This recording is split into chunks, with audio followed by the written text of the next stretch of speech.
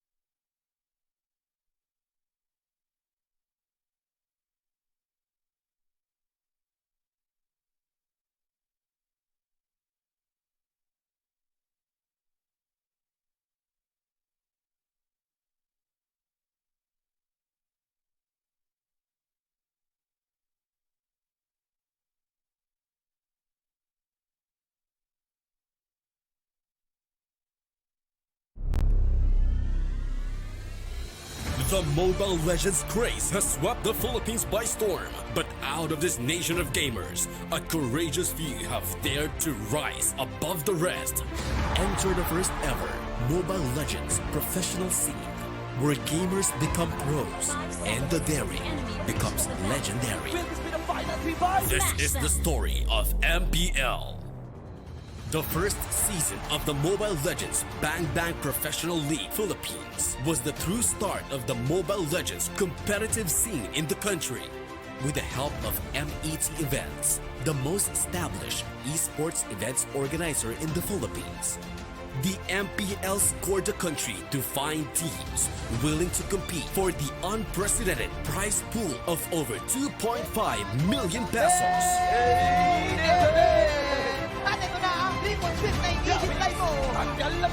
Digital Devils, OBS Gaming, and Aether Main headlined the inaugural MPL-PH season.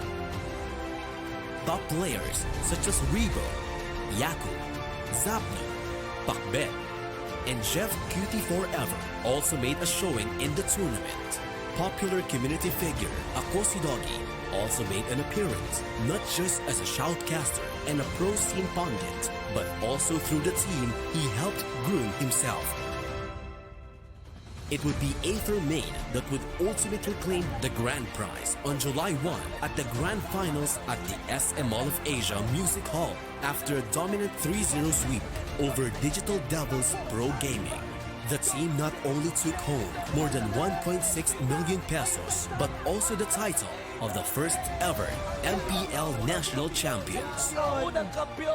The explosive grand finals was the mark of something new, a new esports scene. The second season of the MPL started with the news that Bren Esports, the current kings of mobile esports, had acquired Aether Main's roster. This newly branded super team would then go on to become the champions of Mobile Legends Southeast Asia Cup, the MSC, in 2018. Cignal, the television channel, acquired the Digital Devils Pro Gaming roster. Filipino Dota 2 powerhouse Execration took under their banner OBS Gaming's roster. Even Aether, with their players sold to Bren Esports, attempted to rebuild their roster. The second season of the MPL would find Cignal Ultra dethroning Bren Esports, creating the first true rivalry of the league.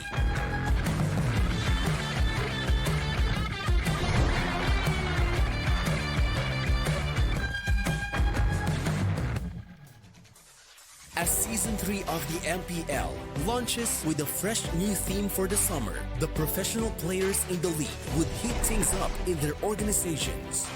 Execration's Jeff Cutie Forever left his longtime teammate Zapno to join ArkAngel.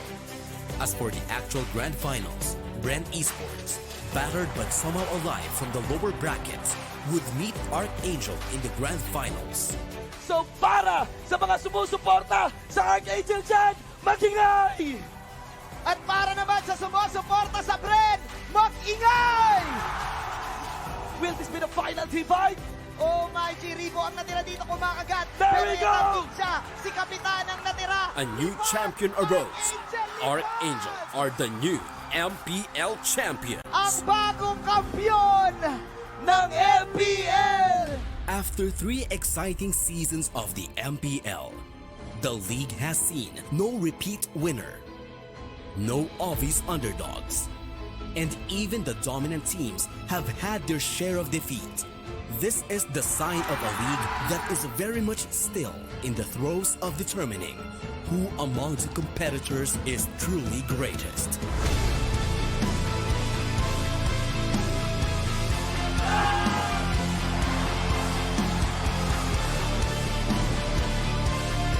Fourth season of the MPL upon us. Who knows who will rise from the rest this time and claim the crown? Regardless of what happens, one thing is certain, that the Mobile Legends scene in the Philippines is alive. And there's no better time than now to start watching. Welcome to Mobile Legends!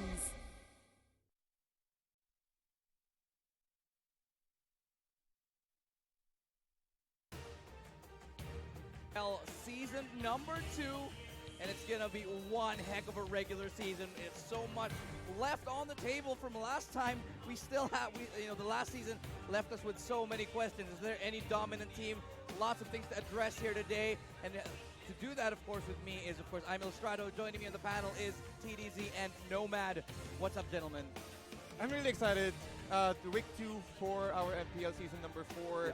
Execration versus EVOS-PH. Again, one of the best, or one of the current top teams on the current bracket right now, Execration, and also the bottom, EVOS-PH. I'm really excited. I want to see how both of these teams will battle out for the first game for the opener. Yeah, speaking of both of those teams, EVOS versus Execration, we have had those two teams going head-to-head before, but it seems like there's a very, very big difference in terms of performance. EVOS used to be always at the, I'd say, around the middle level, and Execration used to always hit at the bottom. Nowadays, we're seeing Execration do a little bit better. Sorry, not a little bit, but a lot better with recent performances. That's not to say that they haven't had their share of problems. We've had them too. But let's talk about Zapnu himself. Zapnu, the Holy Trinity, as we pronounced it before. The Holy Trinity: Zapnu, Chaknu, and Pakbet. Nomad, what's your take on these three? They've brought so much to the table lately. They brought so much to the table, and they're bringing a lot more. Chaknu, the newest addition to Execration's roster, completes the synergy that they have right now. Because as far as we know, back then when it was still Zapnu, when it was still Pakbet, when it was still Jeff Cutie Forever, those three guys were the Holy Trinity. Now with Chaknu taking the reins after Jeff Cutie Forever left for ArkAngel back then, this is completely different. This is a completely different playing field, because right now they have a tank that's performing really, really well in the regular season. Yeah, and we know very well that whenever a tank has good presence, it changes the course of the map. It changes the outcome of the game.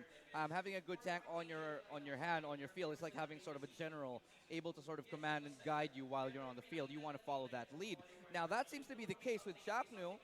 However, on the other side, EVOS, they're seeming to lose a little bit of that synergy on their side. It's a little bit weird because individually speaking, we talked about EVOS as some of the most individually skilled players. I mean, if you look at the leaderboards all across the world, you see the names of EVOS on almost every single hero. They're always there. So individually, they have it. But what's going wrong for EVOS right now? Well, I think there's really nothing wrong about the current roster of EVOS-PH right now. I think it's just that the other teams are well prepared for the current meta. Well, they do have the they currently acquired the previous Bren Esports player, which is Payne, the captain. So they have an edge about on how the other play, especially for Bren. So I think that will really help them out. It's just that they're really struggling to get out, to at least maintain or to follow through the current meta for the current season. And if you guys don't know, Payne actually used to be in Bren, as he mentioned, but now is acting as the coach here for EVOS.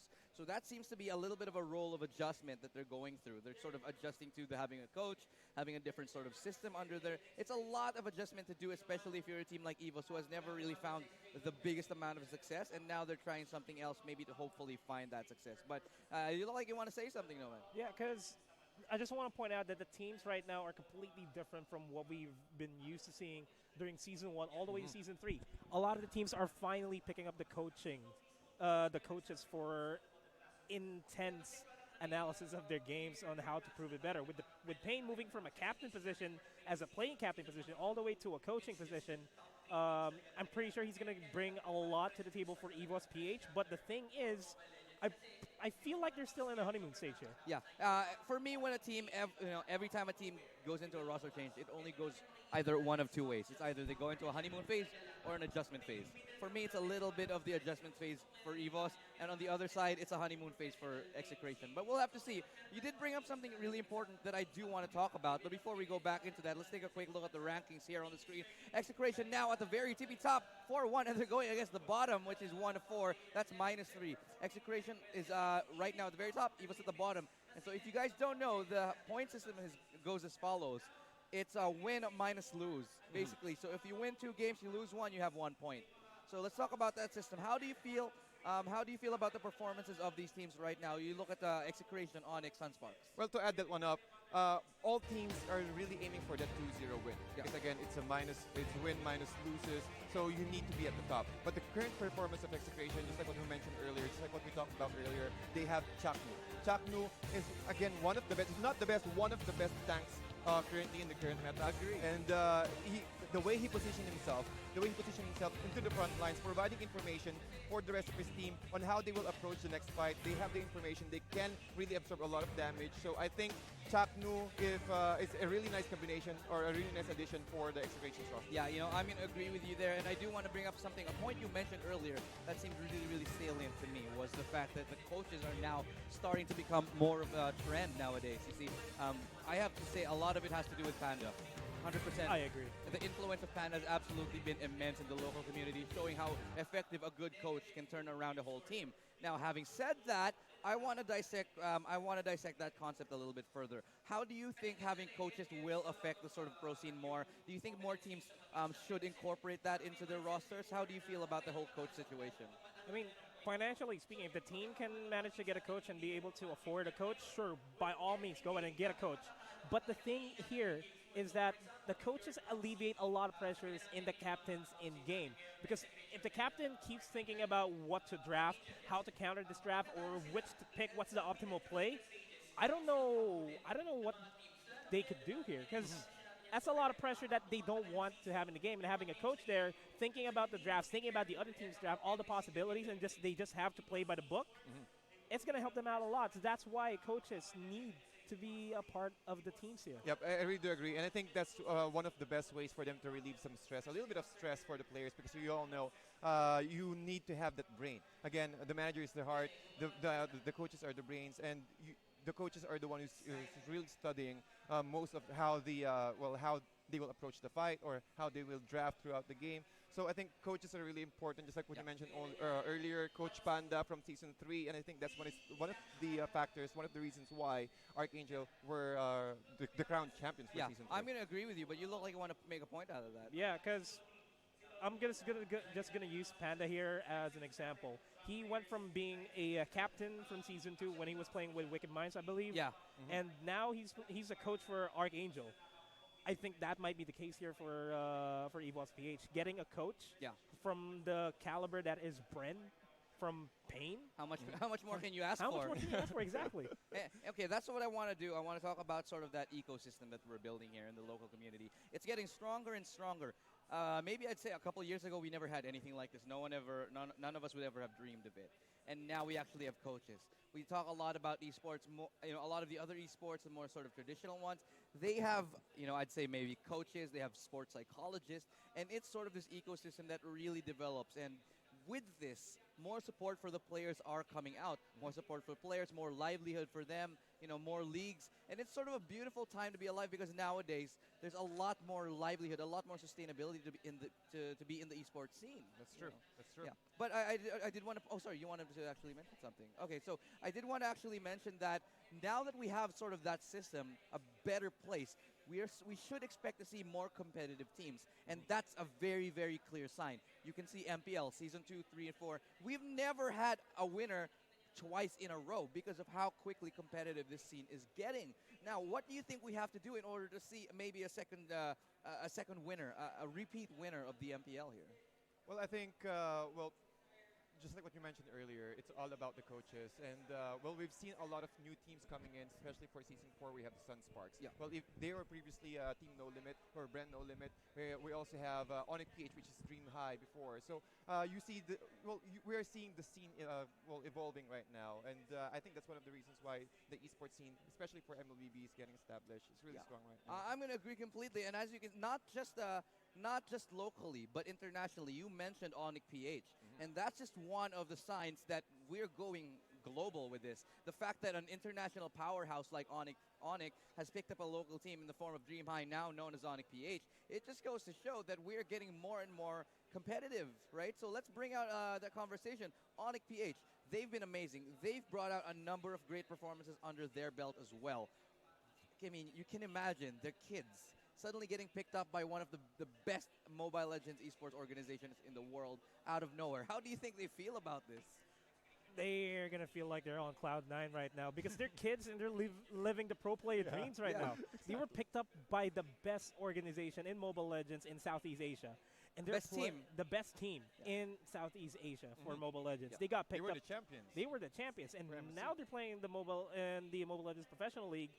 This, I mean, it's still gonna be a lot of shoes to fill because they're carrying the name ONIC. ONIC, it's big shoes to fill indeed.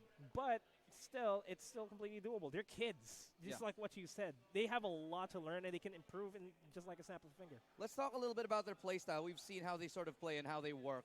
They're very aggressive, very individually gifted. I mean, they're all like child prodigies here, but a lot of it feels like they're lacking a lot of discipline at the same time. Last week, we saw them almost lose a couple games because of tower diving, because of over-aggression here.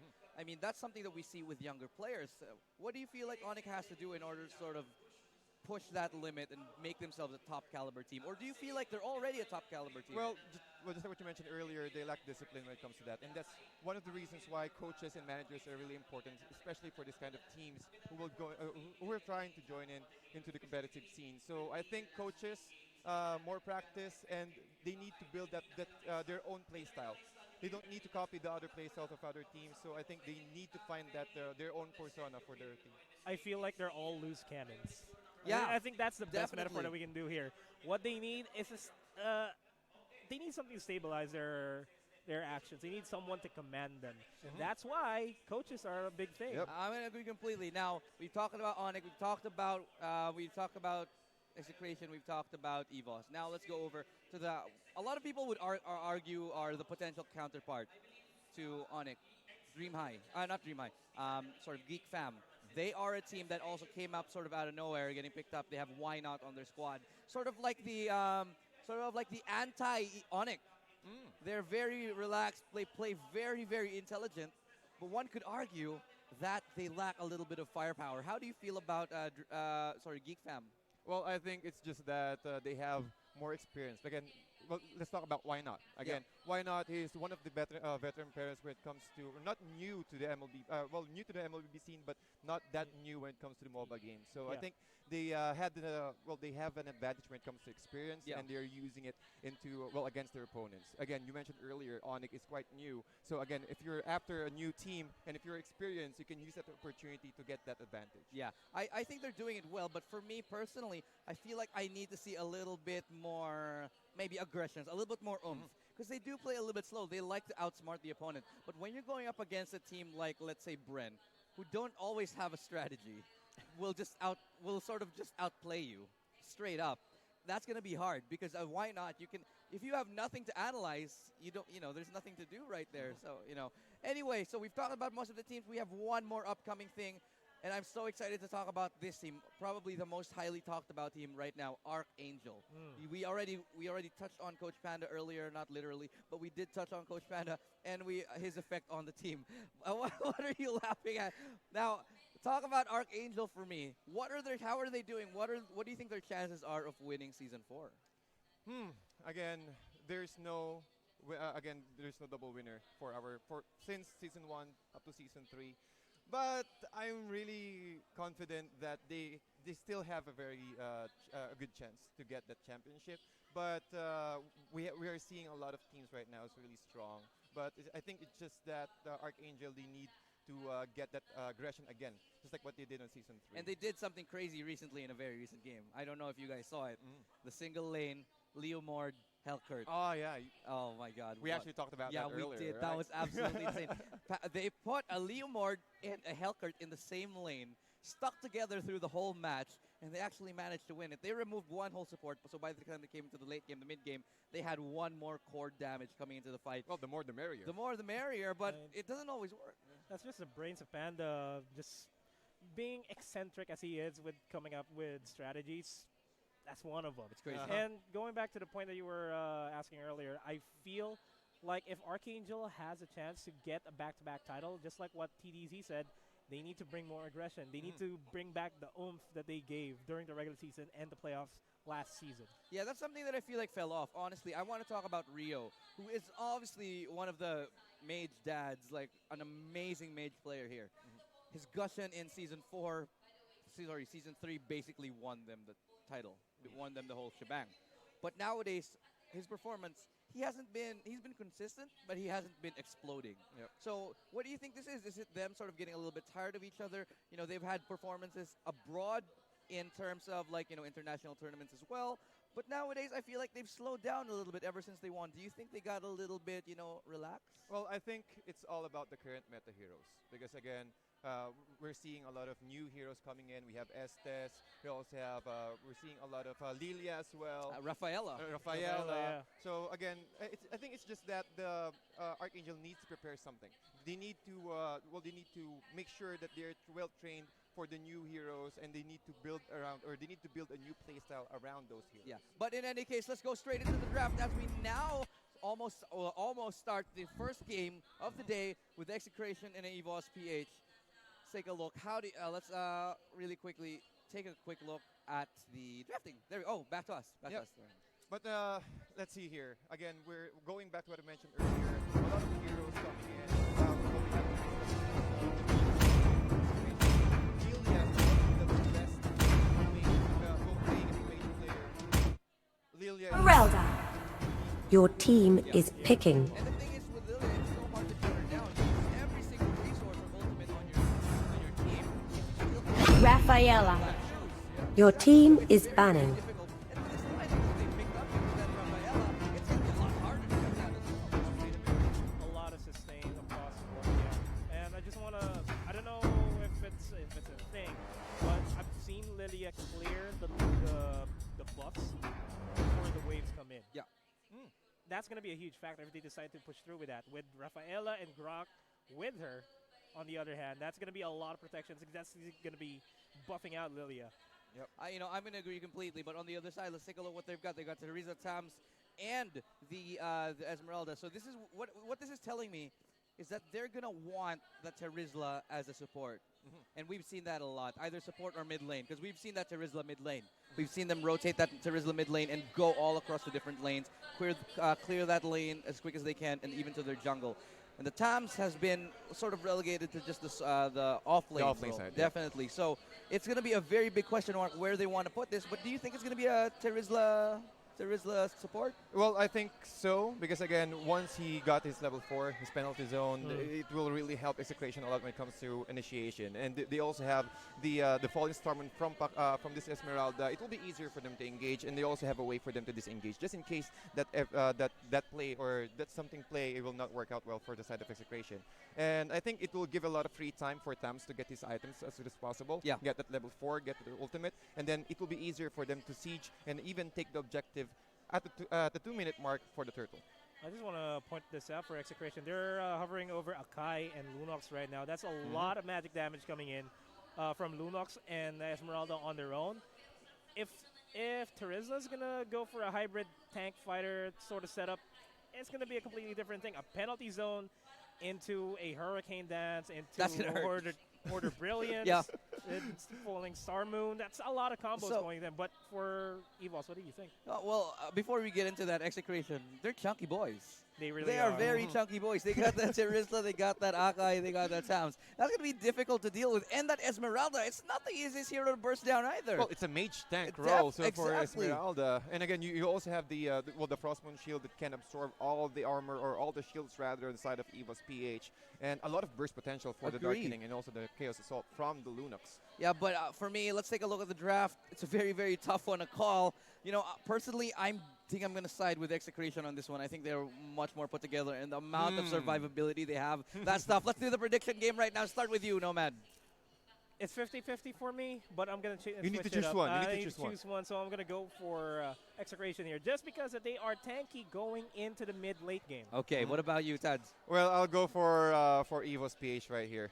Because, well, one of the reasons why is they have the Gushin. Again, Dufin is, again, one of the, if not the top 1 or not the top 2, one of the best Gushin players all throughout the Philippines. And they also have a very nice composition. Again, you have the Grok. You have the advantage when it comes to jungle fights. You can use the Guardian's Barrier to at least lock down all the enemy heroes within the lane. And I think it will be the EVOS for me. Yeah, okay, for me, I'm going to definitely call it for Execration because for me, it's a very questionable how the performance of Doofin has done. He's a very big highlight player, but it's not always that consistent. Now let's go into the game as first blood is going to be committed that fast. that quick. It's been 35-second pack bet already been dropped. Well, just like what you mentioned earlier, man, even this Lilia can even take down the blue before the first wave. So, again, a lot of aggression here from the side of EVOS-PH. But let's go ahead and introduce our players, rather, while the game's paused. Sure, well, that's Sire is going to be playing on that Terizla. May is going to be playing on that Tams. Going to be Pacbet on that Lunox, and the screen is gone. So we'll continue that later. Let's talk about But quick first blood. Yep. That was a very quick first blood because EVOS knows that if they give Execration a chance to tank up, they're going to have a hard time going into the late game, just like what I said. So they're going to want to take advantage of easy kills because in this stage of the game, the tanks are not as tanky as you expect them to be, right? Definitely not. And Esmeralda, she needs to get going early. If they shut down players like Pacbet on that Lunox, shut down Esmeralda early, that's a very bad snowball downhill. That's an avalanche in a very, very bad way. Because, you know, as we know, Esmeralda, she needs to have a good start to be that mage tank role that she needs to be, you know. But let's make a quick assessment here. Do you think that who do you think wins? The sustainability of Execration, I mean the tankiness of Execration, or the sustainability right now of EVOS?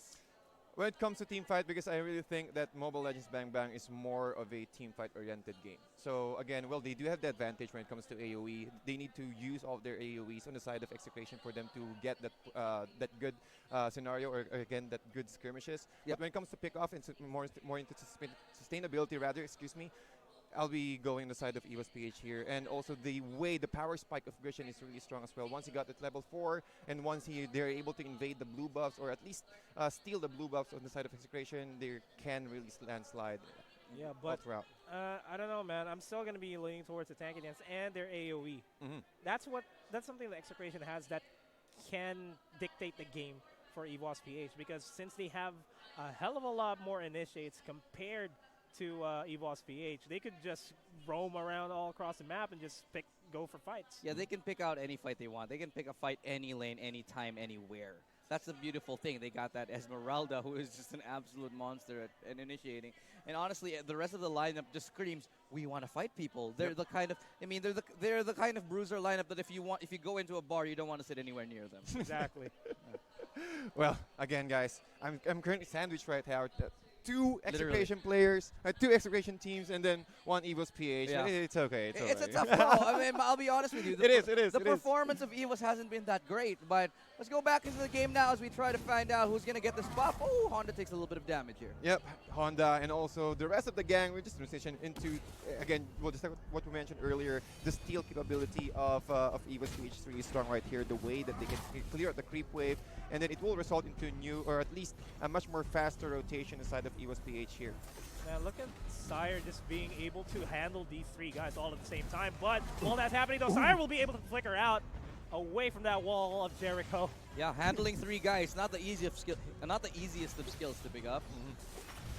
My ex-wife Ron knows a thing or two about that.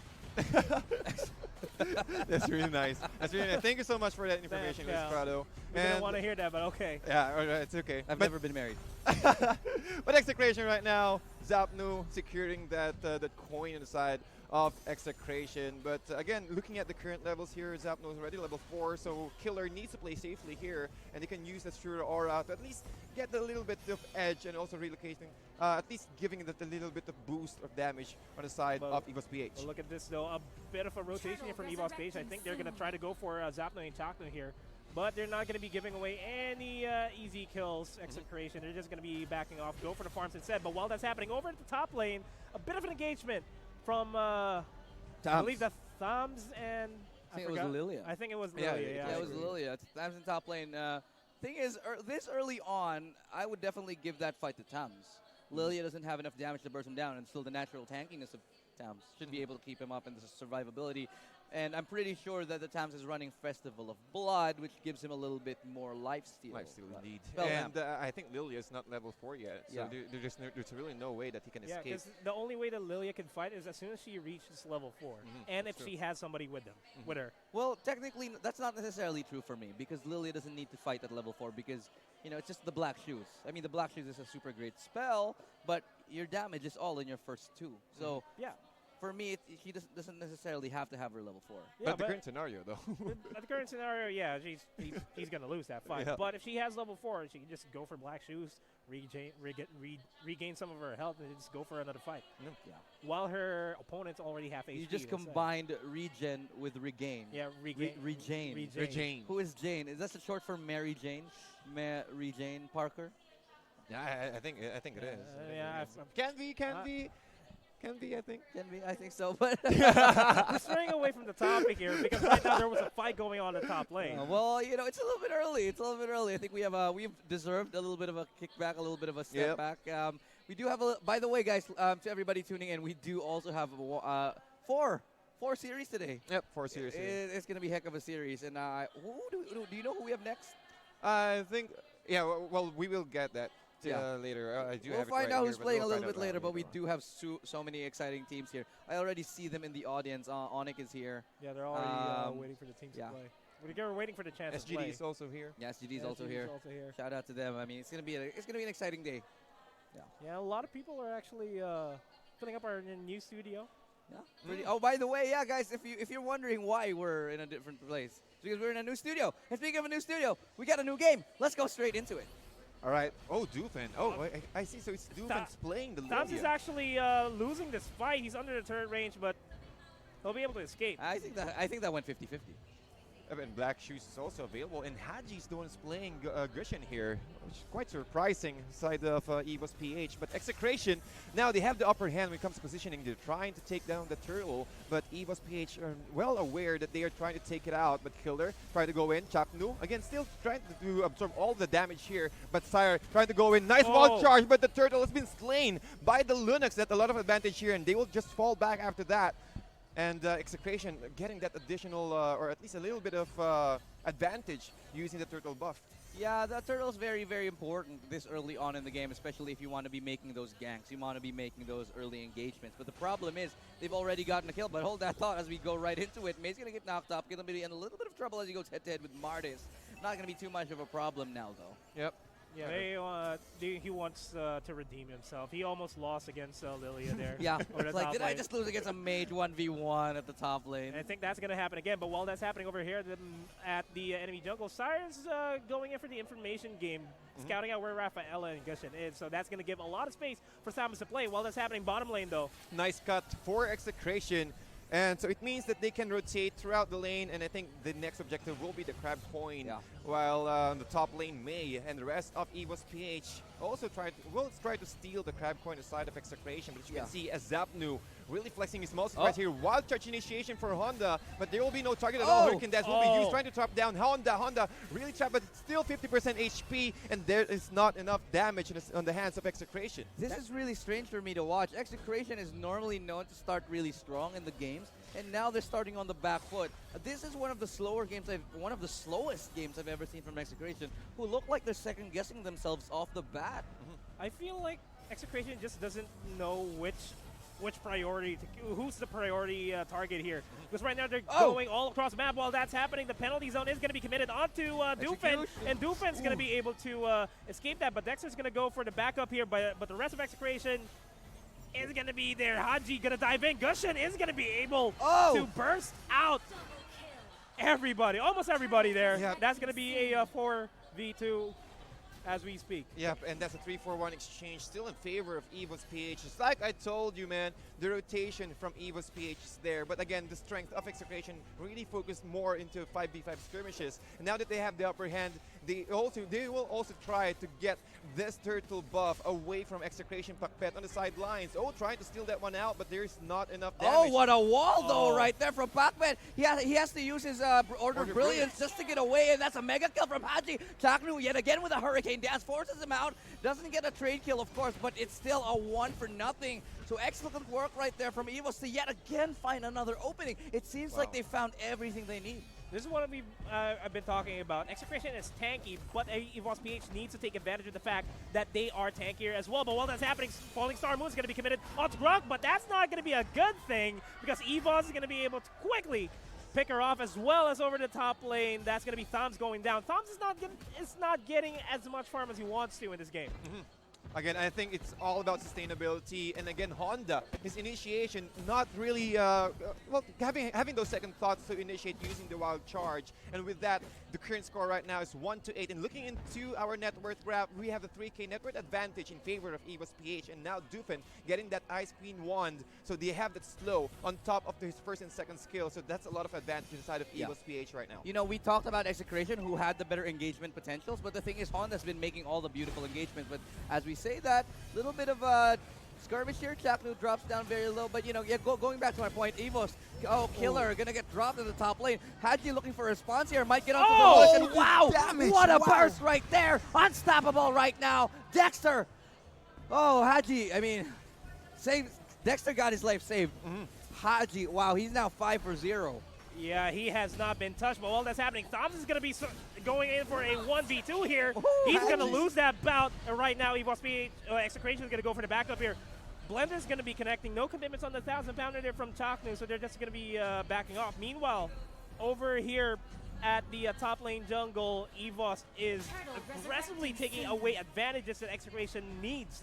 Again, EVOS PH, man, they're really taking their time and also making use of the turtle buff. Nice barrier here for Honda. They might be able to catch this one out. A nice kill for Dufen, shutting down Zapnu, disabling him for the next 20 seconds. And again, another objective the turtle take for EVOS PH. This is a whole different EVOS from what we saw last week. And this is no other one. Look at this. Killer goes down, fine, but they've traded so much in exchange. Execration finally get a third kill on the board, but look at this. Haji going one-on-one with attack. That penalty zone going to be used. Can he get it? Oh, that's going to be a godlike for Haji. And that's unbelievable. What has happened to it? Whatever EVOS ate right before this, I want some of it. I too want some. We got the Shadow Mask going in for Chaknu. We're going to see some sneaky Hurricane Dance plays here coming from him later on. But well, I don't know, man. It's slowly becoming a Haji game here. Yeah, that's true. Instead of an EVOS He's PH 7-0 in 3. For God's sakes, it's been 8 minutes. Well, just like what I told you earlier, guys, this current draft of EVOS PH is much more easier to initiate, and the impact or the power spike of Haji right now is really strong. They're able to capitalize on their advantage. The 703 is level 11 right now. The second level is just level 10. Well, the middle lane here, nice catch here for Haji. Getting that legendary. They're not done yet. Chaknu able to cancel that one out. Haji might go down here. No, the damage is enough. Chaknu, he needs to run away. 1,000-pounder away, but Dufen will try to catch him out. One more kill here. Order of Brilliance. Execration, and one more kill for Haji. It's unstoppable, ladies and gentlemen. 3-16, and they will claim their prize. Another objective in the hands of EVOS PH. Haji was supposed to die that clash, but his teammates were just there to back him up. As soon as Haji was pinned down the wall, EVOS PH just went straight ahead and supported him just to make sure he survives, because they know for a fact that Haji has the most damage potential here in this entire game. Also, Rafaela, healing for everyone. Yeah. Healing for everyone. Basically keeping everybody alive. I don't think anybody died in that last team fight for the side of EVOS. Nobody. This is so unique, so interesting to me. Because right before going into this match, hold that thought, penalty zone to the floor, not going to hit onto anybody, just a little bit tilted, making sure to let the ground know that he's still there in the game. Yep, they need to do something about this. EVOS PH, they have they're choking out Execration inside their base. They're taking all of their resources, removing all the blue buffs away from Execration, and they're just waiting for the next Lord. Yeah, because this is what I like about EVOS PH. They secure kills and then they secure objectives. They don't force fights. They don't force objectives. They make sure that they get the maximum amount of advantages going into a team fight. I'm really confused, though. I mean, in terms of the lineup, it's frustrating because for me, Execration, they don't exactly have a great late-game lineup either.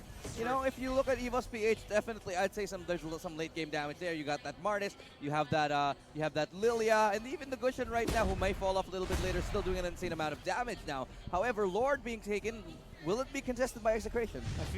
That was an objective that they should have contested, but that's not going to happen.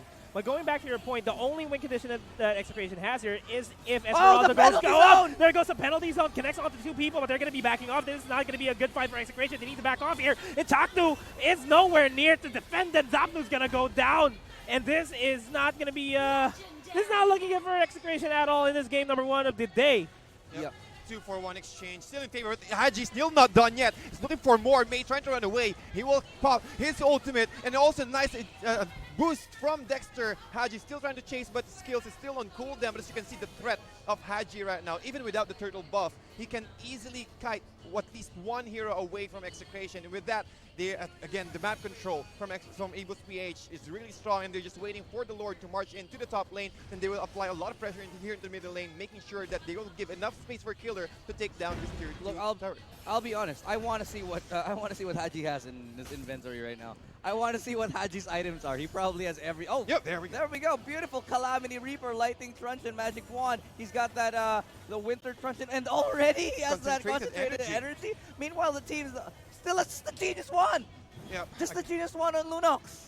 And then he will go for the Holy Crystal after that. Again, you just need to get that additional movement speed because of the nerf from the Lunox. Again, the movement speed of Lunox is really slow right now. And with that, he really needs to get or at least prioritize that one. But here we go. Knocking on that door. The turret's going to go down. Sire is dropping down very low. Might survive right here, but there's going to child. Going to be Haji. Going to get that legendary now. Honest way too deep, but it doesn't matter. Zapnu's going to be able to be taken down. Now Pac-Man goes down. And it's going to be 2 people, 3 people already dropped. But oh my God! Haji, what have you done? How has he done it? It's going to be Execration taken out by EVOS PH. It's the Haji Show. Oh my goodness. Haji. Haji Show indeed. He was completely untouched in that game. He never died out. And I like how this roster is working out for them. That's a point for me. Wow. 1 point for okay, EVOS okay. PH. Okay, all right. You get game 1. We still got game 2 and game 3. We'll see. We'll see I about start counting right now. Okay. Execration, man. Honestly, let's talk about them. What happened to them in that game? What do you think went all wrong for Execration? Again, it's all about the rotation of EVOS PH. Again, the burst, the way that they that this Gushin controlled throughout the game. Again, there's really no static link for Gushin. He's just rotating around the map, taking all of the objectives, stealing the blue buffs away from Execration. I think that's one of the reasons why this game is really easy to execute for EVOS PH. Yeah. Any thoughts, Nomad? I just like how they just took advantage of the fact that early game they have the power against Execration, because Execration's win condition here relies solely on Zapnu, on that Esmeralda, because Esmeralda thrives on the prolonged engagement, thrives on the late game. That's what their composition is built for. But they didn't account for EVOS PH going hyper-aggressive, going in for the early pickoffs less than 5 minutes into the game.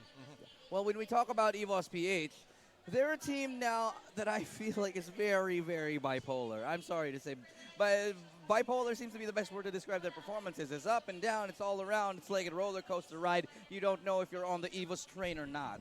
And the thing with that is, you know, you take a look at EVOS, they need to find this consistency. Because you can see it, they have it in them. They have the power, they have the ability, they have the, you know, the X factor to take them to championship level. But it seems like they haven't harnessed that yet to do it consistently. Well, I really think so. I really think it's all about the rotation and also the sustainability that Rafael is providing. There's a lot of times that Haji almost got killed, and also, well, he got trapped inside the Hurricane Dance Almost. from Chaknu, almost there. Almost but again, died. the life steal as well from the Shadow Blade Slaughter really helped him out to survive that. And with that, there's really no chance, or very slim chance for Execration to take down Hadji. The concentrated energy kept him alive for way too long. That's true.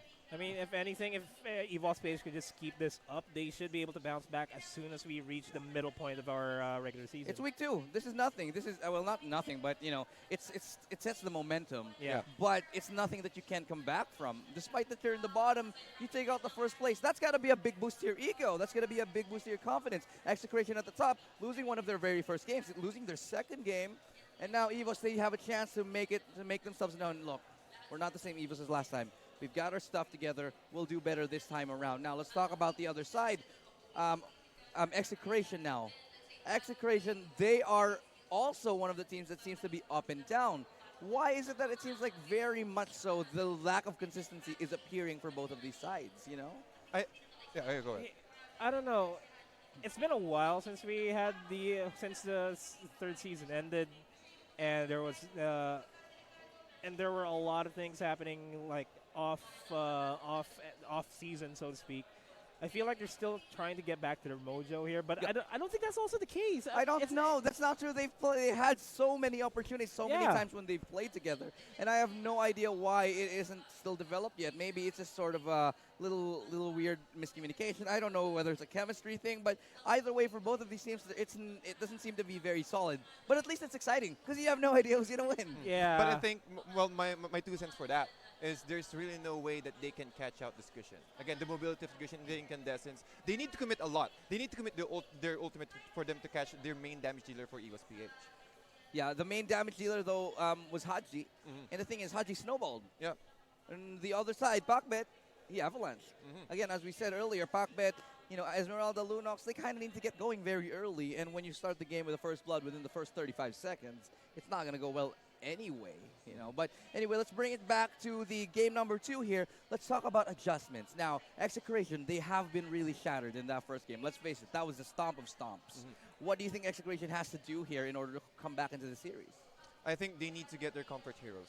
Again, the Grok of Chaknu, or even the Minotaur of Chaknu. Yeah. Because again, looking at the game 1, they don't have enough information. Yes, they do have the Terisla, but the Terisla cannot go really deep into the front lines. He can't absorb that much damage. Well, just like you mentioned earlier, he went for at least a pseudo support fighter type of hero for game that was 1. a little weird for me. I wasn't convinced about that. And, you know, going deep, that's a problem a lot of men have. That's fine, though. Ladies and gentlemen. They need to control. They need to make sure that they prioritize who to kill first, because they were all over the place. Execration, I mean. Because they were trying to secure kills over the top lane, but then they realized that over to the bottom they were having a hard time. They're not going in for the supports. But then when they start support rotating over to the bottom lane, EVOS PH immediately went to the top lane, which is sort of a juggle here for Execration. Where do they focus on? I feel like they should focus on Zapnu. Yeah, I feel like they were trying a little bit to be too creative in terms of their drafting. I feel like it didn't work for them, and, you know, honestly, they got out-sustained. They didn't have the amount of damage they needed to do. Pacbet, I mean, the Lunox, sure, it's a great hero, but not as good as it used to be. And at the same time, you don't have a lot of damage from anywhere else. There's no marksman on the board. You have you have like 3-4 tanky people that don't do a lot of damage. So as you can see, no matter how long the team fight stretched out, there was not enough damage output from Execration. Now, what do you think they have to change in terms of their roster, their lineup here? Not roster, but the lineup. Get Claude, get whatever marksman, get Granger for all I care. They need damage, just like what she said. And Zapnu has been so good on that Claude. Why don't they pull it? Zapnu has been an amazing Claude. He's been amazing on the Granger. He's been amazing on a lot of marksman heroes. That is a big question for me, like why they haven't picked that out yet. I think it's a little bit of an experimental phase. Yep, I really think so. I think they're trying to, they have prepared something. Off season, but then again, they're trying to they're trying to test the waters if it will be effective for this game. But I'm sure that Execration have another ace in their, hidden inside their sleeves right here that they can use right now. They don't want to to be 2-0 because again, it is a win minus loses point system here. So again, I think Execration will have much more, or at least have prepared something for the next game. It's not a doubt that Execration has something under their sleeves. What I'm looking forward to, though, is EVOS PH. Yeah. What more do they have on What their is sleeve? what is Payne prepared for EVOS PH? That's a lot. I'm sure as a coach, one of your jobs is to be able to come up with strats for your team to appear and to do stuff. So if you have one guy dedicated to doing that, and I'm sure that they're going to have a lot more up this deal, a lot more sort of aces up there. But of course, we haven't seen that yet. And if this was an ace, I'm not very convinced. Looked more like a joker to me. Might be a joker, but I don't know. It's still going to be a huge adjustment phase here going into game number 2 for Execration. Yep. I feel like they should really focus on who to go after. And I need to see them just like what you said, go for the comfort heroes. Yeah, just go for the comfort heroes, get their main cores, because again, I think Execration is really strong once they got their good tank. Again, the Minotaur from Chaknu. Well, the Aka is kind of okay. He's able to get that Hurricane Dance on the priority target, but not. Well, you mentioned earlier, there's not enough damage for the current draft of Execration for game 1. So again, go for the comfort picks. Again, the Claude, I really do agree. Again, Zapno is one of those players who can get those 2 core items for less than 8 minutes or less than 7 minutes. And that's the thing, the playstyle of Execration has been very surrounded by that, by leaving Zapnu to farm alone and then sort of having him come in when he has those 2 items. That's something that's tested and true and has been so successful for them for a very, very long time. They want to change it up. Unfortunately, it's not working. And on top of that, it's got to be about the mental game. Execration, they have a lot of mental resetting to do, but I feel like we're about ready to go into the drafting phase, into the second game of the series. Yep, EVOS PH. Looking at the draft here, they have Your removed the team Grok is and picking. also the Terisla. And on the side of Execration, they don't want to play with Lilia anymore. And also removing the Harith. Yeah, not going to give EVOS any more mages that they want to go up against here, to be completely honest. With a Cho pickup, yeah, sure, should be able to catch up to Kimmy, no problem. That's a common strategy that a lot of teams go for. Yeah, that's a good ban as well, the Terizla ban. That hurts them. I like the fact that they banned Terizla in the response against Show, because now the only mid laners, now the only players that can actually take sort of the Your team is picking. fight against Show would be Leomord, Yep. would be maybe Tams, and they're kind of not the best to go against that Show. Well, I think it's also a very good pick here for EVOS, since they have the again the mobility and also the catch, or the nice initiation with the Way of the Dragon from Cho. They also will pick the Divine Judgment from Kaja. I think that will even it out in some way. And let's see, EVOS PH again picking up the Gushin.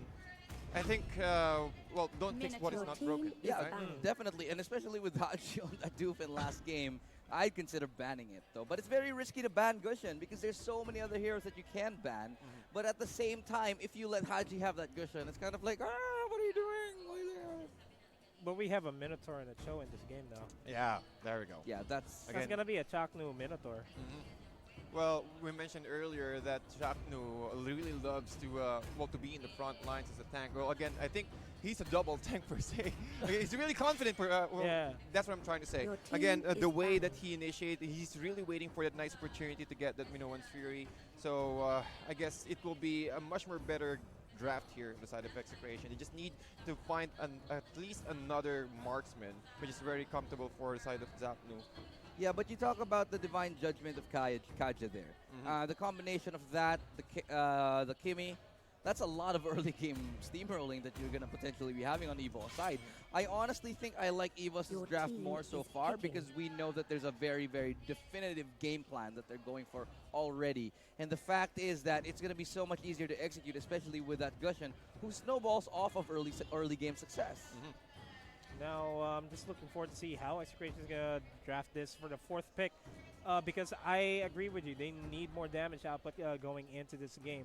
That's what they lacked during game number 1. Game number 2, they need a marksman here, and I'm They're still lacking it.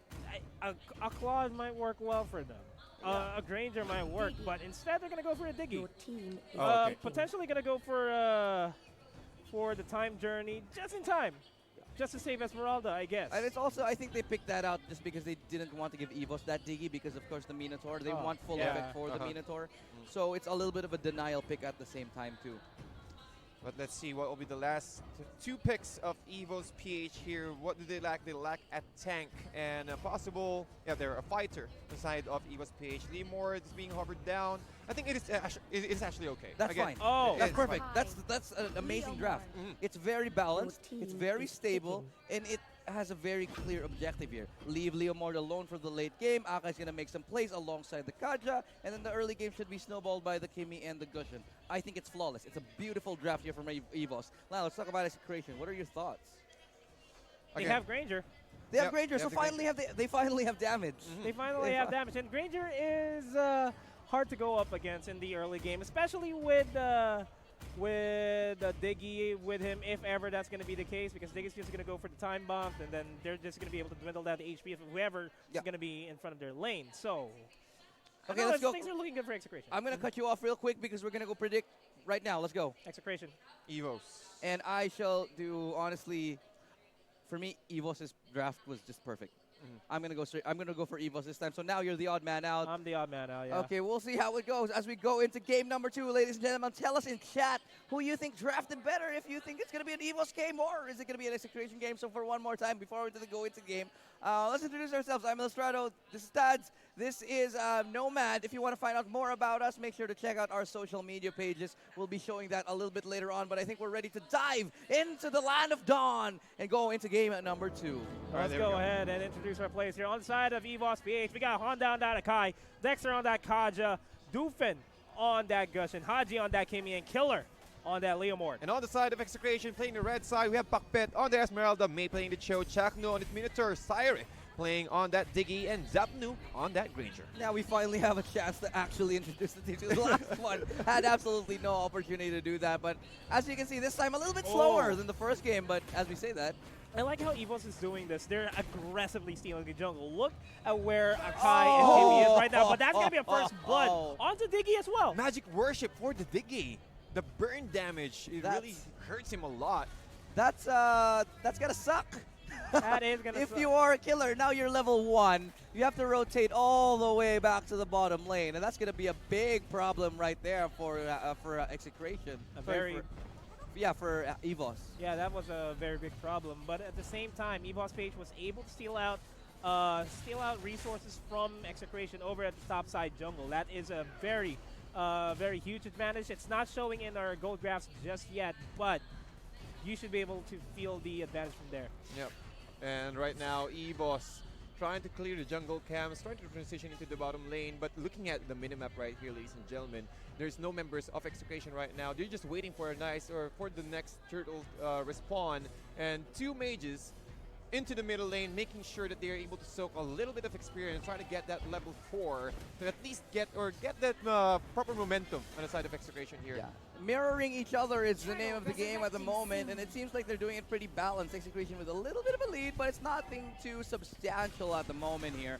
Zapling should just be left alone to his own devices just so he can get that farm, and Turtle not even going to be contested yet. That's a big rotation going into the top lane. Chaknu doesn't have the Minoan Fury ready just yet, so I think it's just going to try to go for, well, that's a pull onto Doofin. He almost got killed with a time bomb. That was supposed to be him dead. Yeah. I just want to point this out. It's Doofin on Gushin and Haji on the Kimi. Yep. This is a problem for me. For one thing, because first of all, Haji was amazing as Doofin as Gushin last game, and second of all, Doofin has been falling off in terms of performance lately. Dude, Doofin is the Gushin god. I know he's the Gushin god, but Haji is now the new Gushin god. The god has been overthrown. It's Mount Olympus now. They've taken over the Titans. It's now actually the new Olympian gods. Well, I really see your point right there, but I think it's all about the adjustments. Gushin, or rather Doofin, is much more comfortable playing the Gushin because they have secured this Kimi pick, and I think Haji much prefers to play that role, or that marksman role, that hero can dish out a lot of structural damage. But I think the composition of EVOS right here is quite well balanced. Yeah, I'm slowly starting to agree with you guys here. Because right now, I'm slowly starting to agree with you. No. There's no turning back, man. I'm just agreeing with your points. I'm just saying that Execration might still go for I see. But yeah, right now, what EVOS has is the power to push. That's something that Execration still needs to build up on, because right now, as we speak, as soon as Chakra reaches level 4, they're team fight oriented. At any given point in the game, Kimi can just go anywhere and just start pushing without any problems. You know, Kimi is somebody that needs to start early. So far, we haven't seen many crazy invades, which is interesting because, you know, as Kimi, you have such an advantage that early that you do want to go for it. I believe they did not feel like or sense that they had that advantage early on. They feel, I don't know why they didn't go for those early invades. Though. They actually did. Oh, they did. They did. Top side. Right. Less than a minute in the game, but then they backed off when they weren't able to get the green camp near the lane. Yeah, but that's the thing. I feel like with Kimi, you need to be successful at it. You need to be successful at the invade. Like, you need to persist in order to get that Kimi to the point where she has the items to dominate people. Otherwise, there are so many people, that so many heroes that can easily jump on Kimi and take her out. She's not as broken as she used to be, like in Season 2. Well, I think it's just, well, because since Kimi went for a mage killer emblem, I think that's one of the reasons, or the main thoughts on the side of Haji right there is to just make sure that you have the space. You have the space to dish out damage into the structures, even though it's 1 versus 4, or at least 4 versus 5 rather. As long as this Kimi will do his responsibility, take down all the turrets as early as possible, remove all the tier 1s, and it will be easier for EVOS PH to dominate the game, or at least snowball. Or get that map control, exactly. rather. Objectives is the name of the game. That's definitely what they want to do, but they're unable to achieve that unless the Kimi is able to, to get those items onto her, to be able to take him out, to be able to get those, those early pushes in, those early buffs, to help her do that and get them that map control. Again, Kimi is a snowball-y type hero, but if you're not able to do that, late game, you're going to be absolutely nothing, especially in the fact that we have a Granger on the other side. Yeah, but Granger is, Granger's a huge problem here for EVOS PH if they cannot control him. So far, as we're seeing here, they're not doing any attempts to just stop him in his tracks and just delay him from getting his items, make it a hard time for him to stay in the lane. That's not the case because Execration recognizes that, and they're taking the reins here, so to speak. They're making sure that EVOS PH is being controlled by their rotations. Yeah.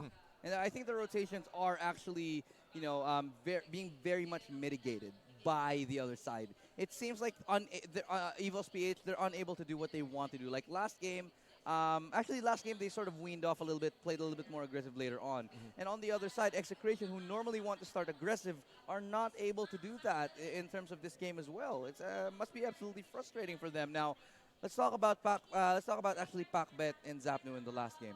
2 stars, literally the 2 stars. And of course, Chakno was like the main supporting role. They have seemingly been shut down. What do you think Pakbet and Zapnu have to bring up to the table this time?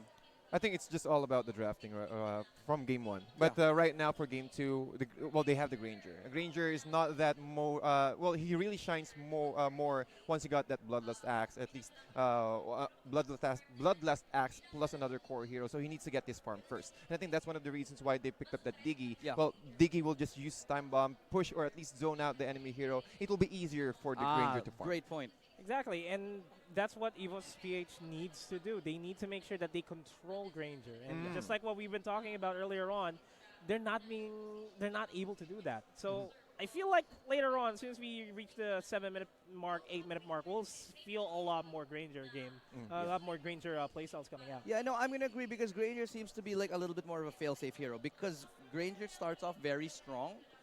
It allows them to get a little bit more farm. It's a little bit better for them. And coming into the late game, they're also going to be able to be in a position that seems a lot better. I mean, Granger's sort of like a strong early game.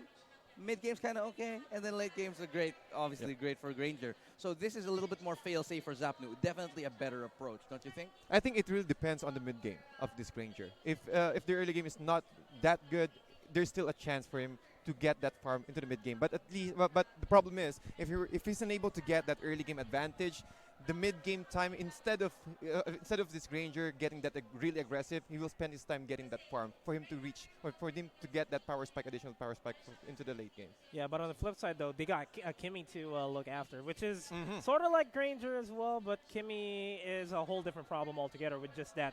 Her auto attack is just gonna, you're gonna get pellets in front of your face time and time again. Even if you try to chase Kimi, you're not gonna have a good time chasing Kimi. Chasing Kimi is probably one of the worst things you can ever do in ML, period. Exactly. Yeah, that's true. Well, you need to burst him out as soon as next to possible. losing to Mia. Yeah. Yeah, that's pretty bad. That's pretty bad. And maybe Layla. Yeah, I think so. Actually, no, the thing is, I realized something about Layla. She's OP in Brawl. Dude, She is, Layla's she is, Malefic she is. gun is way too OP. Yeah. On top of the weapon mastery, again, getting that 100% to 130 depends on the distance. Layla is really strong per se, man. I like how we're talking about Layla. You know, no, I'm like. But Layla hey, is not even in the game, We're right? ruining the pub games for everybody. I'm just saying, guys. Layla in the right hands And the right can hand. be really, really strong because of the sheer amount of damage that she has. I don't think any marksman can stand up to Layla in terms of sheer damage output. That's Sonata from Granger. That's not a The fun range. Caprice, rather. The Caprice. The red bullet right there. Yeah. Really strong. It will pierce through your armor. It will be a secured crit. So Layla, I think I mean, Layla just feels good because, you know, as long as she's getting closer and closer to her enemy, her damage output's going to be increased, you know? Yeah. That's just basically it. So it's like, yeah, but the thing is the damage is so strong. I mean, okay, Mia is great too, but obviously a lot less viable than Layla. Hey, if you get a Mia, make sure you get a Scarlet Phantom first, and then go for Blade of Superior. I've seen people build 2 Scarlet Phantoms onto Mia. I'm one of them. I just need one. Whenever I'm I don't playing know, Mia. man. Sorry, you know whatever ranks you guys are, I don't play Mia, so I don't touch that. Dude, we're all mythics This- here. we are No, all wait. No. You and I are mythic. No, he just went Oh, mythic. he just went went mythic. Yeah, he just Oh, went mythic, okay, congratulations. Finally. you know, that's a problem. You don't trust me. Oh, all right. No, it's I not see- that. I see No, how it's it is. not Oh, but speaking of trust, it's going to take a lot of trust as we go into the game number 2 to cast with these two guys after what we just talked about. But here we go. Let's go straight into it. Falling Star Moon going to be committed. Oh, Divine Judgment Oh! too. Backbet Oh, might just pay the price, and he's going to get finished off by Doofin now. It's going to be a dive here. Comes Haji. He's got the backup. Honda's right there as well. And all the Minoan Fury's good on to 3. Not enough to keep him alive, though, because that's 2 for nothing at stake. And yet there's another one. Double kill right there from a Haji and Doofin lighting up the server. Doofin is still alive. Now that did not work well for Execration at all. They had the upper hand going into that dive in between the tier 1 and tier 2 turret, but they just lost momentum because of Doofin. Yep. Again, the initiation from Doofin right there, and also the damage or the way that Haji is positioning himself inside that cliff right there. Not any chance for Execration to catch him out. And again, we talked about earlier that you need to catch out, or you need to burst out this Kimi as soon as possible. But looking at these items right now, 4 physical attack daggers has already been built up by Haji, and it seems that he's going for that early Blade of Despair. It means with that Blade of Despair right there, all the towers will melt for sure. Yeah, that's the basic. That's the basic of the basic builds here. If you're playing a Kimi, go for the Blade of Despair and then go for the Berserker's Blade. It's going to be the turrets are just going to be melting like butter. Yep, Butters. butter with butter on a hot knife. Hot knife on butter, rather. What? Not the other way around. Yeah. That would be weird. What? Well, it still would work. It would still work. It's the same way. Given a different amount of time. Yeah. Of course, Turtle now. And speaking of butters to knives, Butters is going to be on the stream a little bit later on in the Philippines stream if you want to check him out. Now, of course, there's going to be Killer trying to get that aggressiveness onto May. Oh, he gets pushed Look back. at that damage Not by going to get Haji. that damage enough time. Oh! Go! It's One not attack done and yet, the- but Doofin still trying to go in. Chaknu, 2 versus 1, ladies and gentlemen, but Dexter's ultimate, well, you're not going to commit that since that is a tank, but it's looking for more targets. Execration, looking forward, trying to catch out Doofin. There's a reverse time. They might need to use all of their ultimates right here. Doofin might go down here. The damage is enough, and a nice control on the side of Execration. They need to shut down Doofin as soon as possible. That's 3-1-0. Space created over for the bottom lane. That's going to be a tier 2 turret going down on the side of Execration, and that's going to be EVOS-PH backing out. Haji and Killer, they're not going to be staying any longer. They don't want to give away any easy kills, but I like how Haji is always with somebody to support him in all of his fights. Yeah, now on the other side, it's going to be Doofin, of course, who now has been shut down. So that's a very, very good point for Doofin. For Execration. That the fact that they have shut down the Gushin a little bit earlier than they have in the previous game. Actually, in the previous game, they never shut him down. But still, it's better that they actually have found a way to shut down a Gushin early. Yep, and with that, Haji already picked up the BOD, the Blade of Despair. Oh man, that's so 5 minutes and 39 seconds. 5 minutes indeed, almost a 6 fast minutes right BOD. here. That's a very fast. On top of the Mage Killer, again, even the Turtle. So EVOS PH, they have an upper hand when it comes to objectives right now. Even the Turtles, even the Lords as well. So as you can see, Execration, they're now trying to position themselves near the Turtle Cave. They might be able to catch one out, but however, EVOS, A Honda and 6-minute Killer. A 6-minute Calamity Reaper for That's nice. Dupin. Yep, that's really nice as well. And early buff is going to be secured. Doofen's doing pretty good in Haji. So again, the two players that you need fed on the side of EVOS are fed. Like, actually fed. Yep, 2-0-1 for Haji, 3-1-0 for Doofin.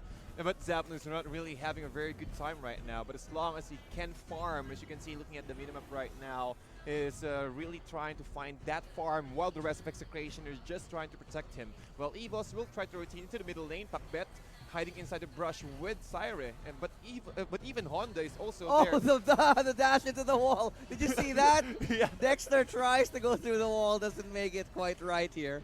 Now Chaknu's, here we go. Phantom Steed going to be used on Chakno top has lane. enough rage actually to go for a Minnow Fury, but he's not in a Oh good my spot. god, the death from Damage. Naza starting to really hurt, and the Hurricane Dance onto nobody as now Pakbet closes the distance between him and Honda as he does fall away though. Oh, they actually did that to save Kimmy. That's pretty smart. nice.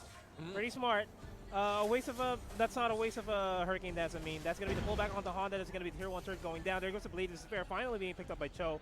Kind of late in the game. I don't know if the range is just enough for Chakno, but there's not enough people to back him up here. The 7 minutes for a Blade of Despair, that's not too bad. That's not too bad. That's all right. It's not a 5 minutes, which is crazy. Well, we also need to to keep in mind that that May rather picked up the high-end dry emblem. So again, that's a lot. That's 6% additional damage for a single target. If ever they're alone. So the main responsibility of May here is to catch Haji every single time. As you can see, looking at their positioning, EVOS, Honda is always with Haji. You need to protect Haji every single time. But Dupen will be the one who's going to go inside the fight and try to set up the momentum. What I love about the Granger is that he's kind of a little bit of a foolproof hero. So no matter what you do, he's still going to hurt a lot. Now he picks up the Blade of Heptasis. And, you know, the thing with Zapnu is, even though he doesn't have the best early game start, he's going to hurt later on no matter what he does, even though he's 0-2. Not like the heroes earlier, but there we go, reverse Honda. time. Honda has to use his ultimate, though. Not going to be able to save him because Killer takes down Sire, and he's going to be trying to back away, as that's another one for Doofan. He gets another kill on the board here. Dexter going down very low, but now they're starting to chase him. Rage mode is almost up. However, EVOS will now just disengage since they knew that the rage stats or the rage mode is almost full. But looking at the items right here, again, the Calamity Reaper, plus and then he will go for that Lightning Trencher now for Doofan, and with that, it will be easier for him to burst out a single target, and Zapnu needs to play carefully right now. Look at the items Gushin has. He's already 2 items, almost 3 items up. Yep. And Kimmy already has 2 items already. On the other side, they're looking very They're gonna defeated. go But for Doofan. speaking of Doofan, he turns it Nice around. face. Oh, He could have Zapnu! gotten it. Oh! The Dukes are not real for Zapnu there. And this is what I like here. I mean, on paper, it looks like EVOS PH has the advantage, but look at the map. Yep, They and also the have- net worth. Yeah, also the net worth. Look at how Execration is securing objectives left and right. They know that they can't go for a fight. They might as well just go for objectives here, and that's exactly what they're doing. Earlier on in the game, we're seeing them go play cat and mouse, where they were looking for opportunities. Execration, they weren't able to find anybody, so might as well just secure objectives there. Oh, Doofan went for a Necklace of Endurance here. Again, mitigating that, or at least reducing the healing factor of the Motivation Roar from Chaknu.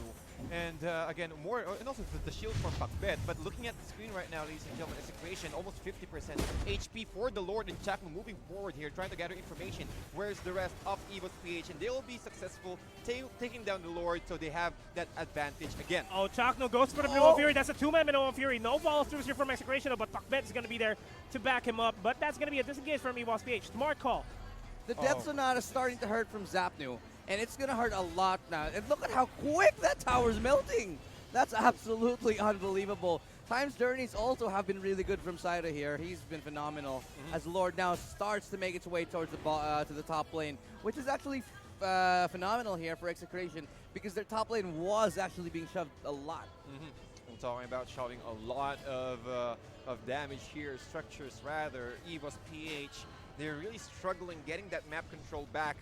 on the side of well, away from Execration here, but they knew that they're behind. They're looking for an opportunity to farm, but May really trying to stay silently, hiding himself between the Honda right here. Rather, he's seen May, so Haji will automatically back off for now. Syre with a reverse time, trying to catch out Honda. Honda will not commit. The wave of the dragon. He went inside the turret. But then again, he will be forced to use his flicker while the top lane is being pushed out by the Lord and also the rest of Execration. Almost half HP now. Killer trying to dish out damage, but Macbeth, his HP is way too high, plus the shield as well. Dupin needs to do something about this. Four-man Minoan Fury! There's a Oh my Minoan goodness! Fury that's going to be picked up by Execration here. And Dupin's going to be able to take down Zapnu, and Macbeth's going to go down as well by the hands of Haji. And that's going to be Chaknu all on his own. Oh, That no. was... That fell apart so quickly for Execration there. They had everything going in their advantage, but Haji and Dupin, they both say, they look at each other and do that manly hand-arm shake thing. Yep. And they're like, okay, nope, this is our game. We They still try- got this. Look at that swing. Oh It's hardly a swing. Well, to be fair, it's hardly a swing, but the game itself has swung. May, you don't Oh, want that May. to happen. Oh, Oh, again, finally the takes out damage from the Shumpo and also the only fast right there. Haji still trying to chase Syre. Syre trying to run away. The ultimate. Will it connect? No, it will not connect. Nice sidestep from Syre right there. But EVOS PH, I think this is their time. They're feeling it right now. This is the time that we need to apply a lot of pressure on the side of Execration. But while that's happening, the lane priority... Oh! It's the game of skill shots. No Hurricane Dance for you this time. Doesn't need it because that's 3 people down on the side of EVOS, and now Execration can start again barreling down the middle lane of EVOS PH. It could be the end here. It could be the last chance for EVOS. It could be a 1-1. We're about to find out. Reverse time's coming in. Here comes the Fury. It's going to be good. Killer's going to get the kill on the Zapnu, but Vector's going to go down. And here comes Stupid trying to go in the tank, though. Might decide to turn around, and oh, no. The pause. The most pause anticlimactic is there. pause of all time. Oh my goodness, but that's already a 3 heroes down on the side of EVOS PH, and Killer is really trying his best to at least try to get at most or at least catch one out of position inside of Execration. There was a small opening that EVOS PH had there. Yeah. While they went for the push, they just did not realize that the lane priorities were going in favor of Execration. The top lane and bottom lane were way too shoved. If it were reversing, they prioritized pushing the side lanes altogether, Execration wouldn't be able to march straight down towards the middle lane. But still, that was a good defense coming in from EVOS PH, able to stop the push. It's a fantastic defense, and I think that just goes to show one thing. If Dufin and Haji can get a good engage, they should win the team fight. However, because of the amount, as you said this earlier, Chaknu and the Minoan Furies. That's true. They're insane. Every single time he's getting 4 people. What do you do? It was really surprising, man. The patience from Chaknu, waiting for that right moment to get that 4-man Minoan Fury. I think, well, the thing is, after that 4-man Minoan Fury, they got wiped out. Or, well, there were 4 heroes who been taken out on the side of Execration. But still, the opportunity right now, or the momentum right now, is in the hands of Execration. They need to capitalize that. But EVOS PH really struggling. There are 3 heroes down on the hands of, on the side of EVOS PH. Hail Mary play. What do you make of it? It's desperation time for EVOS. Do you think they'll come out of it? It's not impossible. It's plausible. But it's not likely. It's not likely. I mean, they were able to defend the. Actually, initial push. they're making it out. They've backed off. Yeah, they backed off because they recognize that, hey, Leomor's up. Hey, Haji's gonna come back up. Might as well recuperate ourselves. Yeah, and Granger's not even in the picture. Yep. And but at least they're able to remove the blue buff away from EVOS PH here. At least a little bit of damage control on the side of Execration. But again, looking at the current net worth here, it's almost still really close, almost 3K net worth lead. But at least that's at least 1 core item in the hands of Execration here. To me, that's nothing because it's 30 minutes a game, and the later it becomes, the less the money starts to matter. And I think at this point, they're both, both of these teams are really fed. They pretty much have most of their items already. And so it's going to be about chess now, checkers or chess. Yeah, it's all about who makes the wrong move first here. Yep, I agree. And I feel like we might see a huge flash coming in here, especially leaning towards the Lord area. This is going to be an objective that EVOS PH needs to secure. Yep. They really need to contest this one out. But looking at the current positioning of Execration, Even Chaknu moving forward here, trying to get information about the Granger. Oh, here we go. Divine Judgment. Pakbet is going to be going down. That's going to be another pickoff from EVOS-PH. Should allow them to take the Lord. That's going to be the signal for EVOS-PH to go ahead and go for the Lord right now. But Chaknu does have enough rage. He's a gonna little bit more. Just a little bit more. He's gonna have the Minimal Fury. Good call by EVOS-PH to just back off here and just focus on the other lanes and try to regroup all together. Chaknu's looking for it. He's looking for the Minoan Doofin. Fury. Here's a couple of seconds. That's it. That's the one. That's the Minoan. And they actually get Haji as well. Turn it around. It's going to be a 1-for-1. Oh my goodness. So 1-for-1 trade.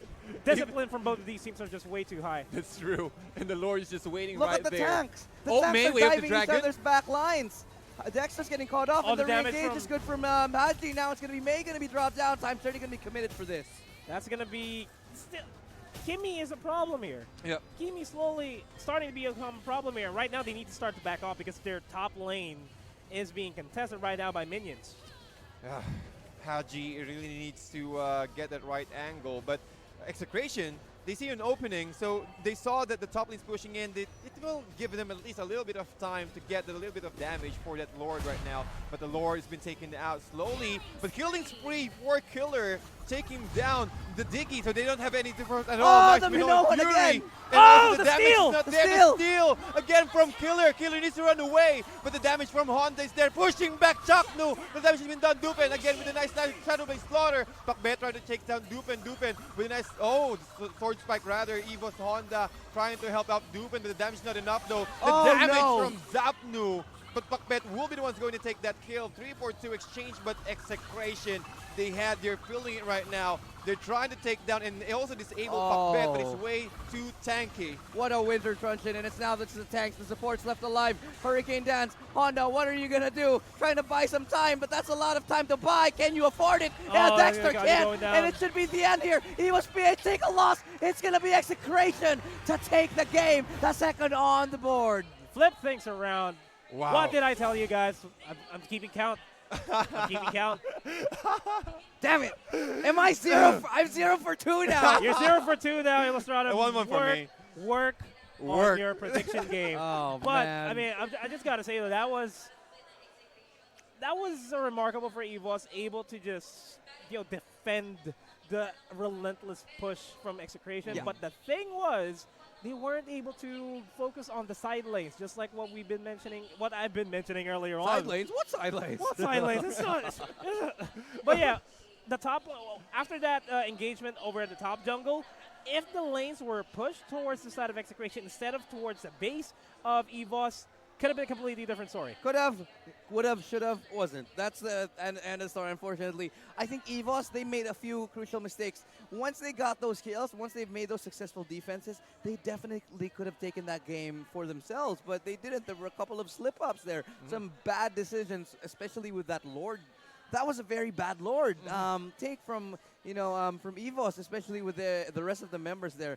Sure, they got it in the end, but that was a mere stroke of brilliance, a mere stroke of luck. It wasn't the best idea. Yep, that's true. And also, looking at the highlights right now, ladies and gentlemen, the Diggy right here really saves a lot of lives on the side of Execration. And again, the time's journey, the reverse time, catching out Dupen at the very last minute, that really messed up the momentum of EVOS-PH there. Dufen, yeah, that's the thing with Dufen, I think he's been having this problem for a couple weeks now. It's been the positioning from Dufen for me that has been really the issue. I agree. There was a time that it's up against Granger and Dupen at the top lane. So that's Zapno and Dupen. He uses incandescence to going to the Granger, and he haven't used his Shadow Blade Slaughter. So there's no burst at all.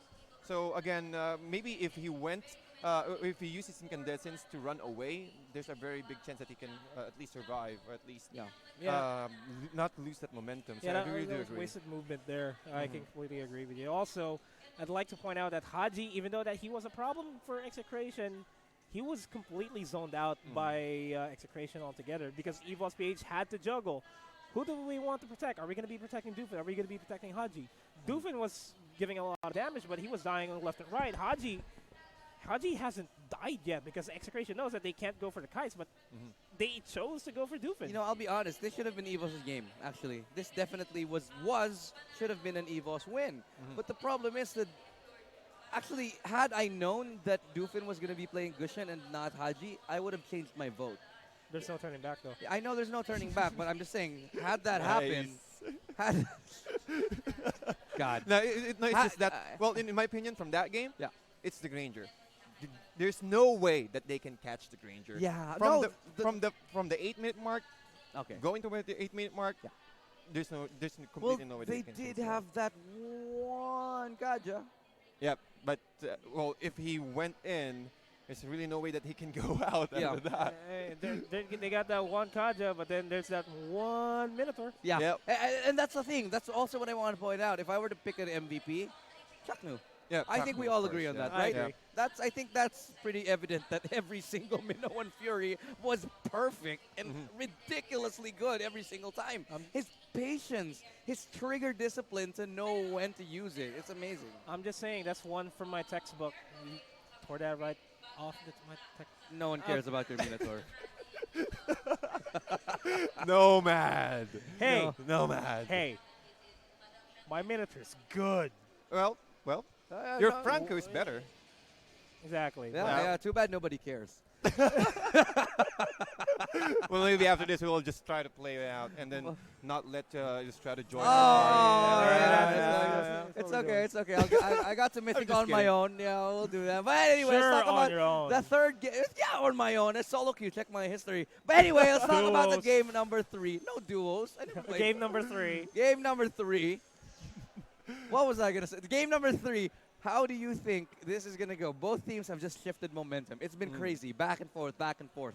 Who has the edge now? I'd say, sure, maybe Execration, but not by that much. Let's face it. EVOS is looking like a better team on paper and through and overall.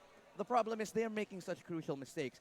How do you think they can avoid this? I think the roles on how they designate the roles. I think again, if well, we all know that Doofin is one of the is the Gushan gods, but I think the roles, they need to designate the roles properly. Yeah. Anyway, in the meantime, let's take a quick break. When we come back, we're going to be starting with game number 3. So don't go anywhere. More Mobile Legends Bang Bang action on Season 4 will be coming your way. Don't go anywhere. We'll be back after this.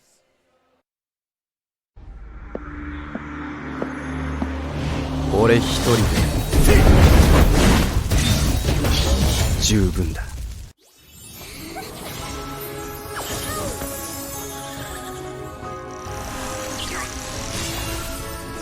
Let's play together.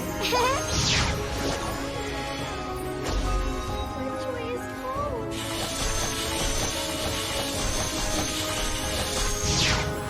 You have slain an enemy. Godlike. Mega kill. You have slain an enemy. Triple kill. She's coming. Legendary. Our turret is under attack. Legendary. Double kill.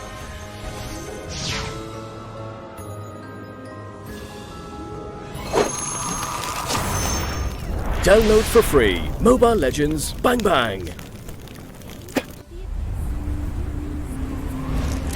出番だよ。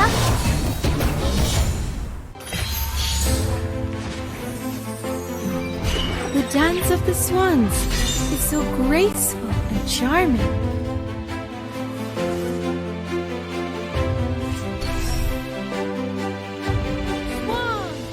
Double kill. Triple kill. Legendary. Double kill. Triple kill. Don't ask me why I made this. Godlike. Double kill. Have you ever seen the Legendary. Triple kill.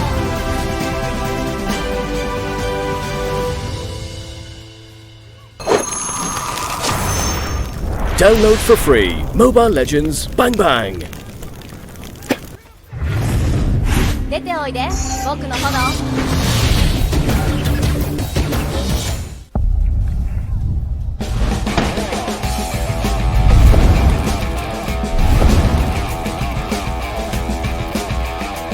俺一人で十分だ。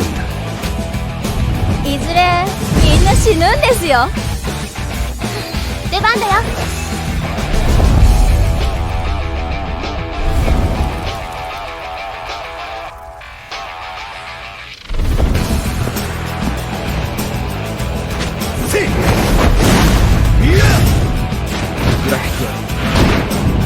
あるさ。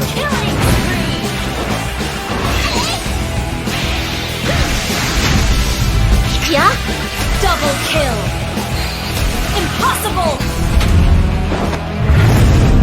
出ておいで僕の炎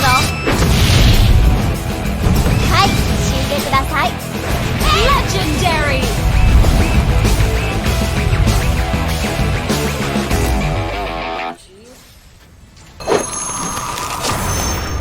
Download for free Mobile Legends Bang Bang.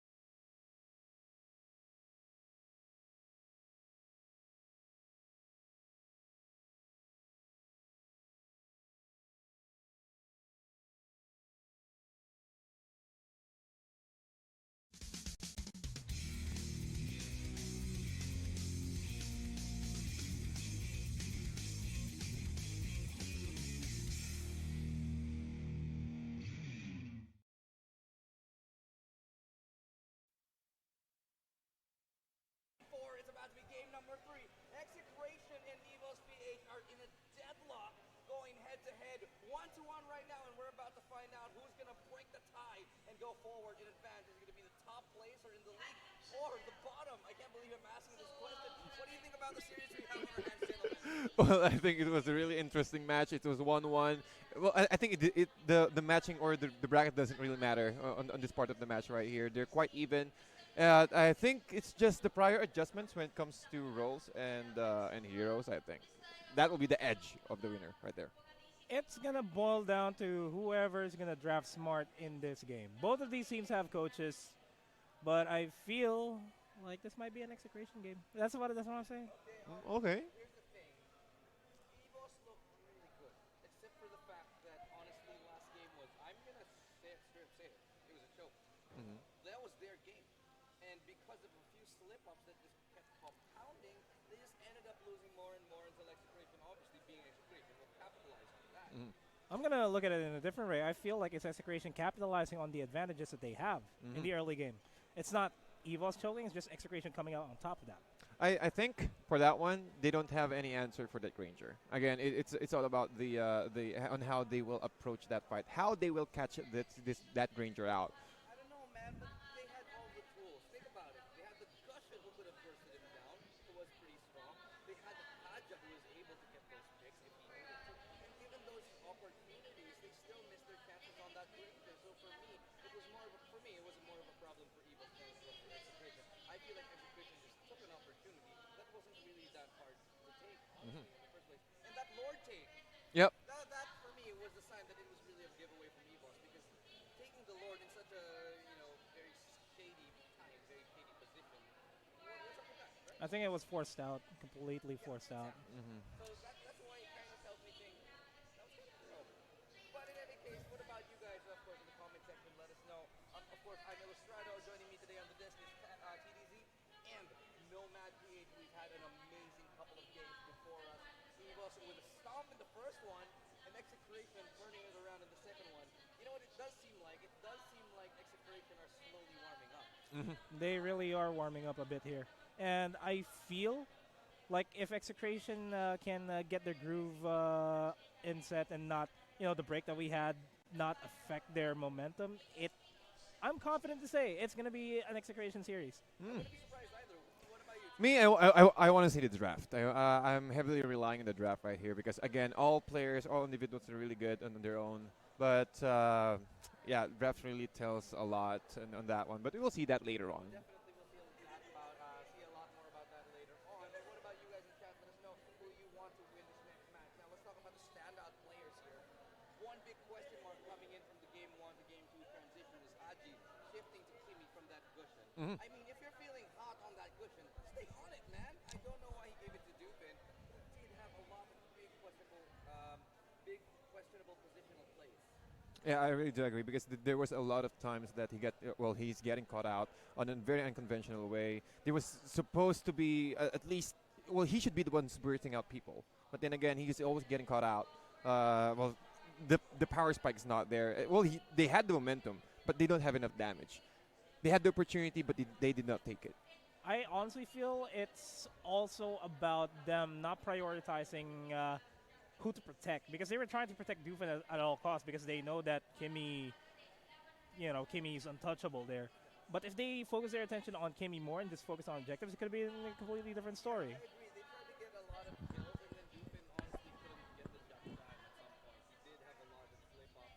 Dufin, an amazing player, I feel like if you focus too much on the Gushin, he should be sort of a little bit like a mercenary, That's what I feel like. He should be like a little bit of a mercenary who's able to rotate around, make some kills, make some calls on his own, be a little bit more independent from his team. I feel like that's a good play, going from the mid game to the late game and supporting that Kimi a little bit more. It's the complete opposite of the early game when you want to baby the Gushin. Because in the early game, that's when you want to baby the Gushin. That's not what we saw. We saw basically a little bit of the opposite here. And very questionable. But let's talk about a little bit of the draft here. How do you feel both of these teams have drafted? We saw the Kimi combination. It almost worked out. And previously in the game before that, the weird tank lineup, we're starting to see a little bit more different metas, but not too different. Yeah, I guess it's all about the they went for a Kimi mage killer, but there was no opportunity. Kimi did not take that advantage to push out the other lanes, or at least take down all the towers. Because if you really want to go for that Kimi mage killer, you need to take down all the structures as soon as possible. Your team is picking. Oh. Third drafting session here. Let's see if EVOS-PH can take it over Execration. It's going to be the Kimi going to be taken on here by EVOS. Once again, they're going to try to go for the objective push here. Probably going to do it right this time around compared to how they played during game number 2. Second pick is going to be Execration. They're hovering over Esmeralda here, which is not a bad pick. And a Harris. Oh, a Harris. Every single hero, this is for ever since that I've started the game, or ever since that this Harriet has been released, I've never missed a ban for this hero right there. It's right now, as it speaks, Execration is currently at a 100% win rate on Harith, but it's just week number 2, so that's not much to talk about. But still, that's still 100%. That still says that Harith is still a viable choice for Execration.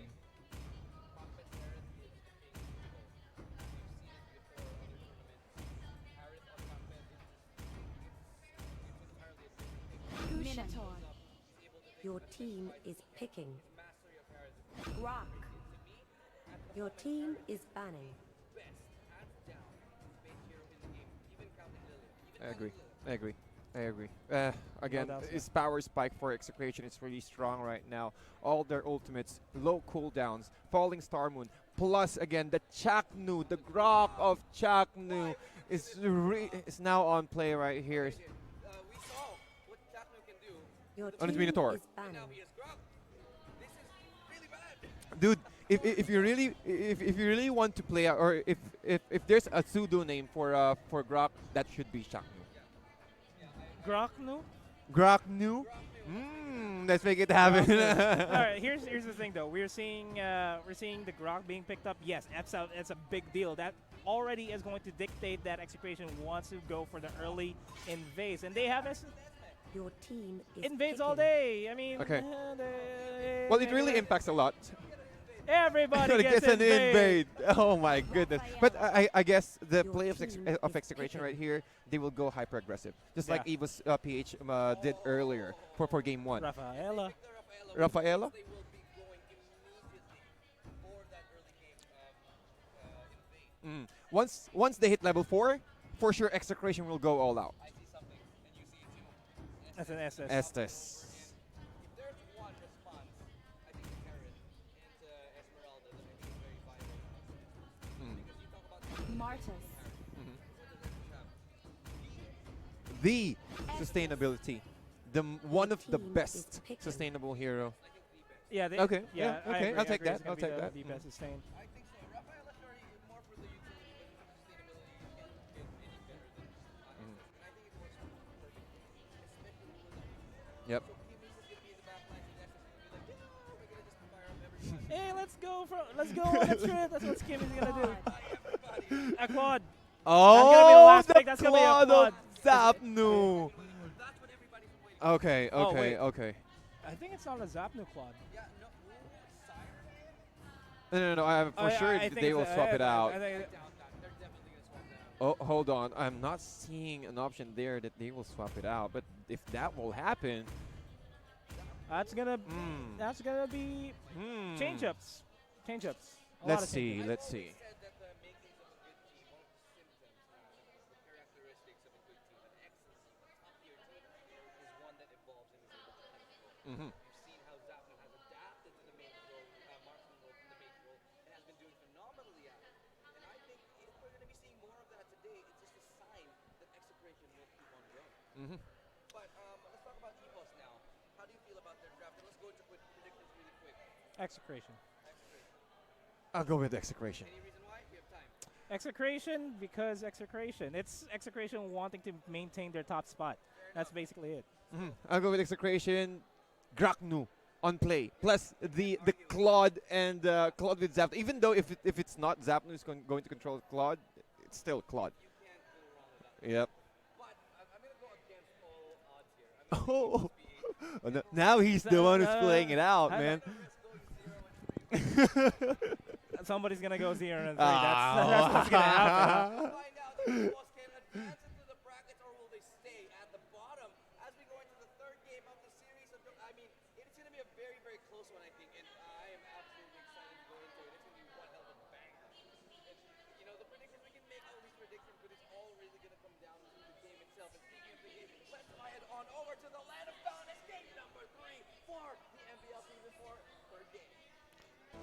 Let's go ahead and introduce our players playing into the blue side. We have EVOS PH, we have Killer. On the Martis, Dexter now playing the Estes, Dufin on Discussion, Honda on the Minotaur, and Haji playing the Kimi. And on the red side, we got Execration with Bakbet on that Harith, May on that Esmeralda, Chaknu on that Grachnu, Syre on that Rafaela, and Zapnu on that Claudia. Well, that's happening over at the top lane. A bit of an invade happening here for EVOS PH, just like what we've been talking about. Invades is something that Execration wants to do, and EVOS PH is denying them that.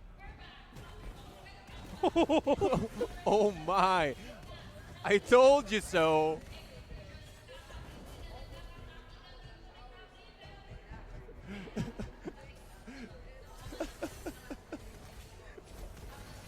Objectives is the name of the game for Execration here, without a doubt.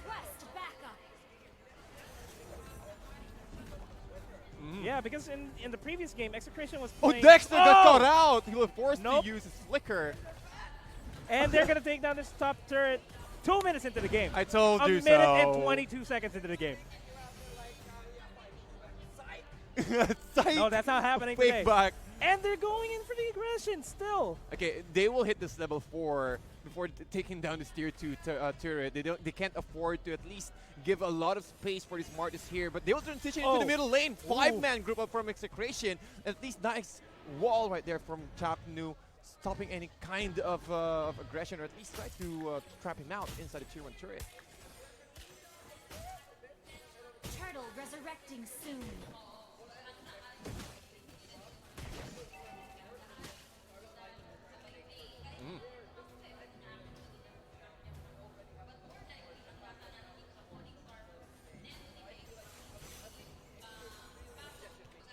Yeah, that's the same gameplay that they're going in for. The Zaman Force is going to be committed there onto Haji, but no follow through. The slow is not enough because they're not fast enough here for Execration.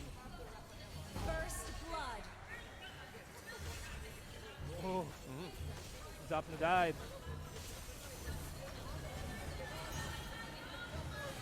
The rage. Oh, the rage. Oh! Oh!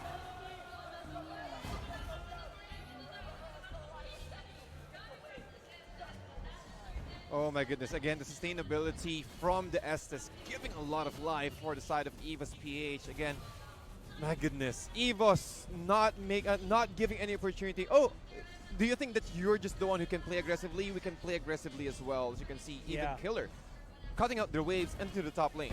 I mean, looking at how EVOS PH is playing this, they're finally focusing on Haji here. Because Haji is the primary damage dealer in order to take objectives.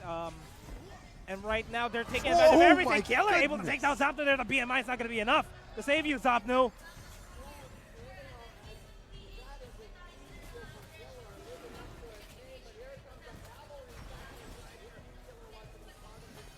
Right, just enough.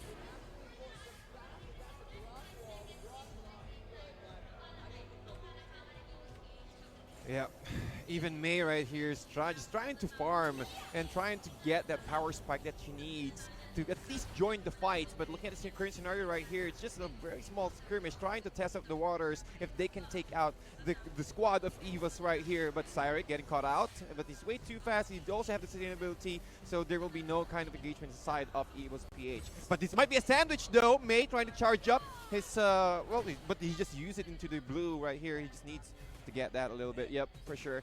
It's a bit of a cha-cha here for EVOS PH and Execration. It's a bit of a dance, so to speak. They're looking. Both of these teams are looking for opportunities to go for the team fights, but at the same time, they're backing off because they don't want to give away any easy kills to each other. Turtle resurrecting soon.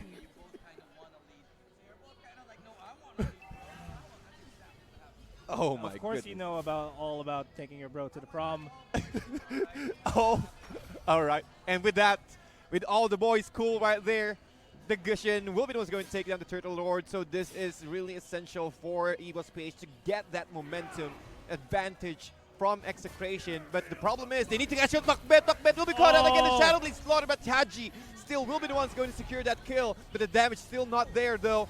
They're trying to take down the tier 1 turret into the bottom lane, but Dexter taking out another one. And Chakno getting that revenge kill. Estes will go down, but Dufin getting that kill, but Honda with the stomp taking him down. The 3-4-1 exchange still in favor of EVOS-PH. And looking at net worth, ladies and gentlemen, almost 4K net worth lead, but Zapnu getting getting his farm uncontestedly, so that's why Killer will go and transition into the top lane.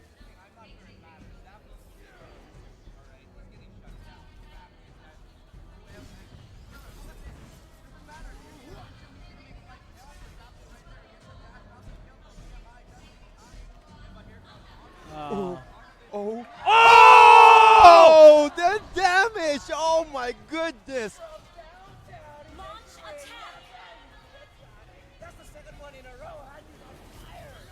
Here's what's happening here. They're protecting Haji at all costs. Haji's not going solo in the lane. They're going in as a 3-man unit. And because of that, they're able to secure objectives, and they're able to funnel out all the gold towards Haji, which he badly needs. And at the same time, Execration is going to go for a quick trade here. Not going to be a good trade, though. Oh.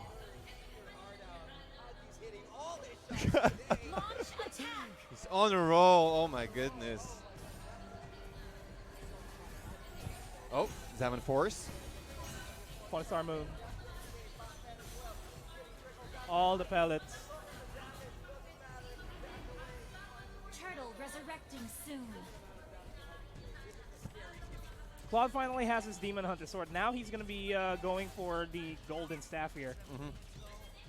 Well, it is really bad because at around 7 minutes 30 seconds you just need you need to have at least a golden staff on top of that. Yeah. But yeah, thing is not really working out fine inside of Execration here. 8-1, ladies and gentlemen. It's just 7-minute mark, so we have an average at least 1 kill per minute. But the thing is, EVOS really getting their the momentum that they need for them to at least apply a lot of aggression in the side of Execration. But as you can see, even May using his falling Starman defensively, trying to run away from that fight. That's a very bad sign. Yeah.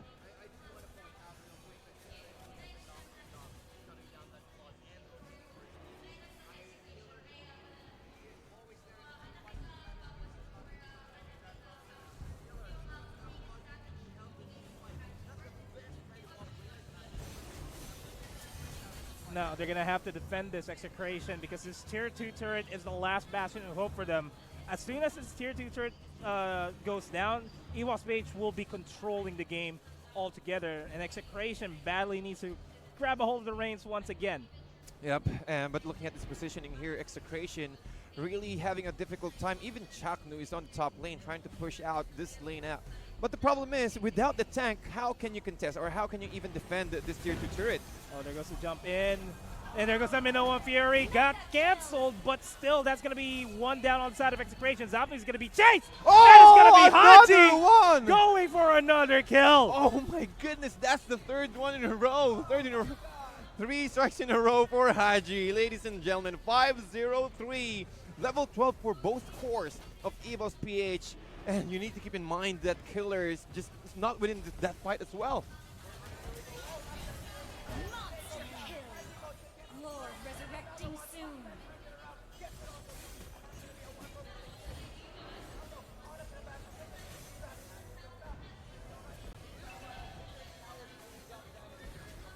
All the heals are coming in from Dexter right now. Again, oh my goodness, the scripture of that blessing of Moon God is really strong, really helping a lot when it comes to sustaining the momentum on the side of EVOS-PH. But Chaknu might got out right here. Wild Charge will be committed, but Killer, decimation, ripping our way, just dissolving this Graknu right now. 24 seconds in the sidelines. Oh my goodness, 12-2. And look at this, Haji's just going to solo the Lord. Yeah, he can.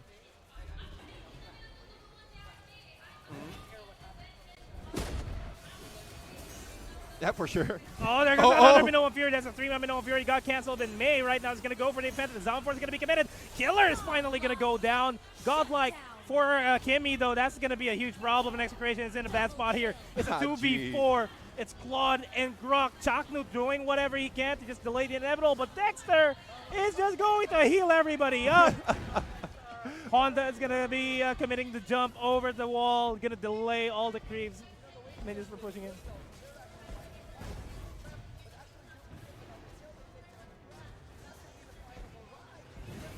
Oh my.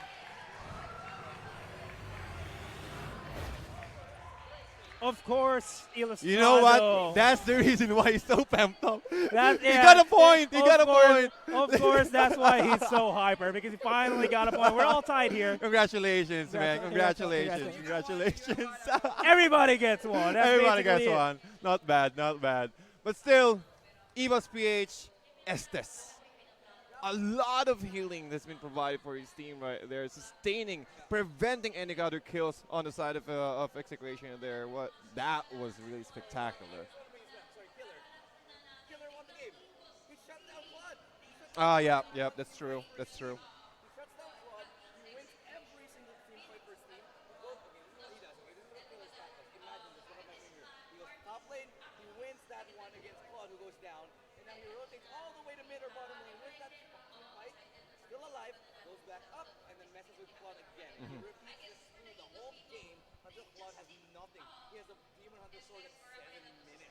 Well, Yeah. I think that's one factor that EVOS PH were able to capitalize. They're able to hold down Claude. And you mentioned earlier, they need to prioritize those heroes that they need to burst out.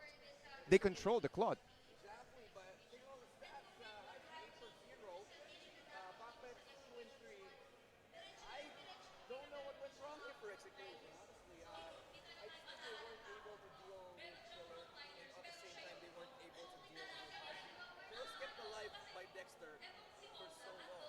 I have a feeling it's because of that aggressive tier 1 push that they were trying to do. Yeah. Because they weren't level 4. As soon as they rotated back to the level game, to the middle lane, I mean, level game, where did that come from? As soon as they went back into the middle lane, the rest of EVOS was already going to level 4. So that's an advantage. Sure, they didn't capitalize on that advantage, but it's still something that it slowly edged them out against Execration.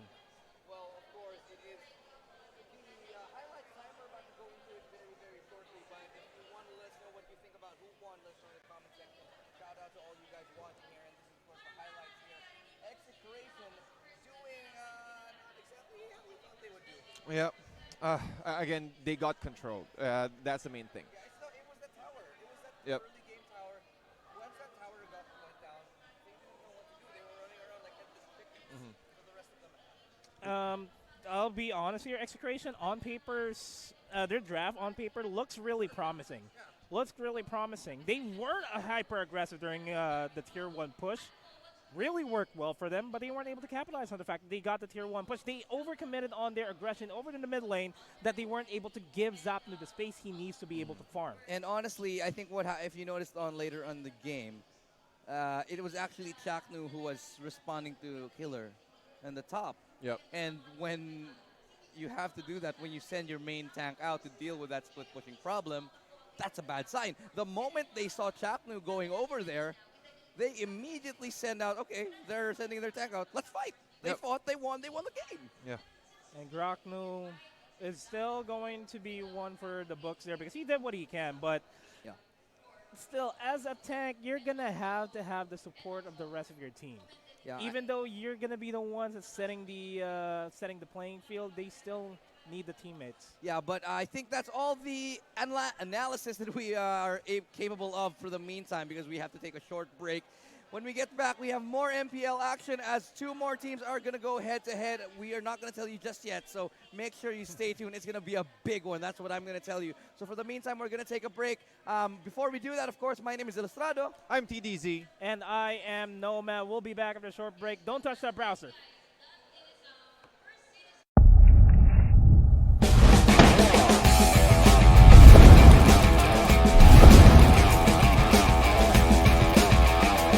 Ore 一人で十分だ。いずれみんな死ぬんですよ。出番だよ。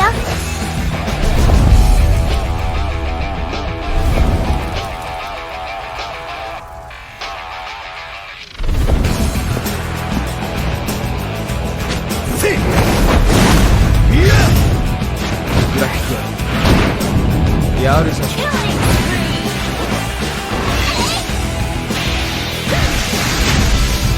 いや Double kill Impossible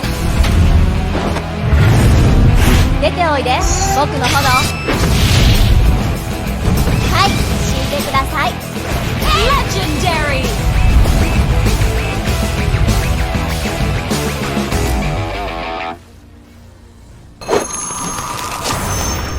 Download for free Mobile Legends Bang Bang. 俺一人で十分だ。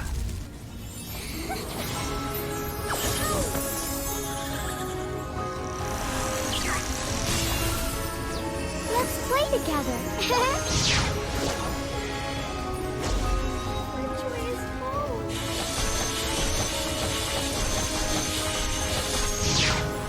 You have slain an enemy. Godlike. Mega kill. You have slain an enemy. Triple kill. You're coming. Legendary. Our turret is legendary. Double kill.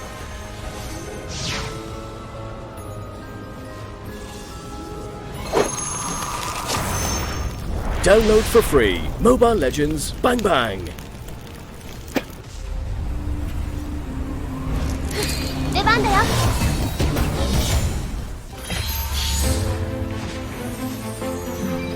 The dance of the swans is so graceful and charming.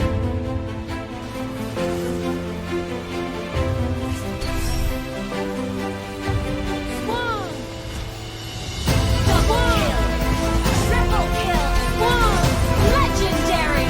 Double kill. Triple kill. Don't ask me why I know this. Godlike. Double kill. Have you ever seen the Legendary. Triple kill.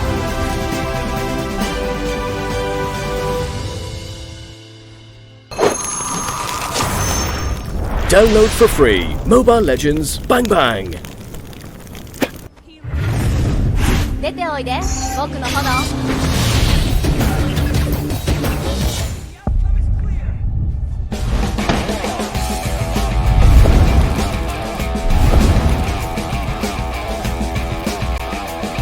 俺一人で十分だ。いずれみんな死ぬんですよ。出番だよ。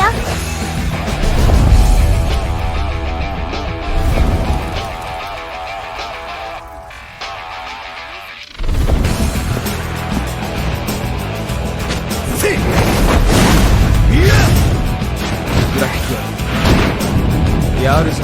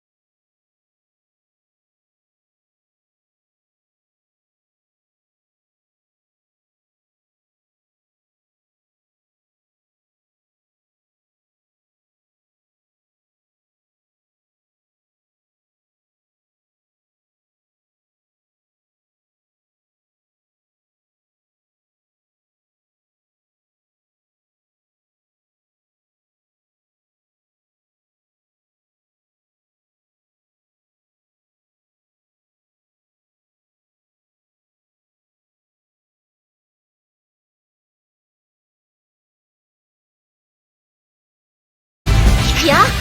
Double kill! Impossible! 出ておいで、僕の炎。はい、死んでください。Legendary!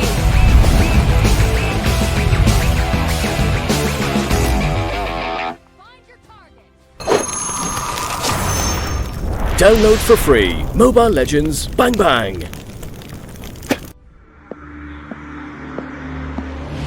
俺一人で十分だ。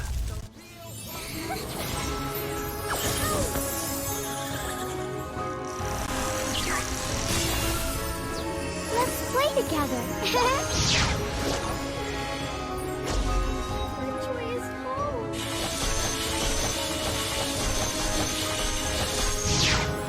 You have slain an enemy. Godlike. Mega kill. You have slain an enemy. Triple kill. She's coming. Legendary. Our turret is legendary. Double kill.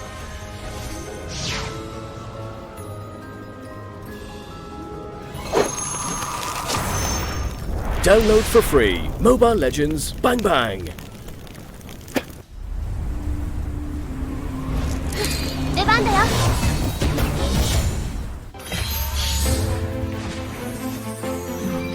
The dance of the swans is so graceful and charming.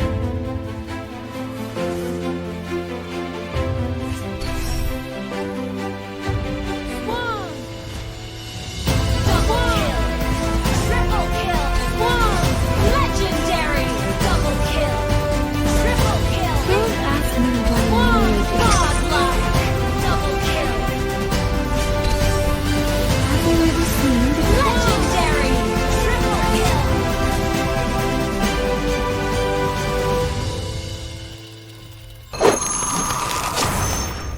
Download for free Mobile Legends Bang Bang. 出ておいで、僕の炎。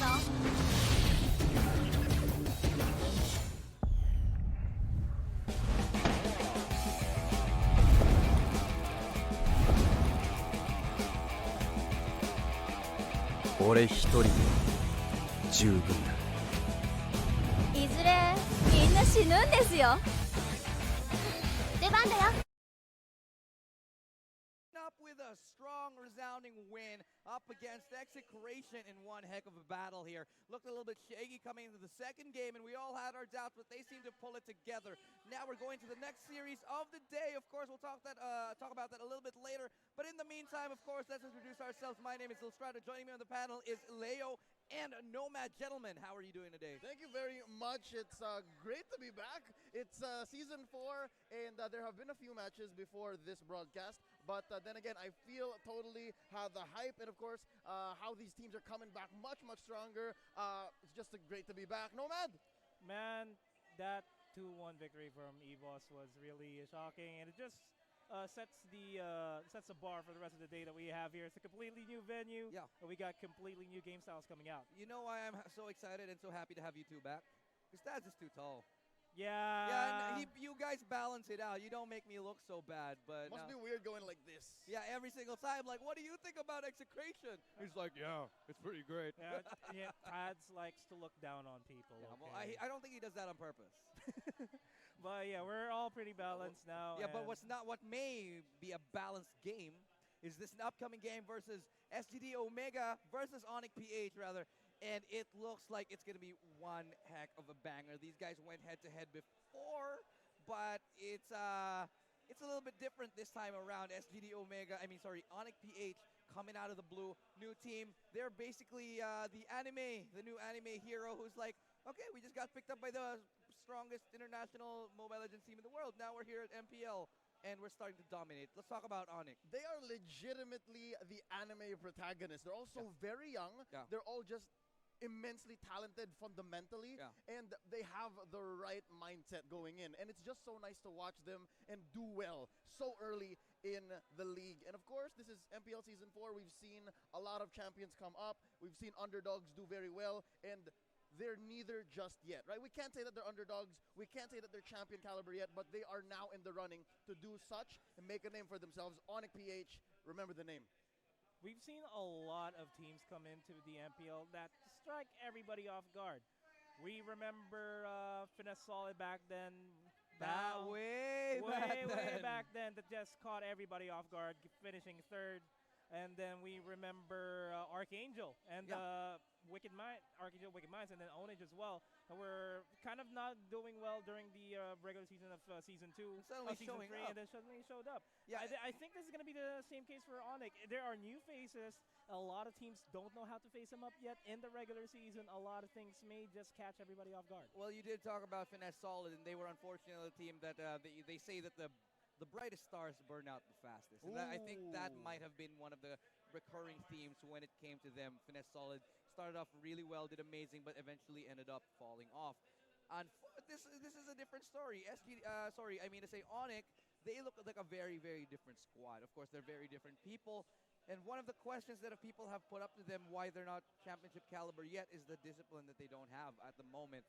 Could this be a result of the fact that they don't have a coach or that they're all just young players? What do you think might be the result of this? And what do you think they have to do to get to the championship level? They don't have a dedicated coach, not to the level of Mitch, not to the level of Panda, not even to the level of Dale just or yet. Payne. There you go. So we have this factor now coming into the 4th season of the MPL, and I think what they have to do is learn, right? They have to get their bearings by playing in a league of this caliber. We are essentially at the pinnacle of Mobile Legends esports in the country, in Southeast Asia even. The Philippines is one of the biggest countries to host a game of this kind, right? Yeah. And I think that ONIC PH, also known previously as Dream High, are in ripe position to learn more.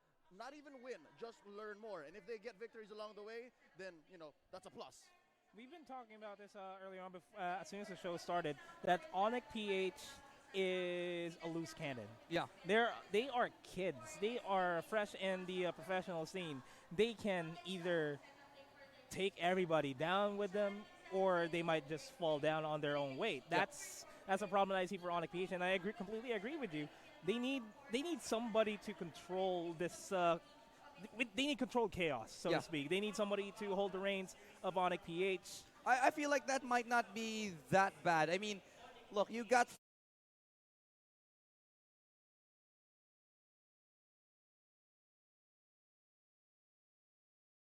and we were just talking about exactly how they can refine themselves. And that's the main thing that we want to see, refinement. And of course, what better way to do that? What better place, what better tournament to do that than at the MPL? I am going to say that that's a double-edged sword, right?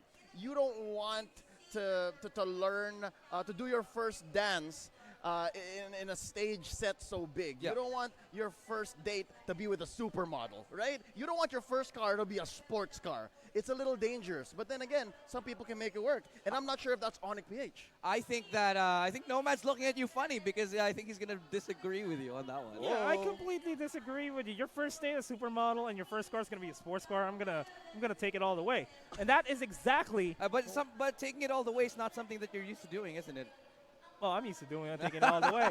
But anyway, that is exactly what ONIC PH is looking to do here. They want to take it all the way. Right now, they're looking good at 4-2 standing in the regular season. Week number 2, still 4 more weeks for them to go.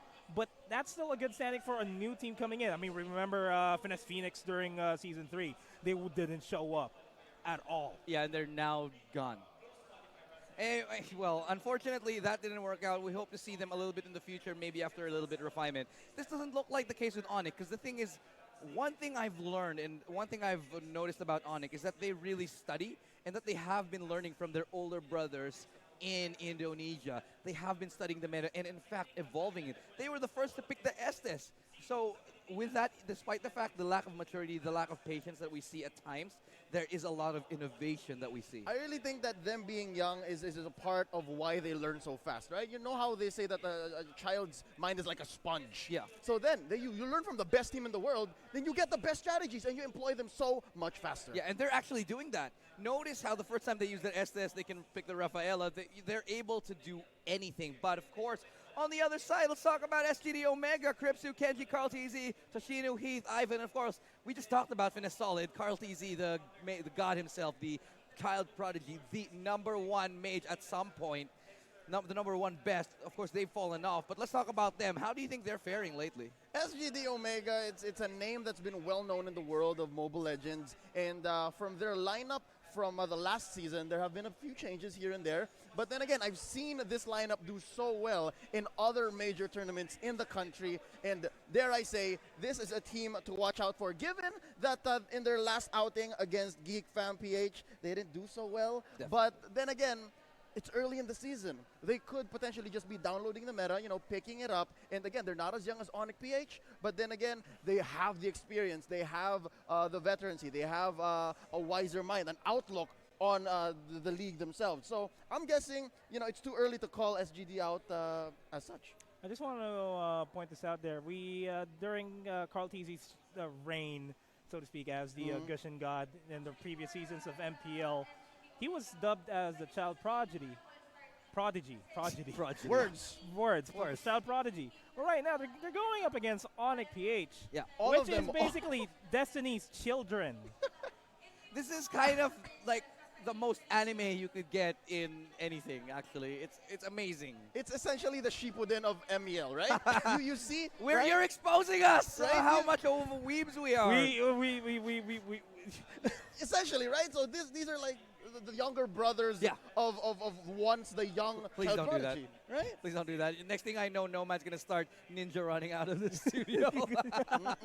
But anyway. But in any case, let's go back. Talk about ONIC PH. They are sort of a little bit more seasoned. Of course, they are not that well. They're not that coherent among each other. You can see there are lapses in communication. A lot of the time, there's a lot of flaws that you see. And the team fights, the individual skill may be there, but maybe just for some. So it's a little bit hit and miss for SGD Omega. That's not to say they don't have a winning chemistry. We just haven't seen what they're fully capable of yet. But let's talk about what they can do. How do you feel like they can actually do this and start to get into that winning form? Right now, I think a lot is going to go on to Toshi. Right, earlier in our past seasons, a lot of eyes were on Carl TZ. Yeah. But now I think it's time for Toshino to step up. Toshino can do so much. I've seen him do so well in other major tournaments, and he can take the pressure. He can take the weight of his own team. Not to say that he's the only one who's going to work, but I'm just saying they have to trust him a little more and maybe listen to what he has to say. Lex is no longer with SGD Omega, but you can still catch his streams. He's looking at the streams. Yeah, there we go. What's up, Lex? But yeah, I feel like SGD Omega finally matured enough from how they were playing, because back then it was Lex not controlling, but guiding the rest of the team. Yeah. And actually, it was Dale who was the shot caller. Yeah, and right now he's acting as a coach, which is a huge shoe to fill, because back then it was Lex. This is such a Shippuden moment. I'm sorry, I just gotta say, right? We've come full circle. Right, one of the players just comes up and is like, you know what? It's my turn. I gotta be the authority figure. You gotta listen to me. We gotta, take it to this week. I will be the next Hokage. Okay, enough about that. But we're talking about how exactly we want to see SGD Omega come to the big stage, perform. Thing is, Toshi, he's great. Sure, he's amazing, but we've seen him in other tournaments, but we have not seen Toshi perform against titans like ArkAngel yet. We haven't seen him play against these new guys, the ONIC, who look like they're shaking it up. So I am gonna firmly believe that we have no idea how this next match is going, even in the drafting stage. I don't care how the drafting stage goes. It won't matter to me, because both of these teams, they're a little bit of unknowns at the moment, and especially with the chemistry of these two. Let's talk about the upcoming matchup here. How do you think this favors into one side or the other? I just said we had no idea, but look, we can try to prod a little bit and try to figure out. Again, I mentioned SGD Omega once, the team that housed many child prodigies, a lot of young blood, now facing up against the de facto youngest team in all of the leagues, I think even in past ones. I think it's going to come down to how fast SGD Omega can catch up to how, how quick ONIC PH picks up on the meta. Right now, I guess you two can agree after just watching the previous matchup, we're at the sustained meta. We're at the meta wherein players like Rafaela, players like Estes, Esmeralda, all of these heroes that just make team fights go much longer. It might be a little too off for a team like SGD Omega to pick up so fast, right? They might still be on a season or half behind.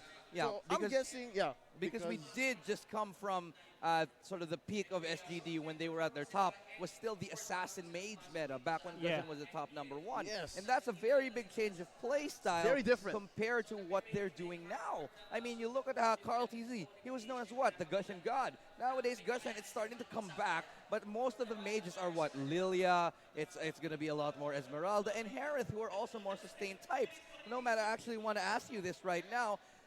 Carl TZ, he's been a little bit shaky. He's matured, but it seems like he has lost a little bit of the star power edge. Let's talk about your thoughts on him. Well, Carl TZ will always be Carl TZ. He's always going to be the go-to mage here for SGD Omega. Yes, I completely agree with you that his star power is slowly waning out now, but I feel like it is because of Lex. There's no other way I can point this out, because Lex was able to guide the entire team towards victory.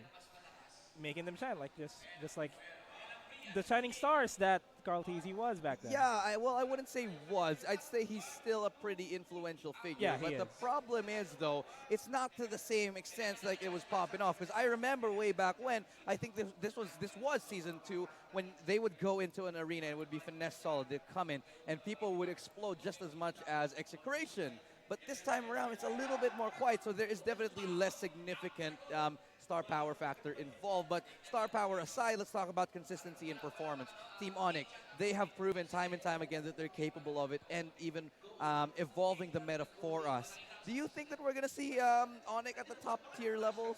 I mean, the top? ONIC PH specifically, right? Yes, PH. They're very young. They're what, less than a quarter old, Yeah. At least in the realm of Philippine esports here in the country. I believe that every week that the MPL goes is a chance for them to dictate. As much as they're growing as young adults and as professional players, they are going to help the MPL grow. So, again, we can only grow as fast as our youngest players can. And exactly, I do want to also build up on that. I want to see them go against ArkAngel, the previous winners. I want to see them go up against Cignal Ultra Warriors. So far, we've seen them go up against Geek Fam. We've seen them go up against who else have we seen? Execration. But no teams that are really known as top tier, high level, dominant teams yet. And so they're still yet to the task. They're still at that anime stage where they're building up to the biggest bosses of the game. It's like the moment before we reach the midpoint of the anime season. But they're still charging. They're like it's charging for 5 episodes maybe. But yeah, maybe. But ONIC, give it 3 weeks. No, but ONIC is I'm still gonna stick by this. They are loose cannons. Yeah. They are double-edged swords. They're a tornado that's going through the power station because you don't want to go to work. I don't know. It's going to depend entirely on how composed they are going into the regular season. They're off to a good start, 4-2. Sure, it's not bad at all. I agree with you. I want to see them go up against ArkAngel. I want to see them go up against Cignal Ultra. I want to see them go up against Bren Esports, the top of the tops, the previous champions of the MPL. I want to see how big of a factor ONIC Indonesia was to ONIC PH. Before we get into that, I do also want to talk about the top tier teams. We did talk about them, Cignal Ultra Warriors, ArkAngel. They look prepared. They came out recently with a really crazy strategy, the Leo Mord Hellcurt together in one lane and seemingly dominating that whole game. Forbidden love. Yeah, it's really strange. So they're making it work. And how do you feel like this season we're going to see a repeat, a two-time champion for the first time? Our entrance video, the storytelling of the MPL in the Philippines made it such a big deal that we have not seen a repeat champion for the past year and change that the MPL has been here. So I believe that it just comes to tradition that we do not see. Last season 3, I think it was close, right? Bren Esports going the extra mile against ArkAngel. I think that was close, really close. And the whole venue felt it in their bones that, oh no, we might see the black and yellow come back with the second win. But now, I believe with the likes of, ONIC PH coming up, Geek Fam PH coming up. It's getting harder and harder. Yeah, it gets much harder and harder, and I think the chances towards seeing a new champion are much, much higher. But let's talk about ArkAngel. They have been reshaping the meta, and I've spoken to Coach Panda recently, who now has said coming into the MPL Season 4 that his meta is like 2 steps above everybody else. He's that confident. And I've seen glimpses of it with that Hellcourt Leomord pick. That was amazing. Yeah. Do you think that ArkAngel has a good chance of repeating their success last season? It's still going to depend.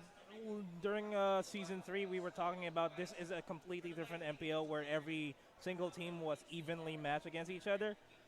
I'm going to say that's even more so apparent here in Season 4. I'm going to agree, especially with these new bloods. ONIC, you got Geek Fam, who are also doing phenomenally. That's one team we haven't touched that much on just yet, but we'll get back to that later on. Geek Fam have also been amazing. And all these other teams that seemingly come out of nowhere and challenge the top spot time and time again. Now, Bren Esports, we've mentioned them. They have been at the top dog situation for a while, but then eventually fell off. Now, let's talk about Bren. You look like you want to make a point really badly. I think you Yeah, because Bren was the Season 1 champion. Yeah. Season 2, they were the runner-ups. Season 3, they were the runner-ups. They're trying really hard to get that 2-time champion title back to their belt.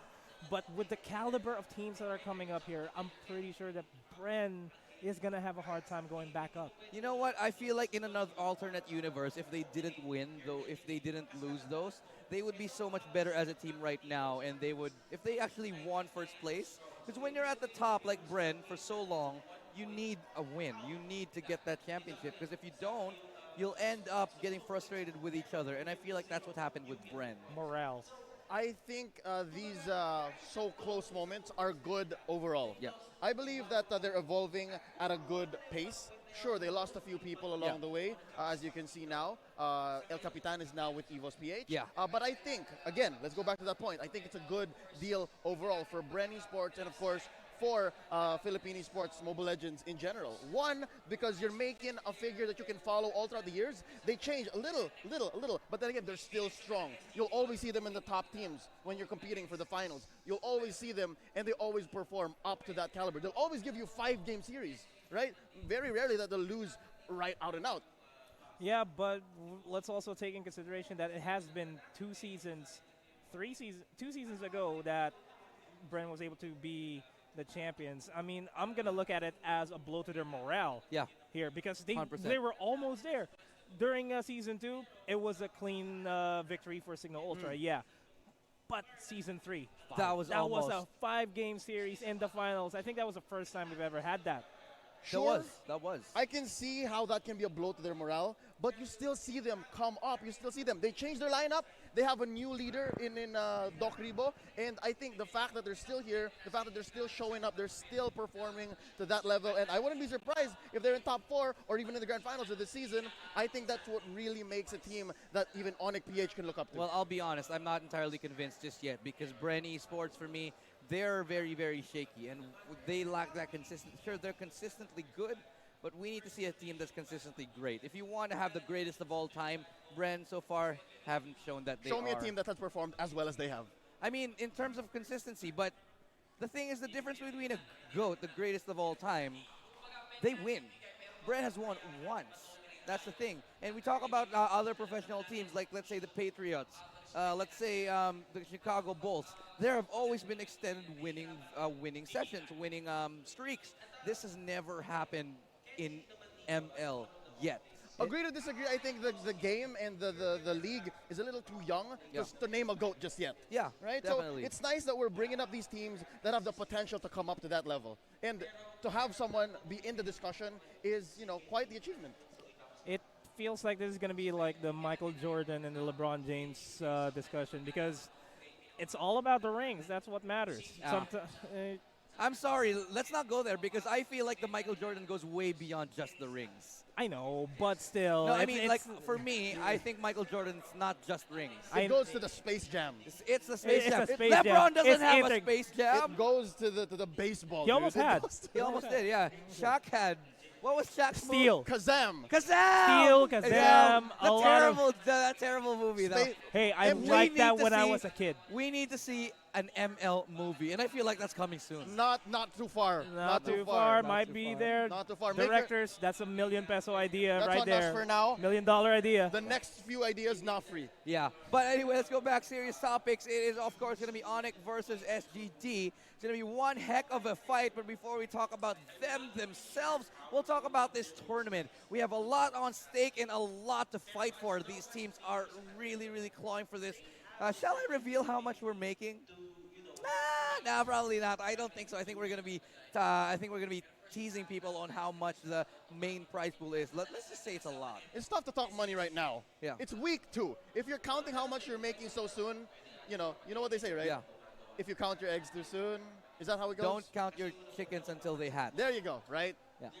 Yeah. Now we That should be. That was a saying. I was thinking about it, but is that right? Yeah, That was that's a pretty saying. right. Yeah, but now, of course, it is almost time to go into the draft. I lied. It is now time to go into the draft. That's good. Let's go straight into it. It's going to be the second series of the day. It's going to be ONIC versus SGD Omega. I'm so excited. I want to see how far this sustained meta goes. I want to see that too, because the last time we saw a sustained meta was in the form of Estes and the Beleric all at the same time. Now we got Estes coming out. We got Rafaela coming And up. Beleric is still not a bad choice. Still not a bad choice. And what I like about Mobile Legends is despite the fact that we do have a sustained meta, the games still don't feel too draggy. They still never feel draggy. They still... The game still always end at the 15-minute to 20-minute mark. It's never really that crazy. Whereas in other games, you have a sustained meta, games goes on forever. But let's go to the draft itself. Quick bans, Lilia, Tarizla, Kaja, and Grok. ONIC PH does not want to go up against Iskaja and that Grok. Just because the Divine Judgment is going to completely disrupt it. And that's going to be a Kimmy pickup.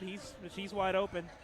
Let's talk about SGD Omega's bans, though. The Lilia and the Terizla. We've seen Terizla bubbling up to Tier 1 to at least maybe first pickable in the past few weeks of competition in the realm of professional Mobile Legends. But the Lilia, though, today alone, I saw how a player like Doof is able to take advantage of the black shoes and, of course, all the glooms. First ban worthy now. Yeah. That's definitely something that's scary. Interesting. First ban worthy as the Tams and Esmeralda now gets picked up. Saw some success from that a little bit earlier, but I do want to talk about this Harith here. The Harith on Weiss, it's crazy. Weiss is an insane, insane mage player. I would have to argue that Weiss on a mage is probably just as good as I saw Carl TZ back in his prime. That's how good I see Weiss as. Talking about Wise as a player, I want to talk about the hero. Harith has seen multiple nerfs across multiple patches, and we still see him at Tier 1 right now. Yo, if the Zaman Force nerf didn't happen onto Harith, he's still going to be primary banned. I'm thinking Estes might be the key to him finally dropping a little bit, right? Well, the kit on Estes might help stop this little boy's rampage. I don't know, man. The thing is, that's a tall order. That's a tall order. Harith is, I don't know. We'll see about that, but the thing is that Harith still does so much damage. So it doesn't matter how much he's sustained. It's a very, very difficult task to put before you. Ooh, but then again, check out ONIC PH's third ban. Oh, they're banning ban. Oh, they're banning Estes. We're getting the healer, bro.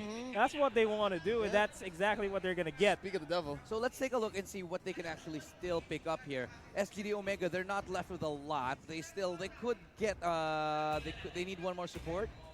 And they do need another, maybe a mage. Lunox is still up, oddly enough. Two supports, sorry. They can go for two supports now. Lunox is still up, oddly enough. I'm not sure you would want to go Lunox with an Esmeralda now. Yeah, I think for the two supports, they're going to pick Gatotkacha maybe. Which is kind of good. Ooh. And a Franco. Okay, this is going to completely change the dynamic here. No, it's not.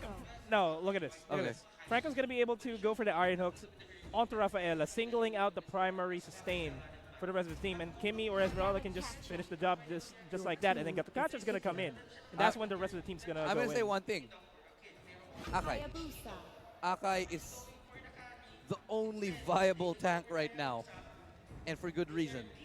I mean, sure, there's other viable tanks. But the most viable tank is what I wanted to say.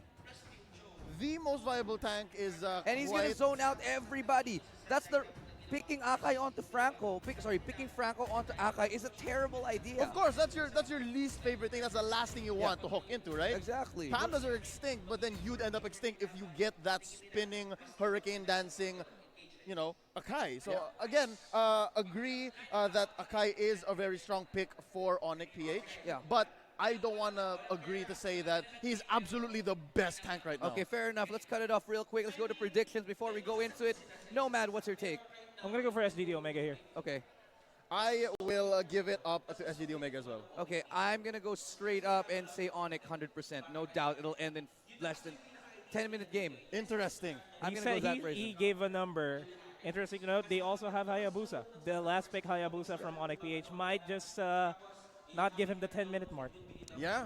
It's a tall order, but then again, you win regardless if they win, right? Well, I'm just going to say the Hayabusa was gone unchecked. There's no answer for it, but let's go into the Land of Dawn for the first game in the second series of the day. And let us introduce our team here, but while that's happening, though, that's a bit of a scuffle there in the mid lane. So on the side of SG Omega, we got Carl TZ on that Kimi, Kenji on that Tom's, Toshino on that Esmeralda, Heath on that Franco, and Kripzu on that Gatakacha. ONIC PH, though, bring in that Harith by Wise. It's Dlar. Is that Dlar or DR? Dlar on that show. Big fight, though, in the jungle. Ladies and gentlemen, Kripzu looking really low. Karlty trying to back up, and a bro! Bro, the camera just moved up. Kripzu is about to go down, and he is going to go. Wise says you're welcome. Kenji just barely getting away in the safety of his own turret. I wasn't even done introducing our players. It's Oh My Venus on that Rafaela, Zico as the Akai, and of course it's Iaknu on that Hayabusa. It would be wise for you to admit that I was right. None the wiser for SGD Omega to force that fight, though, to be completely honest. Oh, but while nice that's happening, that's going to be the Iron Hook connecting onto Iaknu. Nice tease. Nice jukes. Quite a tease. Yeah, just the tip. Just playing, no. We're just playing with him a little bit as Delar working the cut of the lane right now. Going to go head-to-head with Kenji. And I do want to point out one thing. Weiss, if you give him an inch, he'll take a mile. He's the kind of player that knows how to control the tempo and steamroll. As the look at this, Carl TZ forcing away Delar, has to use his flicker. Now he doesn't have it, and that's going to be another kill. Kenji gets one, and that's going to be another kill. It's a 2-for-1 right now at the scoreboard. Heath, though, not looking very good here. He is in trouble, though. It is Toshino just barely hitting level 4, pushing Venus back. It's the Rafaela and Hayabusa combo. This is quite lethal. They can make this quite sustainable, and they can just force this as the rest of ONIC PH keep the lane up top, and of course go for this early turtle. It's a good trade to be, if you ask me. That's going to be a turtle for a turret. You're shoving out the lane. That's going to give you a lot of space to work with here, and that's exactly what SGD Omega is going for here. I just want to point out that Carl TZ is sitting on that Kimi, and it's actually the other way around, that Toshi's now on the Esme. Oh, yeah, I just noticed that. Yeah. Take a look at that. That's going to be a nice hurricane dance. Zaman Force going to be used. That's going to be the ultimate for Gatakacha. Might be too little, too late. That's 3 of them. But oh my God, he's still alive. Wise, he's still good. He somehow survives that in a 2-for-1 exchange. That's going to be a really good engage for ONIC PH. Okay, I see now how SGD Omega's lineup might be a little faulty. There's not enough damage when Karlzy and Toshino are not there. Exactly, and that's why they're focusing on securing objectives here. I mean, Kimmy's going to focus on securing objectives as much as they can, so that they could take advantage of the fact that ONIC PH has a lot of ONIC PH would have a lot of things in their plate, and Toshino just needs to focus on farming up and try to pick off the squishier players here on the side of ONIC PH. Joe is the kind of hero that needs to get going early as well. One of those heroes that is going to be completely useless unless you get items early. That's why it's very scary for Delar, but hold that thought, bottom lane. That's going to be the shadow kill. Just going to use it to get away, but he goes back into it. He's almost going down. Not just yet, though. Might be finished off. Auto attacks. Not going to finish it up. Ooh. Flickers in, and he gets it! Nice bait play by ONIC PH, scoring that kill onto Heath. We might be eating our words, Nomad, but it's too soon to say. 3 minutes, 50 seconds in. We are about 1,000. Exchange is going to be committed there, and he's going to do his best to fight this off. Toshino able to at least force back this 1v3. I don't think he's going to be able to survive that unless he proves me wrong. That's not going to be the case. There goes the Calamity Reaper being picked up by Wise right after that kill. That's what we're talking about here. Wise, once he starts steamrolling, he's 3-0-2. That's the thing with ONIC, and I want to say this. I will stand firmly on this belief. ONIC, they are so talented and they know how to play aggressive. If you let them play aggressive, they will run all over you, and that's exactly what we're seeing here. But despite the standings in the leaderboard, SGD Omega is actually putting up a good fight here. 2-6 in scoreline, but the net worth is pretty even, and that is due to the fact that SGD Omega secured the first lane, the first turret objective, and now they have to contest this turtle. This is an important objective for them to take. Kimmy needs to get that. And I think they are in right position to do so. Carl Tizzy just blasting him. Avatar of Guardian coming in. Is Clips starting up the fight. Ladies and gentlemen, underneath the turtle, Wise takes down Toshino, and that is one less for SGD Omega to go for. And right now, Zico's going to go down, so that's one tank not going to be there. That's going to be the turtle stolen, though. And Crimsu is going to try to take down Oh My Venus. Delar is going to be one of the guys standing here. Wise is going to try to back off here. Going to go for the fish in there, not enough damage. And meanwhile, Iyaku's going to be able to even out the turret push here and secure the bottom lane turret. And that is what Hayabusa is made for. It's not that big of a loss here. Iyaku goes for that. He's 0-0 and 4. Doesn't matter. All he wants to do is be a thorn in the side of SGD Omega and sort of piss them off until they finally go for him. But so far, it hasn't been the case just yet, as SGD Omega has now found an opening back into the game. They want to start those big team fights. That's what SGD Omega has to do. They want those big team fights. Until ONIC obliges them, it's going to be SGD Omega's game. SGD Omega essentially won the battle, but lost the war. Then again, they were never so far back. As you said, Nomad, their numbers are still up there, right? It's barely 1,000 in the lead, despite the 5-7 earlier was a 2-6 difference. So now, I think the key for SGD Omega is to keep at this. Illustrado, you mentioned, if ONIC is able to play aggressive, they're going to win all the way, right? Yeah, 100%. Under 10 minutes. And you can see it, it's going their way, but the fact that Hayabusa is split pushing might definitely extend the amount of game time we have. But the Hurricane Dance! That's going to be a Zawan Force. Nice knock up to go, but now it's going to be the knock up onto the Franco, but he goes down. That's going to be Crips who knocked out as well. Now they're going to turn around. It's going to be trying to be an escape for the side of ONIC-PH as it's a 1-for-1. But look at where Iyaku's doing. He's buying all the time. They don't want them to back. That's why he's continuing. Carl Tizzy has to peel for his teammate, but look, Iyaku's gotten 2. That is a lot of space created by ONIC-PH. Really taking advantage of the fact that SGD Omega is looking for team fights. And right now, SGD Omega is going to try to go for a retaliation here, but instead they're going to be backing off. They need to keep Iyaku in check. Sneaky like a true shinobi. All he did was let his allies take the attention, take the focus, and he was just like, you know, I'm just gonna obliterate what I can here. Like, this is guerrilla warfare, man. Oh wow! That's gonna be the Wave the Dragon committed onto Toshino. Toshino's not gonna be able to make it out. There goes the Iron Hook, but to what expense? Because that's not gonna give you any advantage at all. They're not able to keep Iyaku in check as well, with Thumbs, I believe, is barely surviving. Did you get the hook? Yes. What did it cost? Everything. That's exactly what happened there. And as you know, Iyaku still working the bottom lane. They can't keep a hold on this guy. And that's what I mean with the Hayabusa. There is no one to fight him off. And you can see just how good the communication of ONIC is. And the key is in the past 5 minutes, he never left. He never left. He's still there. That just shows how strong ONIC-PH is as a 4-man unit. Yeah, definitely. This is something they've practiced. Toshi might go down yet again. Shadow kill. Can he get away? That's going to be 1 kill, or is it Falling Star Moon? Oh, the stun! Oh, the Bloody Hunt. Going to be enough to finally shut down Iyaku. But they've lost. That was a bit too late, though. And finally, we're seeing a 4,000 gold lead here by ONIC-PH, and right now SGD Omega, they have to desperately read ONIC-PH's playstyle here, in which their playstyle is give a lot of space for Iyaku, and they're having a hard time because Iyaku can show out of nowhere, and there goes the Hurricane Dance! Wow, he cancels that because there's no one else close to him, but his game sense, thinking that there's someone there, just prevents him from going back and wasting some time. That's really good. You see the experience coming into play here, learning really quickly. Delar coming up, just barely up behind the turret. Was this a bait play? I think it might be a bait play because Oh My Venus is going to drop by in, and that's going to be forcing SGD Omega back because they know for a fact that they don't know where Hayabusa is. The Zawan Force is going to be committed, and he is not nowhere near his teammate. But that's going to be the continuing chase. Wave the Dragon, going to knock him up, going to try to continue. That's going to be another one as Delar now gets shut down. Wise gets another one still alive. Monster kill for him, and that's going to be another Hurricane Dance coming out. Carl Tizzy trying to survive. He gets taken out, and that's a double clip for him. It's a shutdown. It's a 4-for-3. Close to a wipeout. Close to a wipeout. It's a 1v2, though. He just does not want to be greedy at this point, and instead, Toshino is just going to go for the split push, just try to shove the lane back towards the side of ONIC to try to ease out a bit of the pain that they're experiencing right now. It is starting to tick onto the 10-minute mark, and we're getting closer and closer. The doomsday clock to midnight is almost nigh. Lord is now finally up. If anybody's going to go for it, it's got to be now.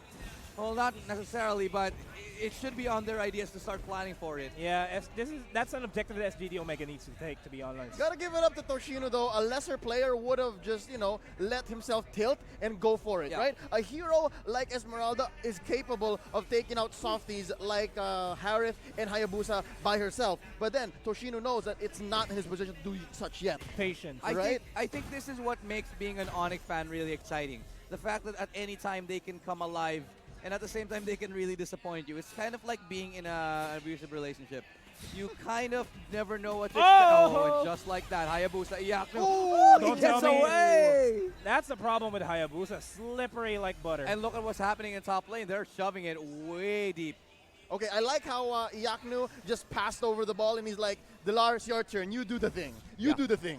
And they're just gonna do this dance all game long. Because Cho's one of those guys that you could completely use, but while that's happening, Falling Starman's going to be committed there over to the mid lane, and it's going to be forcing out ONIC-PH back. While that's happening, though, the Lord is going to be taken by Iaknu and Oh My Venus. And they're completely being zoned out as GD Omega. They're not able to push out. They're not able to go for the Lord. The Hurricane Dance is going to be committed on the Genji, but that's going to be a lot of bodies committed onto Cho, and Zyko's going to be able to escape. But while that's happening, the Lord's being taken by Taknu, Wise, and Oh My Venus and Carlton is going to be here to try to go for the steal. And the Lord's not going to be stolen. It's going to be secured by Harith. Big fight right there. Iaknu now actually goes and gets the kill, has to fall back. Lord gets summoned up, Falling Star Moon gets taken out right there. Iaknu goes down, but that's a killing spree for Toshino. He's doing a little better as the Zaman Force now going to commit it, but that's going to be the Hurricane Dance forcing him off, and that's a double kill for Toshino. Bloody Hunt right there, going to be committed onto Wise. Doesn't matter, still alive. Now the Mage versus Mage, going to go head to head right there as Kenji now dives the back lines. And Wise has not fallen all the hook! And he has been outplayed. Down goes the Akai. Wise is left to his devices. Wise Ladies and gentlemen, he takes down Toshino as the Chunkies back off Kenji and Heath. They know much better than to commit onto Wise's Harith, sitting at an 805. If Kenji and Heath committed that, my friends, if he committed that, it could have been a completely different story. That ONIC-PH would be able to secure that tier 3 turret quite easily. But good for them to just go for their gut instincts and just fall back, defend the Lord from pushing. I'm going to say one thing. I don't know why. Doesn't matter even how hard you try, because Wise is going to mess you up. I'm telling you, I told you, I said this at the beginning, Wise is crazy, and his Harith is even worse. Zaman Force being committed up here, and Airborne goes.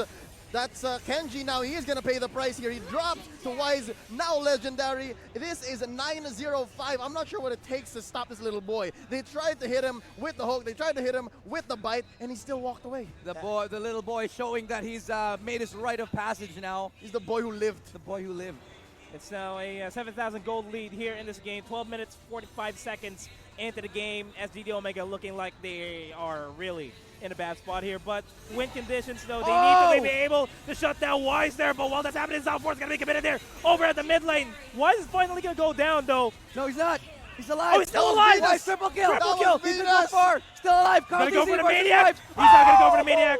That's going to be the shutdown. That's going to be the double kill. He's still pretty much alive. Zyko and the Lars pretty much alive. And Yaku's going to try to go for the kill there. Zyko is going to go down by the hands of Kenji. That's the tower down, though, in the bottom lane. Iaknu couldn't get close enough for the shadow kill. Almost did get it, though. Now it's going to be him onto Kenji. Comes back. Does have the Bloodlust Axe, so he's going to be able to regen his lifesteal. And now it's one tower left. One bastion before SGD Omega and the rest of ONIC. They basically have their front door and their back door opened up. They've got the attic locked. They are in their panic room. Ladies and gentlemen, SGD Omega just does not have enough hold. They can hold on to one hero, guaranteed, with the Bloody Hunt. But that aside, everything else is basically a die roll, right? You need to get the Falling Star Moon in. You need to get the Avatar of Guardian in. And if you miss those two things, it's over. Wise can just do whatever he wants. You know what's over? Franco. I'm telling you, ever since Season 1, I've been saying this. Franco has hard fallen out of the meta. There's no reason anymore to ever pick him unless you're very situational. I guess the idea was to go for the early initiate with Heath and Carl TZ, but that didn't work out because after that window of opportunity, there's nothing left for you to do. Ooh, crazy though. Look at this. EVOS picking up the Malefic Roar. He wants that tower. He wants that core. He wants to end this right now. 15 minutes was way too long for ONIC PH. And here, what I'm seeing here is that SGD Omega is really too far away from their base because they need to defend their base. They need to be as close to this base as possible in order to stop EVOS from securing the core. Yeah, securing the base. What they're going to do, though, is just wait for the Lord. It's only 15 seconds left till that second level Lord, and that's the only thing that's really stopping them from ending the game. So this Lord, however it goes, will decide the match, 100%. 5 seconds till this decision is made, and I think SGD Omega is going to find it very hard to contest. This is Onyx Lord all the way, maybe 95%. There's very little that SGD Omega can do, but they are still going to try as they send 4 members over to the pit. Now the level 2 Lord is going to be taken here by EVOS and Zyko, and what they need to do here, ONIC PH, is they need to zone SGD Omega out because this is going to be an objective that's going to matter the most for SGD Omega. They're going to try their best to steal this. While it's happening though, Dilar is in the back line. He's going to try to go for the Divine, not the Divine Judgment, but the Way of the Dragon. The flag right there. Zaman Force going to be used up, and that's going to be the Way of the Dragon. Winter Truncheon going to be used by Carl TZ. Doesn't matter. He's taken out. Now it's going to be the backlash. Zico actually almost gets Kritsu, but that's going to be diving in. That's Toshino. He goes down without the rest of his teammates, though. Very, very questionable decision-making, but excellent flank from Dilar. It's 3-1, a 2-1 trade, and I think that's all that ONIC PH needed to make this Lord as free as it gets. Make that 100% free Lord. It's a second of the game, none for SGD Omega. This Lord is going to be marching down the mid, and I think this is going to be very hard for SGD Omega to defend. You got a Malefic Roar, Hayabusa knocking on your door. You have the Dilar Cho. Basically, either of these heroes, you leave 5 seconds with the core and it's done. Yeah, I'm going to be completely honest with you. The only way that SGD Omega is going to be able to bounce back from this is if they could pick off Harith, pick off Iaknu, and then pick off Cho in that exact order. You know, Dilar, that was play of the game for me. That flag, I can't believe he hit there for so long, but last chance. Last chance. Yeah, they're going to try their best. This Lord's going to go down pretty fast. Zaman Force is going to be committed there to just try to zone them out. The slow is going to be more than enough to take down Kenji, and that is going to be Zyko almost going down by the hands of SGD Omega. And there we go, suppress. There, nobody's going to go and touch the base here. That's what Heath said. Immortality still up. Iaknu goes in. Shadow kill. Don't know if he has the damage. He's getting everybody low, but that's a double kill for him as I say that. Killing Core! And it's Wise who finishes the game. ONIC PH go and get the first one of the series. What did I say, gentlemen? All right, you got 1-0. You got it. It was about 10 minutes and 5 seconds and change. Got to give it up to Wise. Wise just on point the whole game.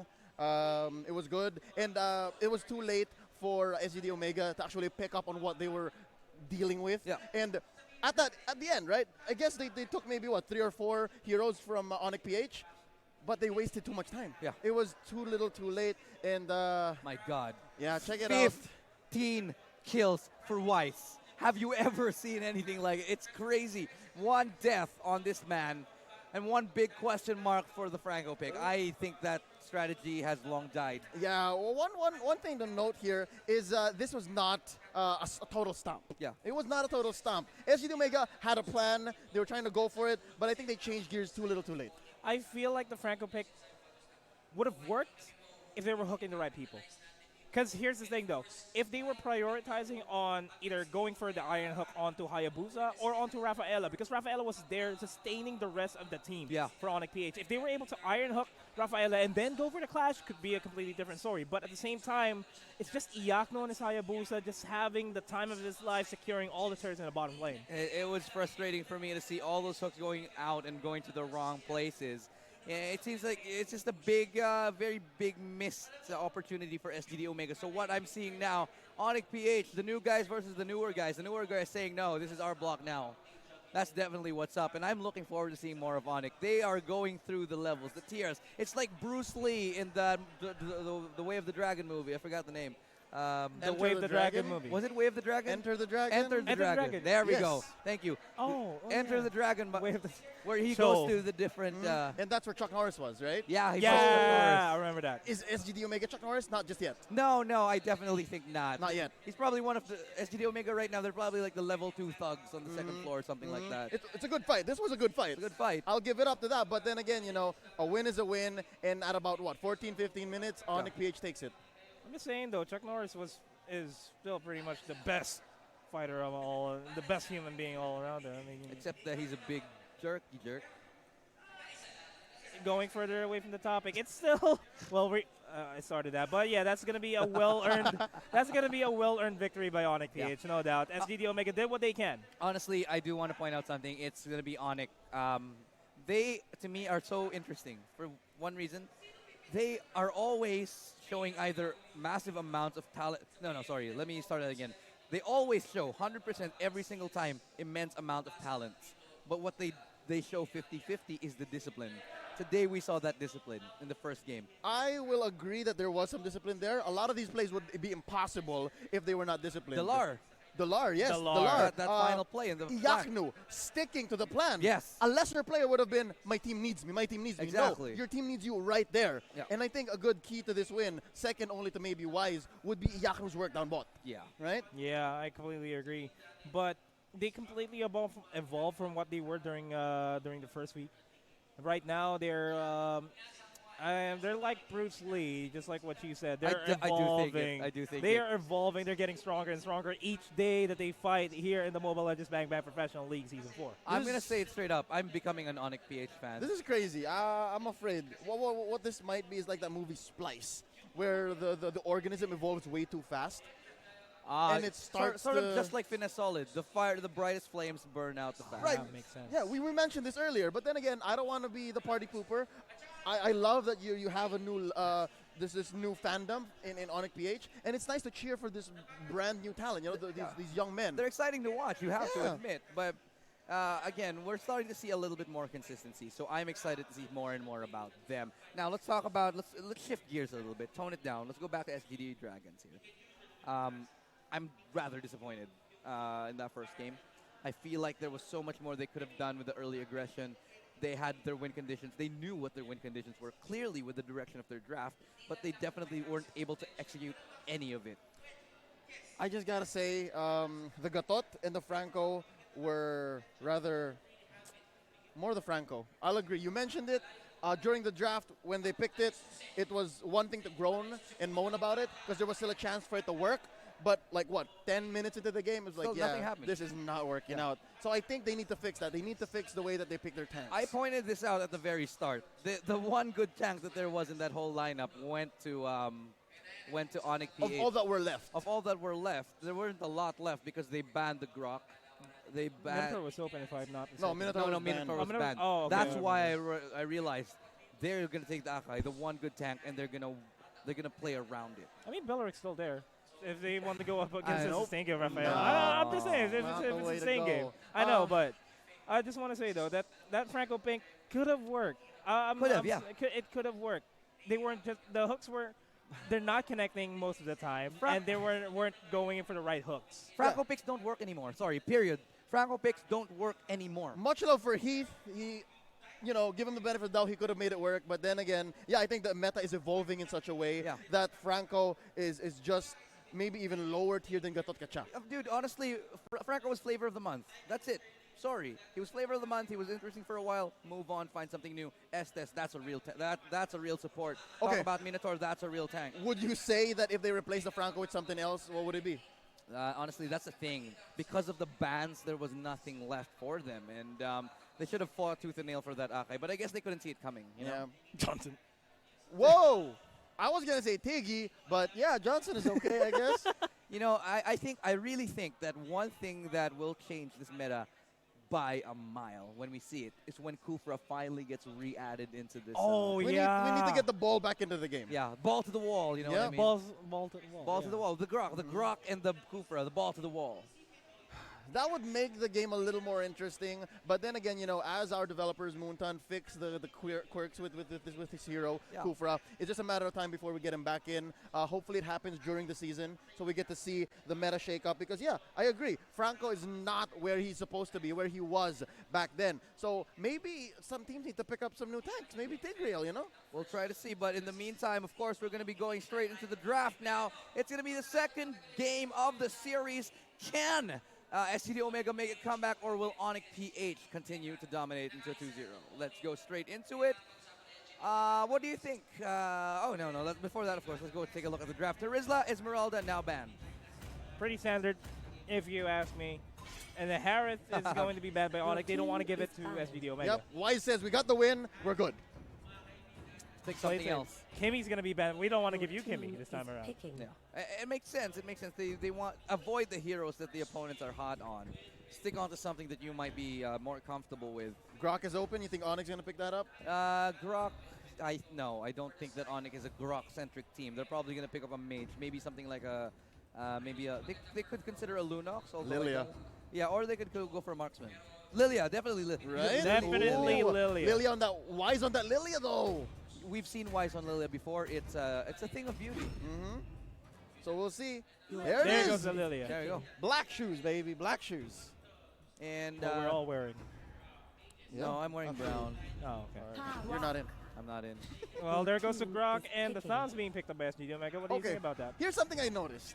Again, we mentioned how ONIC PH has been helped by their older brothers from ONIC Indo, and they're growing at such a rapid pace, and it seems like they're on a different meta. I just got to mention, SGD, they're picking heroes and banning heroes that were from a meta maybe a month ago. Yeah, and they're banning and picking heroes that don't really apply to ONIC, because ONIC play a different way from everybody. ONIC PH play a different way from everybody else.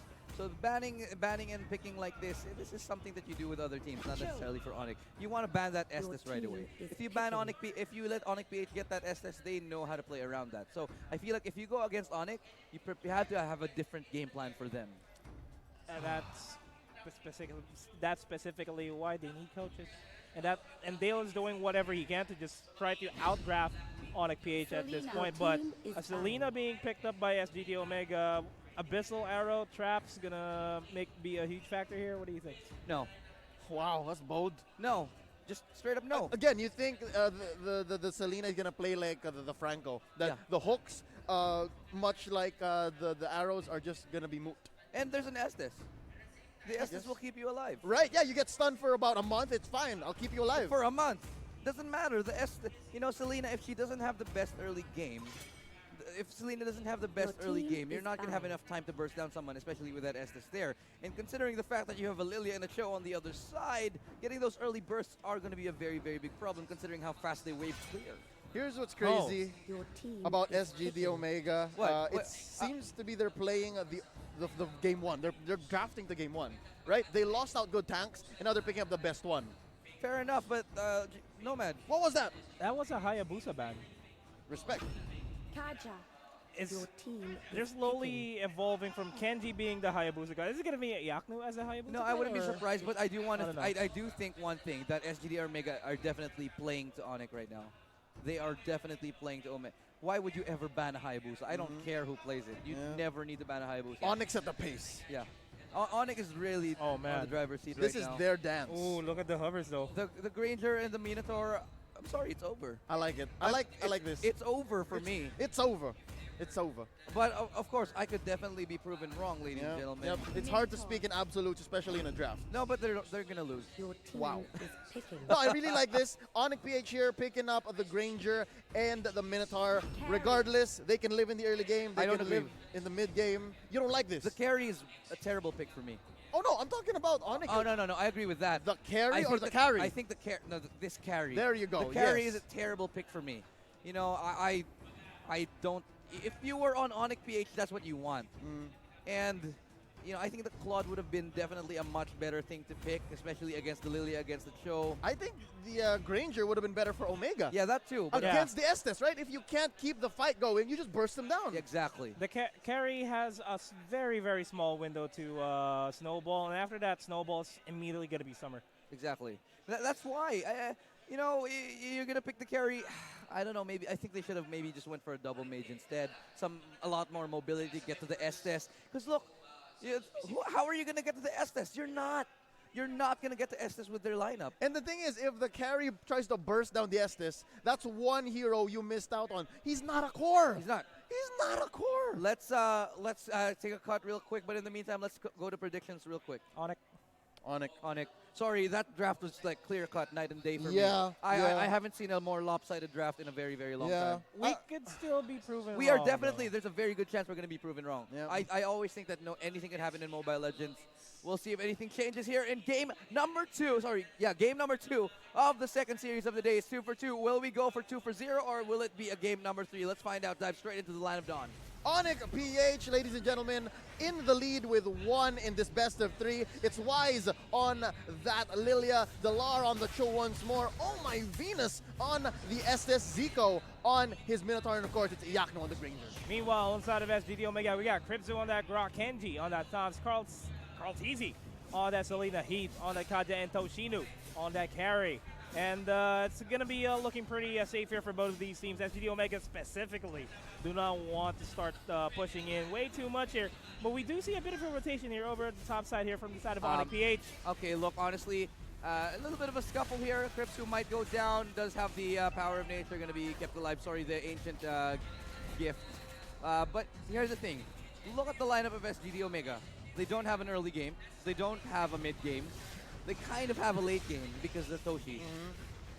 Look how messy that is. Yeah, what's weird here is Heath is sticking to the carry. Oh, big fight though in the jungle. Zico jumping into that bush, just checking. And here's what's crazy, right? He's able to do that with impunity. He did not get punished at all. Yep. He's able to just walk away like, yep, nothing happened. Yeah, that's a normal day for us. And ooh, up top though. Kribzu is crying because of Iyakno. There's nothing he can do. He's a rock, but bullets still penetrate rock. Second time in the past minute. Yeah, and Toshinu kind of going in for the aggressive plays there. No Divine Judgments available from Heath. That's going to be the back down from SGD Omega. Yeah, they'll have to because they don't want to get a little bit greedy right there. But look at this turtle here. Being taken by ONIC. I don't think anyone can possibly contest this. Once again, there's a Lilia on the other side of that. That's going to be an easy retribution there. Here's what's interesting. I think after that Game 1 loss, SGD Omega became a little more conservative. Yeah. They don't want to burn out. They don't want to get too crazy. And I think now they know that they have the advantage and the momentum. So they just want to sit back and let SGD Omega make the mistakes. The pressure is on SGD Omega. ONIC PH is holding the reins of SGD Omega at this point in time, which is very uncharacteristic because they never do that to themselves. They never allow other teams to take control of their game style. Right now, ONIC PH is looking like that team. Wow, look at this. Even taking down that red buff. In under 3 minutes. They're really steamrolling this, and look at the map. There's nothing SGD Omega can do here. They want to get this carry fed. The carry is like the only hope here for SGD Omega. Check it out, Iyakno just farming up what he can while Delar plays the former's game. He's just going to stay in bot and force it. He's just going to force the issue here. Oh, nice Way of the Dragon. Knock up, forces the flicker out. That's enough. They're going to be falling back. Yeah. Wasted that flicker too. Wasted the flicker. Nice disengage by SGD Omega, but this might be SGD Omega trying to go for a counterattack here, but I don't think that's going to be the wisest thing. They're going to see Abyssal Arrow connecting onto Minotaur. The Rage is almost there though. I don't think they even got. Oh, they did get the crab coin. But the Iyakno top lane, he's going unchecked. This is so crazy, and all that Oh My Venus has to do is make sure nobody comes in. But then again, big rotation from 6 to 12, and Delar catching himself out, just walking away. Shunpo plus Jeet Kune Do out to safety. And the thing is with Selena, look at that. Oh, Kenji. Oh! The thing with the Selena is that you have to make her work early. It's Estes going in for the kill. First blood! First blood goes to Estes. Why would that happen? Okay. Welcome to 2019. Okay. That just happened. Yeah. That just happened. From behind 2 towers. This is An insane. Estes. An Estes. This is next. ONIC is next level now. And Delar's getting it out 2v1 outplay. He might actually survive this. No. Divine Judgment's going to get him out. That's going to be a kill. Not too worried about that. Turtle should be exchanged in return. Top lane tower goes down as well. I'll take that. That's a good trade. That's gonna be yeah, that's gonna be a trade favoring SGD Omega. Oh, not SGD Omega, but ONIC PH. But out of that, that's a turret, a kill, and a turtle. Yep. I'd say it favors ONIC. I'd say it favors SGD. Oh. But the problem is Carl TZ not able to do much on that Selena. Not hitting enough arrows. And that's the thing with Selena. She needs to snowball. She needs to be able to get momentum. But there is no momentum for Carl TZ right now. Much like a Gushin, right? Much like a Gushin, you need to be getting those kills. You need to be at about the 5-minute mark, be at least 3-0 something. Yeah, 2-0-2 is fine. 1-0-2 is kind of okay. But you need something. Yeah. I want to see more of the traps being laid out everywhere. Because that's the only thing that they can do to stop ONIC PH from really rotating everywhere. Yeah. There's one. You see that right there on the bottom side. But ONIC PH playing so confidently. They don't look like they're going to lose anytime soon. It doesn't matter. You're going to land that arrow. It's going to be on the tank. And Zico's just going to be fine. He's going to heal it up. No problem. Yeah, that's the thing. That's what I said. The Selena doesn't matter because there's an Estes. Yep. And Zico here taking a lot of damage. His Crypto's spinning up and paying the price. Wise takes his head and this turret as well. You're welcome, says ONIC PH. Erosion just happened there onto Grok. A lot of the burst damage from ONIC PH is because they were sticking as a team. And they were giving all their damage onto the tank. And that's a critical member being taken out outside of SGD Omega as well. Well, now the bottom lane tower is the next target. Divine Judgment coming out. Will anything come off it? Nice flicker just to get away. And the heal. And the heal. That's, oh, look at it. Estes is here. Let me get you back to full HP. And the tower goes down for free as well. Mobile fountain, dog. My God. My God. And Zyko has Motivation Roar too. So that's an additional level of sustain. Yeah, heals on heals. Oh, Exhibits like, I heard you like heals, so I put a heal in your heal. Yeah, ONIC PH with a partnership with Exhibit. This is ridiculous. Yeah, and another turtle. I don't think that SGD can contest it. Yep, third of the game. Third of the game, 3 in a row for ONIC PH. They are on point. The next thing that comes out of those dens are the Lord in about 2 minutes. So again, ONIC PH is on fire right now. Despite just being a 2-1, they have a 6,000 gold lead. Yeah, Carl TZ still has yet to land a crucial Abyssal Arrow. That's a very, very big question mark for me. Again, check it out. Delar did as Yaknu did earlier, right? Check it out. No more turrets down bot. Yeah, no more. Absolutely not. They're all gone right here. Kenji even forced back, and that's going to be a my Venus. Oh, my Venus finally going down. That could be the opportunity they want, but they're not going to press a little any further than that. That might really be the opening that they have, but he... Oh, delayed damage, taking down the Kaja. He needs to make sure that his Divine Judgment matters. That should have been a 1-for-1. I don't know what they were doing. Take the advantage, get out. But they're trying to defend this. Kenji has a lot of HP. A lot of HP disappeared there. Abyssal Arrow not connecting from Carl TZ. Nope. Yaknu hurts, man. Yep. Oh, look at that. He hits a point-blank Abyssal Arrow, finally. Maybe he needed that to get started. Stuns you about 0.25 seconds. Yaknu is doing well for himself here. Just taking towers up top. He hasn't left top in a while. And the Crypto trying to start up a big fight. Swinging and missing. And he is in the middle of the members of ONIC PH. Minoan and Fury are the 2 members of SGD Omega. They are going to take down Zico for the head of their Grok. And this is a 1-for-1 trade. It's a tank fight. Delar just distracting them enough with the Shunpos and the Jeet Kune Dos out. Is he going to survive? It looks like he is not, ladies and gentlemen. But he is. I thought he had one more flicker in. Yeah, he did not. Not going to get that kill as now Yaknu starts to go down the mid lane. Should be able to secure this tower here. They've bought enough space for him. Death Sonata just to force him back. And they are absolute. Look at that tower. That golden staff from Carry is way too late in this game to even matter at this point. Are you even kidding right now how late his items are? It's crazy. It's well, he starts to hurt. It's starting to hurt, but it's a bit too late because right now ONIC PH is pushing. Well, I wouldn't say I would never say too late for Carry. That's something I will never ever say. Yeah, Carry's a late game carry, so you're gonna expect that she's gonna matter as soon as we reach the 10-minute mark, going into the 12-minute mark. That's where you should feel Carry. Presence. And we are feeling the presence of Carry here. 3-0 and 1 right now. And Minoan Fury is not going to happen anytime around. He's going to be able to flicker out, but Toshino is going to be able to secure that kill. But at what cost? They put out so many ults on that for one dude. Yeah, but the re-engage could be on here. Delar rotating to the bottom lane, wants to make some moves, but I don't think anyone's going to be able to be there to back him up. That was a big objective being taken by SGD Omega. Taking down Zyko, the primary initiator here for ONIC. I want to point out one thing. ONIC-PH known to be very, very aggressive and very, very flashy. But the score is 4-5 and 9 minutes, almost 10 minutes in, and the gold lead is almost 10,000 up, which just goes to show ONIC-PH is simply outplaying and outpositioning SGD Omega. The versatility, I know what you mean, Ilustrado. ONIC-PH here playing quite a different role as we could expect from a young and up-and-coming team that just wants to go for the kills, go for the big team fights, and this is their game to lose right now. Definitely, and I think they have to sort of wake up a little bit. SGD Omega, they're kind of getting there with a carry, but at the same time, for me, it's the ONIC-PH team who's able to drown them out. There's a lot on the shoulders of Toshino, I gotta say. He got like, what, 3 or 4 kills in the past 5 minutes? Yeah. And sure, it's on a non-threatening heroes like Estes, maybe...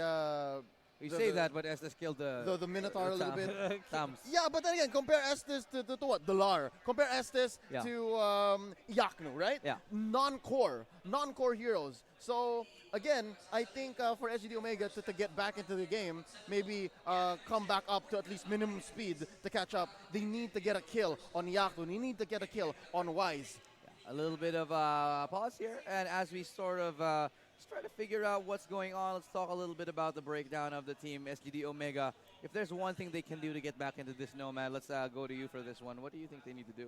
They need to focus everything on keeping Carry alive, while at the same time allowing Carry to have a clear line of sight towards the threat that ONIC-PH has. And you have to realize, with all these fights that they've been having, none of them have been hard 5v5 fights. They've always been skirmishes. In a straight-up 5v5, this should be an ONIC wipe, no matter what. But seriously, the only good thing that's going for SGD right now is that they are picking the right fights. Yeah, because here's the thing, though. On the side of ONIC-PH, the moment that Minotaur has a lot of rage, he's just going to dive in, go for the Minoan Fury. And that's the signal for ONIC-PH to go in and try to wipe out SGD Omega. I mentioned earlier on during the mid-game when they were able to pick off Minotaur, that was a primary objective for them because Minotaur is going to be the signal for ONIC-PH to go in for the fight. See what happened there. ONIC-PH disengaged immediately, tried to scatter around because they know that they can't go for a full-on fight there. There are no defensive Minoan Furies for ONIC-PH. That's basically it, right? As soon as the Minoan Fury hits from Zyko, they are going to go for it as they play footsies around this Lord. It's level 1 though, 10 minutes, 30 seconds. This could still be the reason that SGD Omega could turn around if they steal this somehow. Yeah, the Fury of Zico now gone down, charging it back up. They're already starting to work on the Lord, just trying to bait it out a little bit, buying some space for Delar, who is pushing on the top lane as finally the endless battle does come out for him. Ooh. Arrow connects on the Minotaur, no follow throughs. While that's happening, Delar is going to start the split push. And look at Carrie, now picks up a Bloodlust Axe, so she's starting to pick up the pace now. It's a little bit late. She has a few items there, still wants one more, maybe 2. We'll replace one of those later on, but look at that. Quick first on to Zico.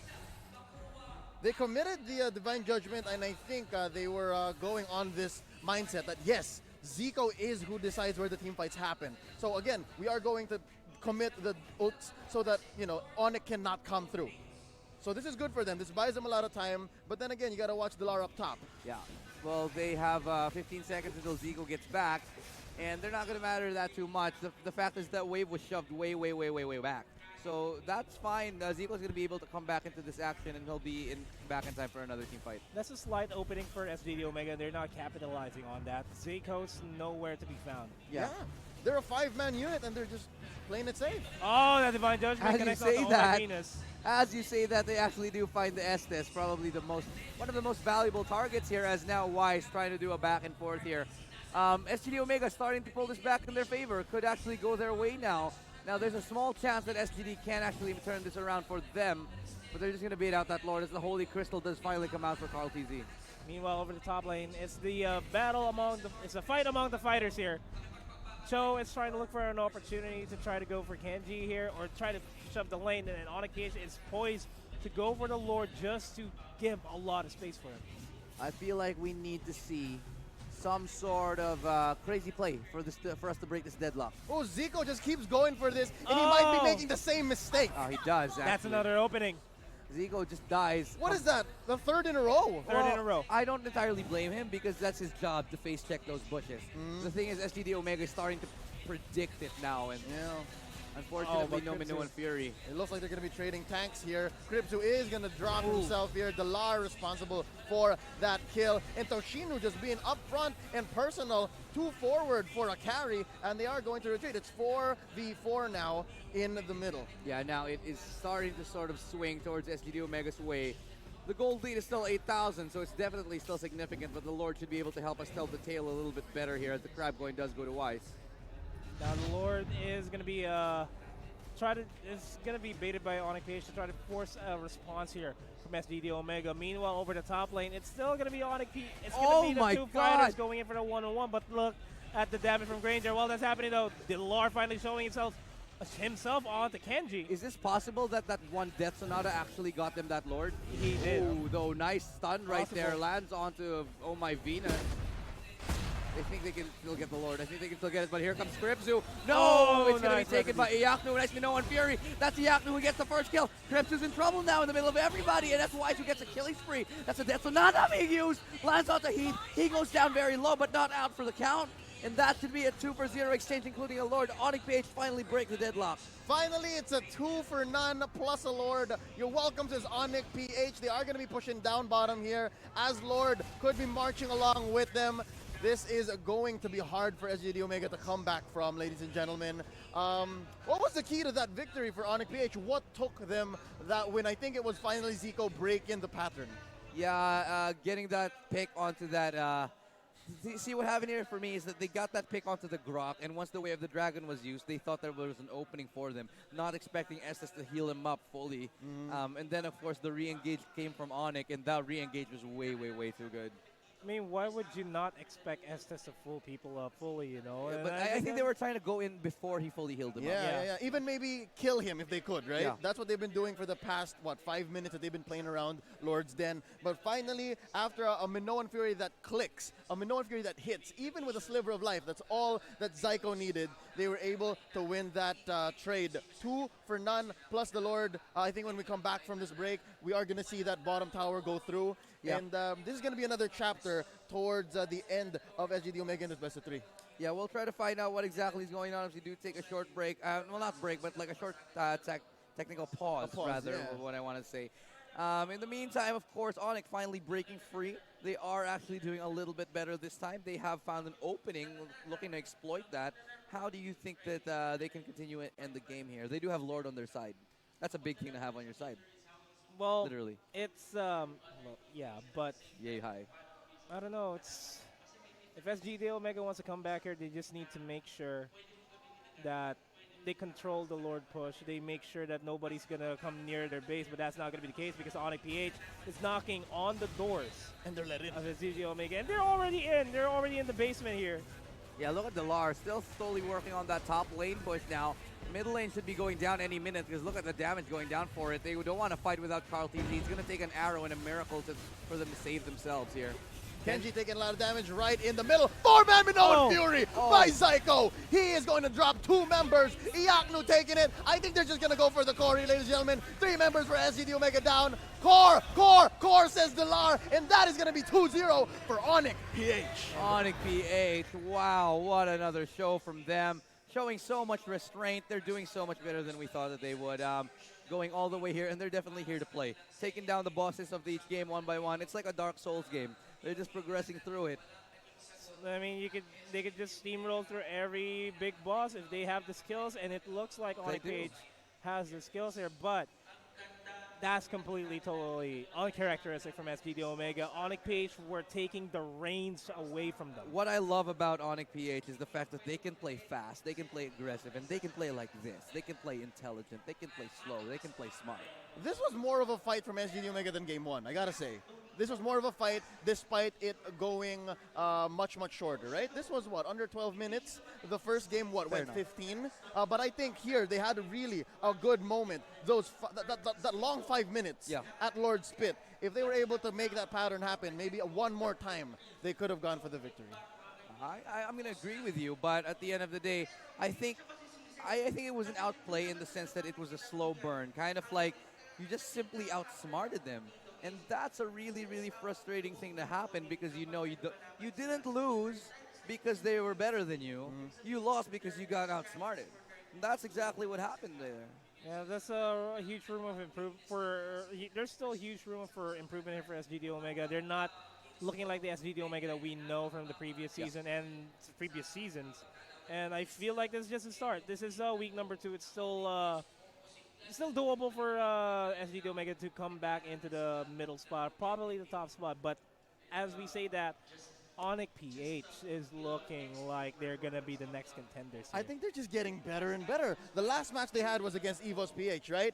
They had 1 loss there. They went 3 games. Today, I think they need to go to dinner. They're finishing up 0-2. Yeah, definitely. They're going to be happy with their performance. And you can see the looks on their faces. We can see them from here. These young guns, these kids, they're just so happy to be here. And every time they win, it's very inspiring.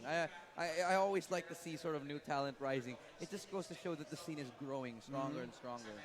But, of course, now let's talk about the other side. Break it down just a tiny bit for SGD. What exactly went wrong here? SGD Omega, they took a long time to go online here, especially carry. It really took a long time, but I'm going to agree with you on multiple points here. 1, it was the draft. That Selena pick was questionable at best. Because Selena, sure, if the arrows were connecting onto the right people and if they were connecting at all, it's the same case as the Franco. On paper, it could have worked. But all the hooks, all the arrows were not connecting, and they were the hooks and arrows that mattered the most. The next CC that they have here for SGD Omega is gonna be the Divine Judgment. That's just gonna be one person. Sure, they got Grok, yeah, sure, but that's not much of a CC. That's just area denial. Where ONIC PH shines there is they have the Minotaur to go for the Minoan Fury, which we see right there. That was a 4-man Minoan Fury going to the end. They also have Cho, which can go for the Way of the Dragon that can catch anybody off guard. At the end of the day, it's just SGD Omega having the right mindset, not having to be able to translate that. I just got to comment on their draft. Game 1, I mean, sure, as a disclaimer, as a broadcaster, hindsight is 20/20, right? It's just perfect. But then again, after Game 1, Game 2, it seemed like ONIC PH was dictating the match. They were dictating where SGD Omega could go. And it seemed like SGD Omega were drafting an old meta. Yeah, I agree. It feels like they're drafting and they're playing and they're picking for a different team. Because it feels like ONIC PH were definitely one step above, and it doesn't feel like the other way. It didn't feel like the other way around for the team. For ONIC PH, because ONIC PH, they looked comfortable. And it felt like SGD Omega were trying to grasp and trying to get back at them, but they weren't able to reach that, right? And rather unfortunate. But in the meantime, of course, I think we're ready to take a short break, and let's go back when we return. It's going to be the 3rd series of the day, and I'm so excited for that one. We'll be joining you for that later. In the meantime, of course, we'll introduce ourselves for one more time. I'm Ilustrado. And I'm Leo. And I am Nomad. Don't touch that browser. More Mobile Legends Bang Bang Professional League Season 4 action will be coming right back at you.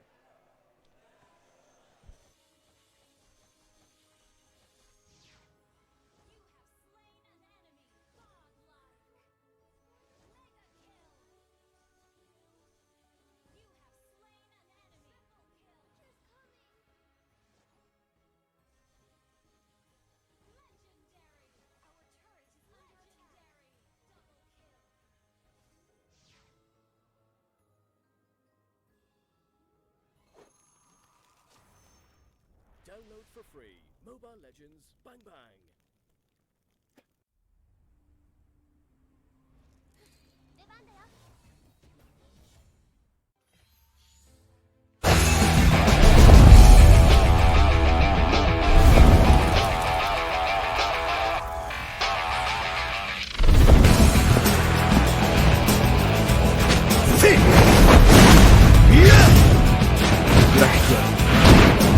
The outer session.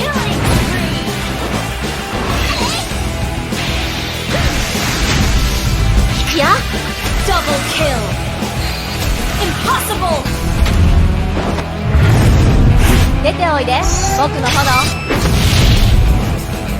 はい、死んでください。Legendary.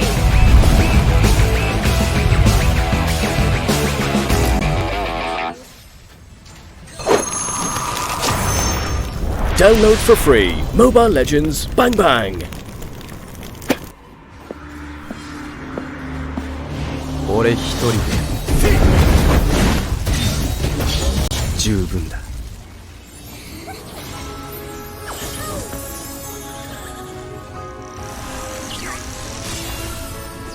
Let's play together. Victory is full.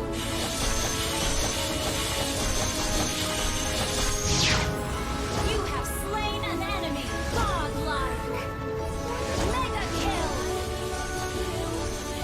You have slain an enemy. Triple kill. She's coming. Legendary. Our turret is under attack. Double kill.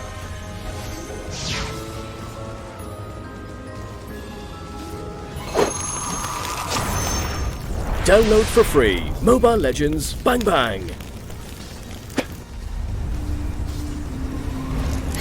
出番だよ。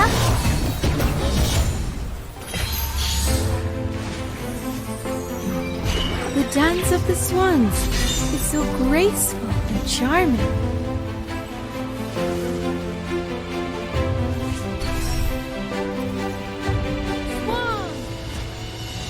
Double kill. Triple kill.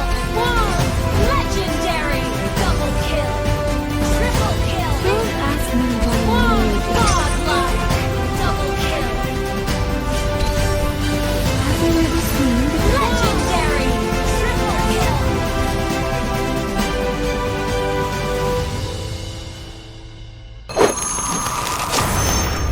Download for free Mobile Legends Bang Bang.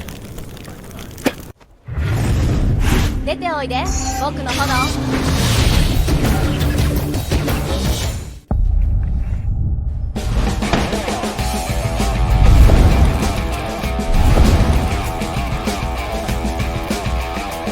俺一人で十分だ。いずれみんな死ぬんですよ。出番だよ。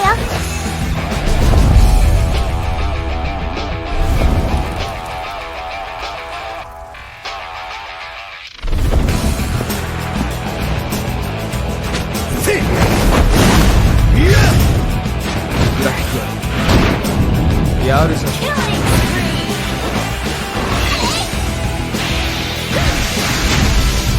いや、Double kill.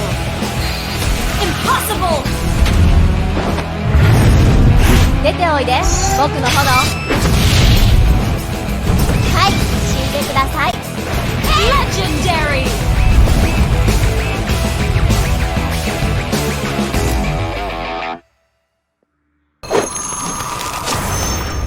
Download for free Mobile Legends Bang Bang. 俺一人で十分だ。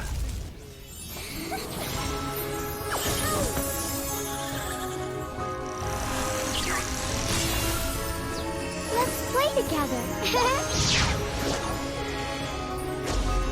Victory is full.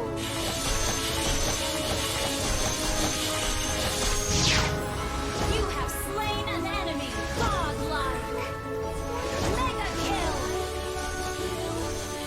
You have slain an enemy. Triple kill. She's coming. Legendary. Our turret is under attack. Double kill.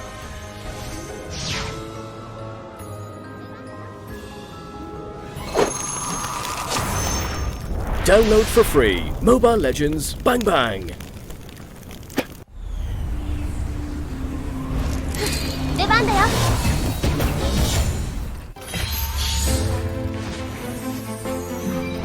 The dance of the swans is so graceful and charming.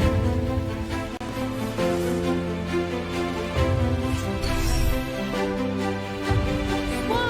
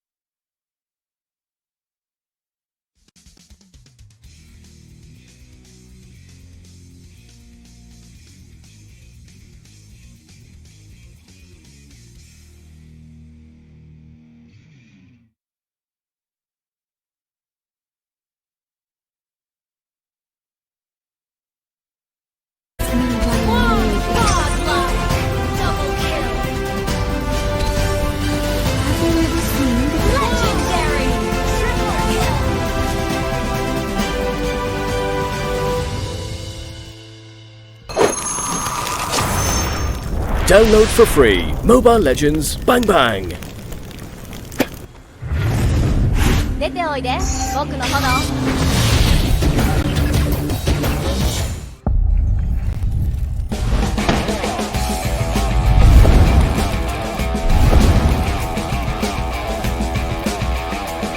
俺一人で十分だ。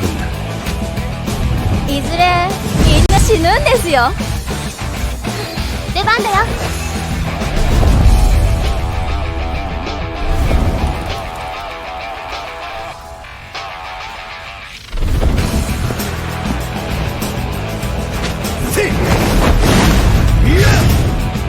グラフィックはやるじゃん。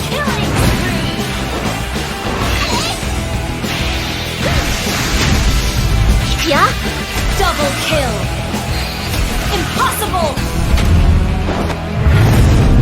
出ておいで僕の炎。はい死んでください。 Legendary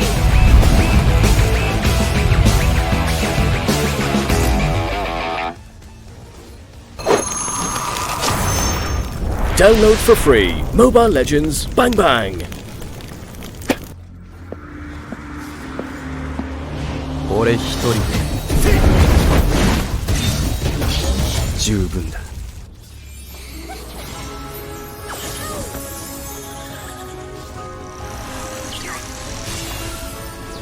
Let's play together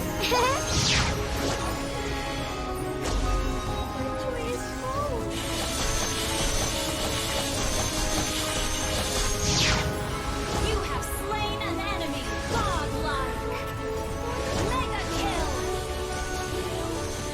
You have slain an enemy. Triple kill. Just coming.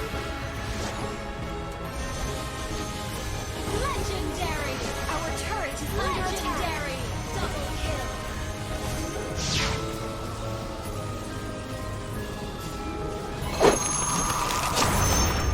Download for free Mobile Legends Bang Bang.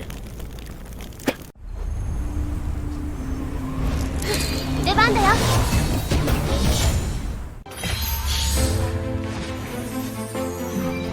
The dance of the swans is so graceful and charming.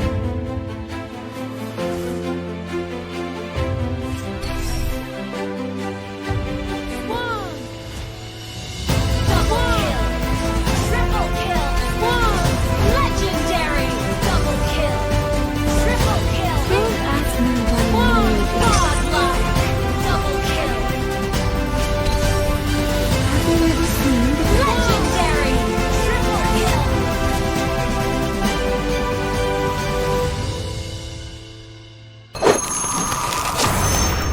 Download for free Mobile Legends Bang Bang. 出ておいで僕の炎。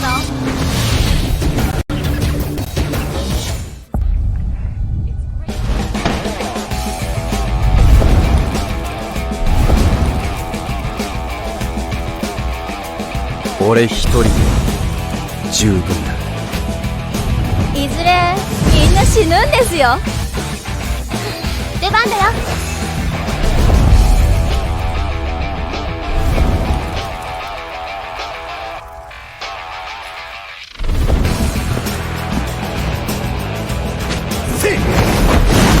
グラフィックはやるじゃん。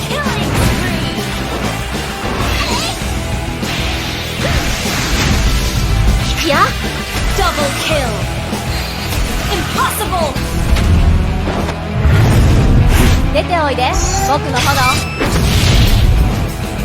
はい死んでください。 Legendary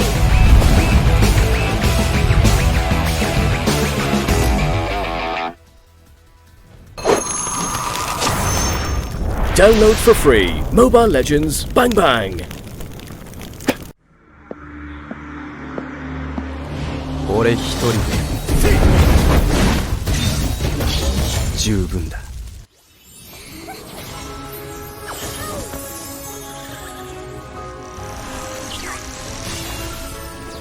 Let's play together Joyous home.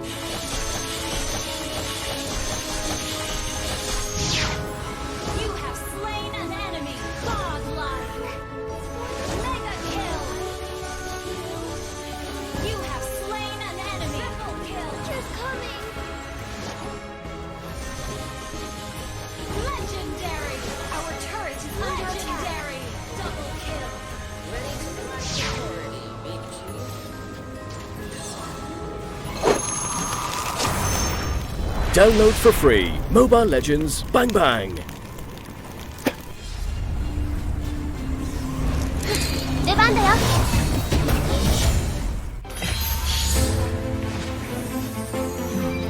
The dance of the swans is so graceful and charming.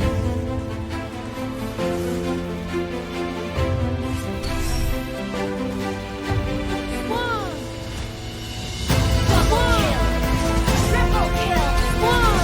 Legendary! Double kill! Triple kill! Don't ask me why I know this. Godlike! Double kill! Have you ever seen the Legendary! Triple kill!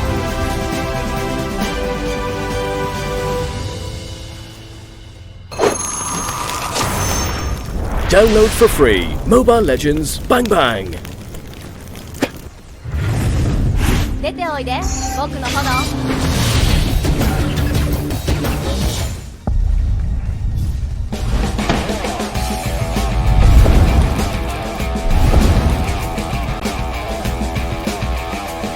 俺一人で十分だ。いずれみんな死ぬんですよ。出番だよ。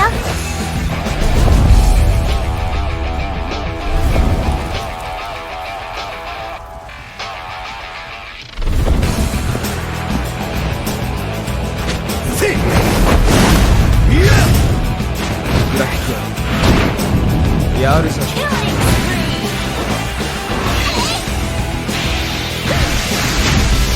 引くよ。Double kill! Impossible! 出ておいで、僕の炎。はい、死んでください。Legendary!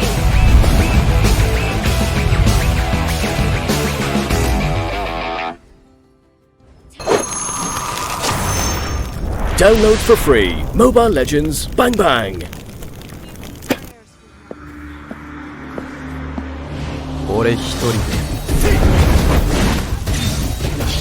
十分だ。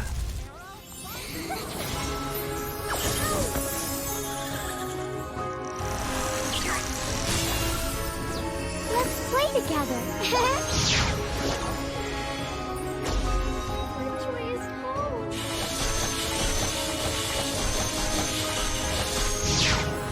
You have slain an enemy! Godlike! Mega kill! You have slain an enemy! Triple kill! She's coming. Legendary! Our turret is under attack. Legendary! Double kill!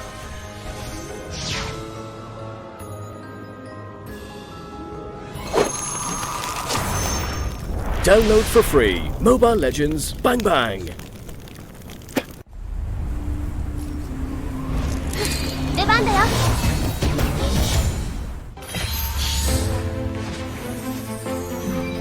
The dance of the swans is so graceful and charming.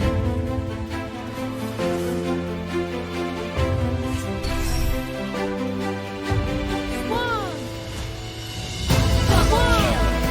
Triple kill! Legendary! Double kill! Triple kill! Don't ask me why I know this. Godlike! Double kill! Have you ever seen the Legendary! Triple kill!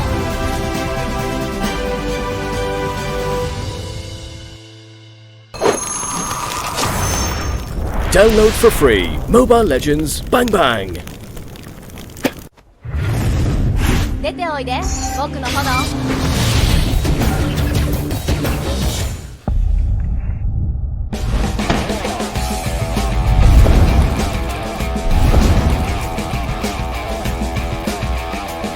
俺一人で十分だ。いずれみんな死ぬんですよ。出番だよ。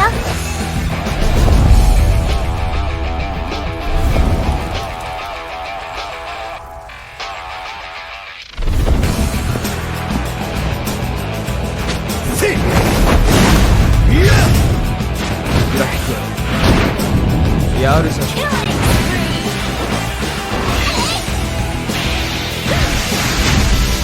引くよ。Double kill. Impossible. 出ておいで、僕の炎。はい、死んでください。Legendary.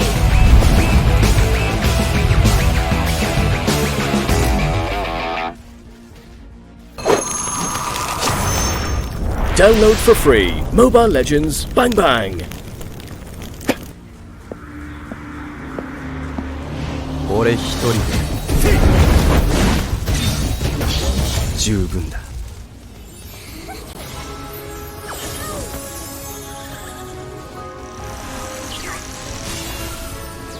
Let's play together.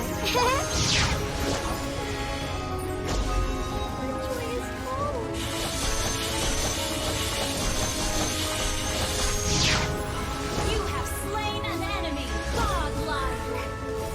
Mega kill.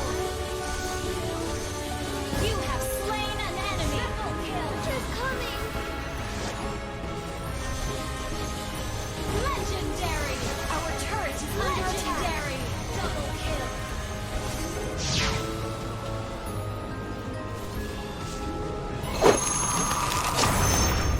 Download for free Mobile Legends Bang Bang. 出番だよ。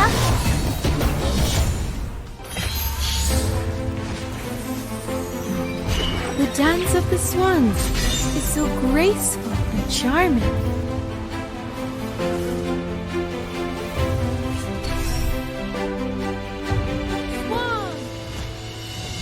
Double kill. Triple kill. Legendary. Double kill.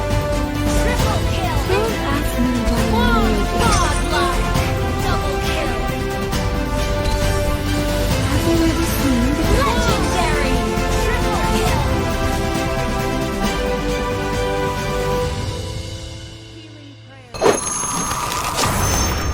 Download for free Mobile Legends Bang Bang. 出ておいで、僕の炎。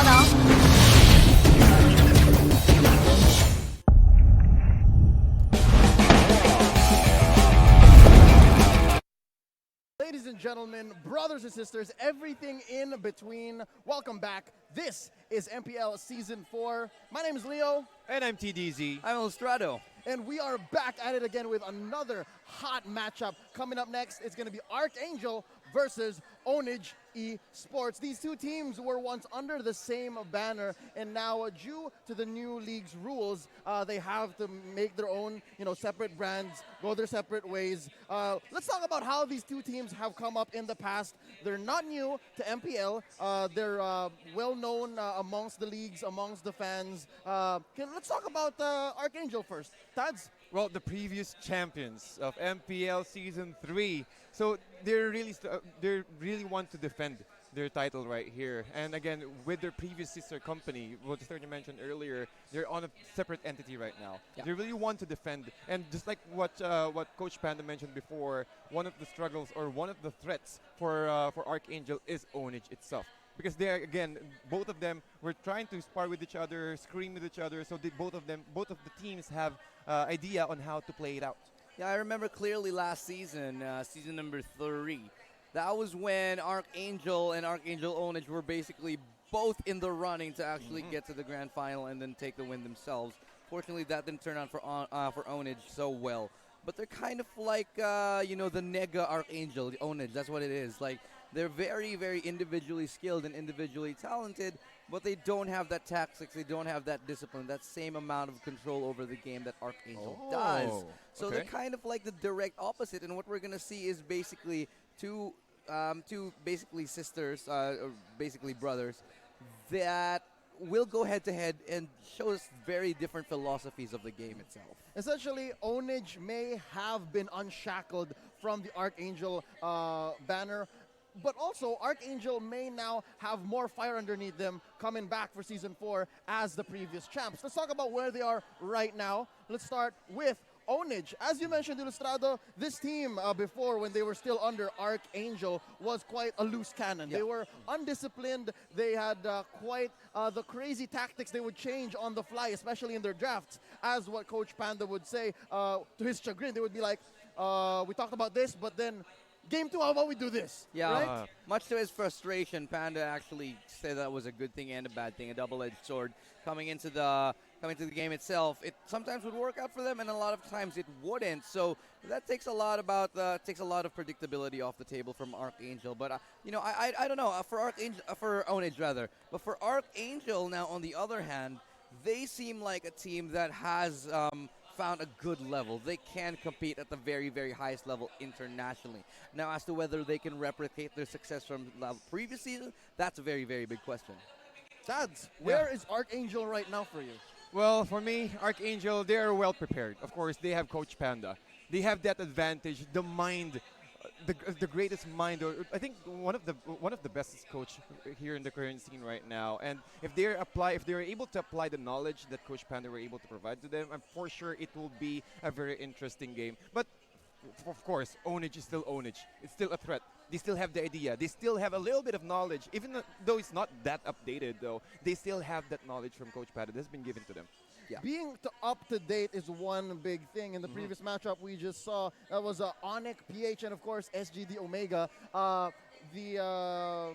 Let's say current affairs of Mobile Legends came to bite SGD Omega in the You're very good with behind. that. Affairs.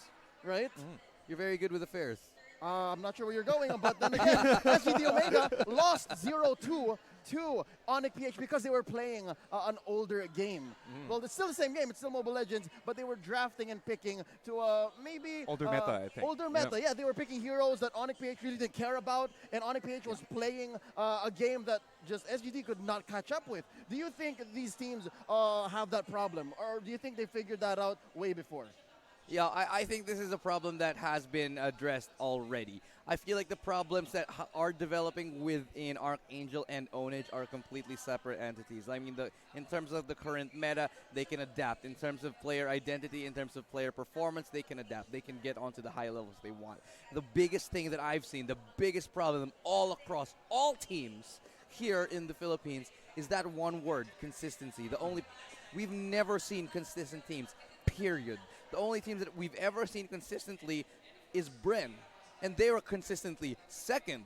But as for a consistently amazing team, that's never happened for me. My 2 cents for that, for Estado, I really do agree for that. But I think it's just that the teams are easily able to adapt. Yeah. Because there's some instances, especially for our first series. Well, EVOS won the game 1, and then Execration were able to adapt afterwards. So I think it's just that all the mindset of the people and also the players all throughout the team are able to adjust properly, especially for the coach and also for the captain. So I think it's all about I do agree, the consistency is also there, but the way that you can adapt throughout the meta, the way that you can change the roles itself, which is really a big factor. Yeah, I think that a lot of it also has to do with the fact that the meta changes so fast. Yeah, that's true. You know, we go back to a couple seasons where it's a completely different hero set than we had before. The heroes have been released pretty quickly, and I think one reason why we don't see a lot of consistency is because of the meta that's evolving very, very, very rapidly, as is the nature of mobile games. And to be honest, I feel like it is kind of a good thing because it keeps things interesting. We're talking about consistency here. In their past series, Ownage actually got beat by ONIC 1-2. And of course, ArkAngel defeated Cignal Ultra 2-1. They can still make a name for themselves, at least a new one, here in this season of the MPL. Ownage, let's talk about them first. ONIC PH put him down 1-2. I think because of that one win, I agree with you, Ilustrado, these teams are coming up with the meta. I think ONIC PH is dictating the game right now. 3 days, 2 weeks into the season, and they are just de facto the dominant team. Someone to watch out for. You think Ownage here can actually use that experience to beat ArkAngel? You know, it's crazy to think, just before I get to that point, I think it's crazy to think that a team like ONIC, who is a new blood, is shaping the meta themselves here into Season 4. That is something that we've never seen before. Finesse Solid, they came in before, back when they were known as Finesse Solid. Now they're, of course, SGD Omega. Before, as they were finesse solid, they came in, they played the meta, and they did it fantastically well. This is the first time that we're seeing a team absolutely reshape it in this landscape and at the same time dominate it. So that's a really, really exciting thing, a really exciting proposition for me. And I'm hoping to see them continue it. Yeah. And I think for ONIC PH, one of the reasons why they're able to take that one out against Ownage is because they're the new team. Yeah. Well, the information is, well, there is some information, there is some data about ONIC PH, which is previously deemed high, but those data that compared to other teams, which is really small. Very they can little. take that as an advantage. Very little. Yep. Very little. On the side of ArkAngel, though, they recently defeated the one-time MPL champions, Cignal Ultra, 2-1. Though they seem to have forfeited one game in a best-of-3. I watched a little bit of this matchup, ArkAngel. This is where they used that well-known now combination that was of a Hellcurt and Leo. Oh, yeah. There you go. Right? It was So really surprising. let's talk about that. Let's see. Are we going to see that once again? You know, that's actually ridiculous, and that just shows that Panda knows his stuff here. I remember this. I had a chat with Panda after this match. I go up to Panda. I'm like, Panda, what the hell was that? And he goes up to me and is like, okay, the only reason that works is if they don't have an Akai. That's why we banned the Akai. So they banned the Akai immediately. They take some of the peel away, the ability for them, and they without that Akai and some of the other, and the fact that there's no real hard CC, the Leomord and the Hellcurt were able to freely roam together. It doesn't matter how much they share their loot, how much they share their income. The fact that they are able to just branch out and go anywhere on the map, and you saw it, how they split push mid and bottom together alone. It was actually ridiculous, but it was insane. ArkAngel bringing these two weird heroes together in a way that we have not seen before. Ladies and gentlemen, we're going to go into the draft right here, right now. This is going to be the third game to be broadcasted to you live. This is MPL Season 4, and it's going to be ArkAngel versus Ownage Esports. Casting to you once again. My name is Leo. And I'm TDZ. I'm Lestrado, so let's head on to the draft already. We're going to be going into it. That's a Terizla man and a Lilia already taken away.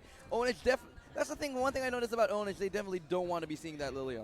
Yep. Again, well, Lilia's power spike is just level 2. So with that level 2, you can just roam around the map, take all the resources, especially the blue buff, away from the enemy team, which is a really big factor. They really don't want to play with that. And on top of that, ArkAngel decided removing the Harith. Yeah, you know what? These guys, they know each other so well. Yep. They know exactly what they want to do. They know, it's kind of like two sister teams. They meet, they know each other. They're like, we know what they're gonna do.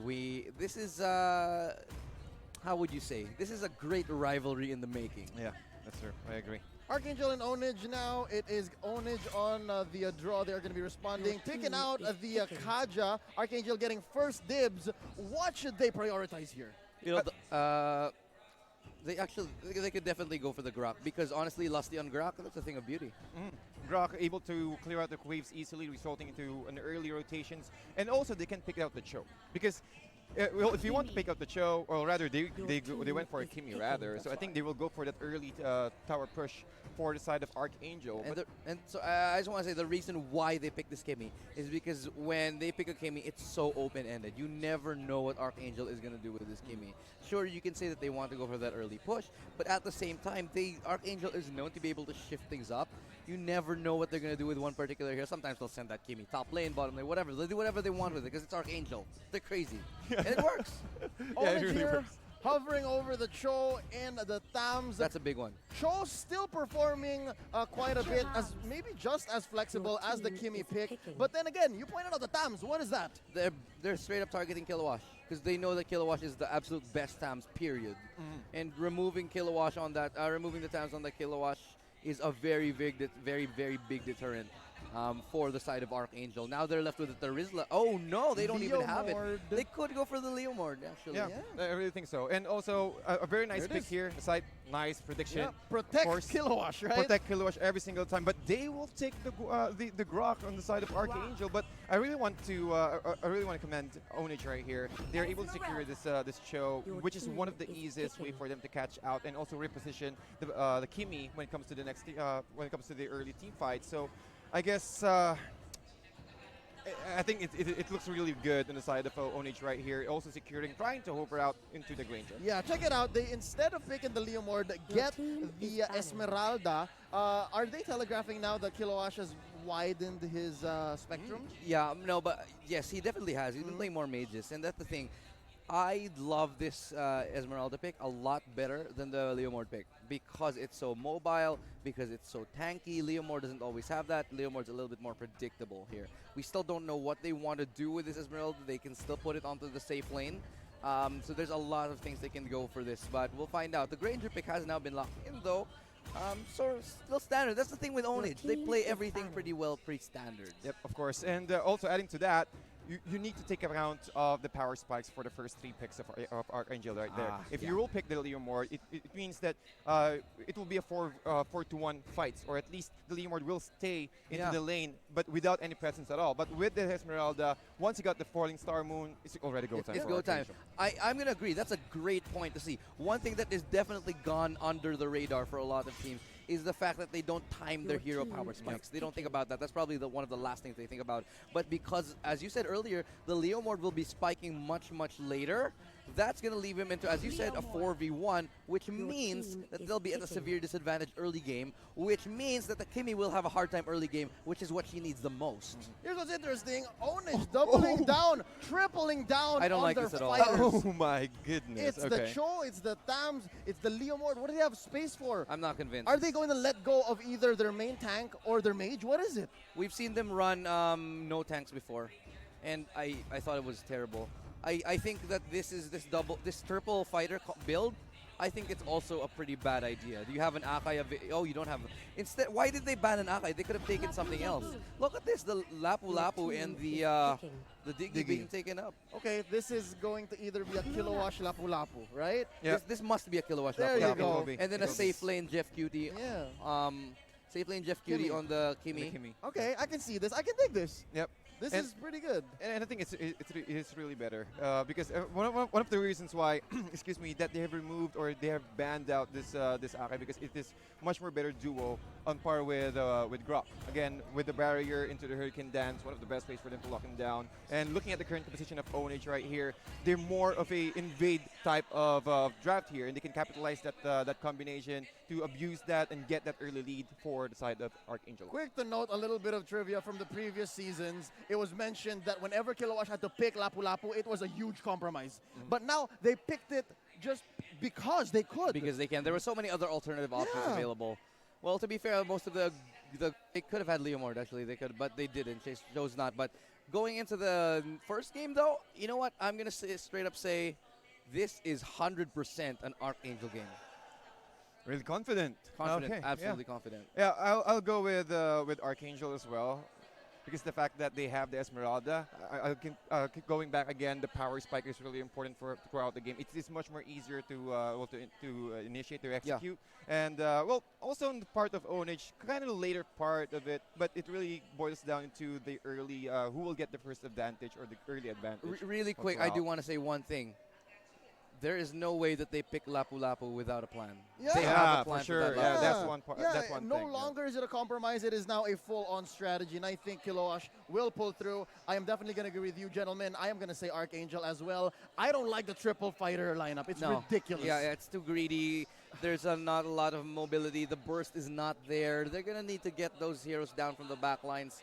And you know what? The tankiness on the side, the tankiness and the sustain on the side of ArkAngel, it's too good. You're not going to burst. You're not going to slow fight an Esmeralda. There's too much fundamentals on the side of ArkAngel, and not to mention the Diggy, who's just going to keep reverse timing these fighters. Ladies and gentlemen, let's walk into the land of Dawn. It's going to be Leo, Ilustrado, and TDZ taking it to ya. This is game 1 in the best of 3. Let's go ahead and introduce our players here on the side of ArkAngel. Lusty on the Grok, Kaluwash playing the Lapu Lapu, Jay on the Diggy, Rio playing the Esmeralda, and we might see, almost right there for the first blood, Jeff Cutie Forever for the Kimmy. Almost taken down. One more hit, somehow stays alive though. BMO might not be so lucky. In fact, he doesn't. Goes back in. A little bit confusing. And that's Lusty. Lusty, he could get the skill. He's just toying with him. Oh my god, the BM. But he might pay for that with his life, or will he? Because the backup now arriving Oh, I think he shouldn't have toyed with him. That should have been a clean 2 for nothing, though. Yep. But in any way, let's go ahead and introduce them again. CKTD now on to that Granger. Next you on to that Leomord. BMO is going to be sitting at that show. It's going to be Lard at the I almost said Lard at the Kilowash because that's how synonymous I think they are. Lard on the Tams and Lembot now as well on the Lunox. All of you long-time MPL fans might be noticing that there have been a few lineup changes, and a few of them have been switching up. But then again, I mentioned past that little bit of trivia, you see the reverse time is going to do so much against all of these melee heroes. That's true. Again, they need to capitalize on the fact that there are 3 melee heroes on the side of Ownage, which is really easy to kite. And the thing is, once they are successful putting that aggression inside of ArkAngel into Ownage, that will be a very big problem here on the side of Ownage. The Diggy on J is such a good investment. I really like that. It came in at the last 2 picks, and it paid off already, I think. Yeah, it really looks like it. As you can see, they're able to get that 2 kills quite easily on the side of ArkAngel. And that will be a very big problem on the side of Ownage right here. I thought we were going back into the game. I started sitting down, but apparently that was not the case. So this I got baited because the other screen was like switched up, yeah. Let's go back to this triple fighter setup. Obviously, it's too soon to say that they are totally bonkers, that they're off the rocker. I'd like to think that Ownage is onto something. Yeah. Do you gentlemen have any idea what this is? No, they're bonkers. That's it. They're just. But for me, no, they have a plan. Right? What is plan. it? For sure. What is it? Is it like a 3-man collapse? Do they want to just keep going around as a 3-man unit? Maybe they can go full. They can go full ham right there. I think once they reach level 4, they can just go play aggressively, take all the objectives. Because again, these fighters can really dish out a lot of physical damage, and also they can a little bit tank up some of the damage that can be dished out by ArkAngel. And they also have the Lunox. Lunox, even though Lunox has been nerfed for her movement speed, still the damage is there. Still does a lot of damage. Yeah, but the thing is, people have already decided, they have already discovered rather how to play against the Lunox. Lunox wasn't as dominant as she used to be. Lunox not really that amazing hero. I mean, not to the level of Harris, not to the level of Lilia. So I'm not too worried about the Lunox at all. I think a lot of teams know how to keep her in control. You know. This is going to be quite interesting. We start the game up quite with a skirmish, a 2-1 currently standing. We should have been a 2-0. Yeah, it's I think just Lusty just played with his food. Yeah, definitely. Right? He got punished for that. Maybe he was waiting on cooldown. We don't know. I don't think so. Definitely not. That for sure. You think Power of Nature comes up really fast? Because should have come up faster. Well, if you're playing MPL, you need to be at your very top level, and you don't want to risk that kind of small mistake that. But I really think... Yeah, which no, because he could have auto-attacked him. He didn't. All right, just one swing. Yeah. Just one swing. He was in range for an auto-attack. I don't know. Maybe we'll see the replay. But, in my opinion, he was toying with his food. Yeah. So and then he got punished. He got punished. Again, you don't want to play with your food. It should have been a 2-0, I believe. And, of course, I think when we come back, we'll see confirm that. ArkAngel actually has about maybe a 500 to 1,000 gold lead already. It's crazy. It's not even a minute. Yeah, under 2 minutes, I think. Under 2 minutes. No. That scramble took quite a while. Under a minute, right? Really? Yeah, because they didn't even get any crab. There wasn't a crab available. Not yet. Yeah, not yet. And the crab comes up at 1, right? Yeah. 1 minute. So it was under a minute. Wow, they went to their lane quite quickly. They really wanted to get to it. They are not horsing around. Once again, ladies and gentlemen, you are watching ArkAngel versus Ownage Esports. Coming up to this draft, looking at it now, finally their 5-man lineups. You think their previous strategies, having been housed under the same banner, you think it came into play here? I think definitely that they know each other well enough to pick certain heroes and knowing what to ban, at the very least. But the very big problem is that how will you ban against... How would you ever predict that they'll pick 3 fighters? So this is definitely a curveball to ArkAngel, right? And at the same time, ArkAngel throwing a curveball, picking the Lapu-Lapu. It's both a curveball and a predictable move. Like, that's so Ownage. That's so Ownage. Pick 3 fighters, so Ownage. Actually, no, Panda's shaking his head like, what the hell? Right?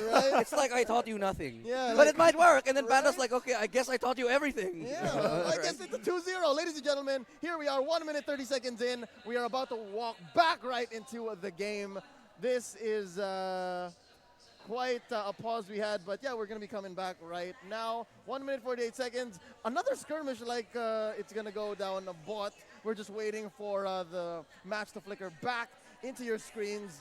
Thank you very much for joining us once again. This is MPL Season 4. Yeah, I think we're just working on a couple things right here, but we are actually almost ready to dive back into the game.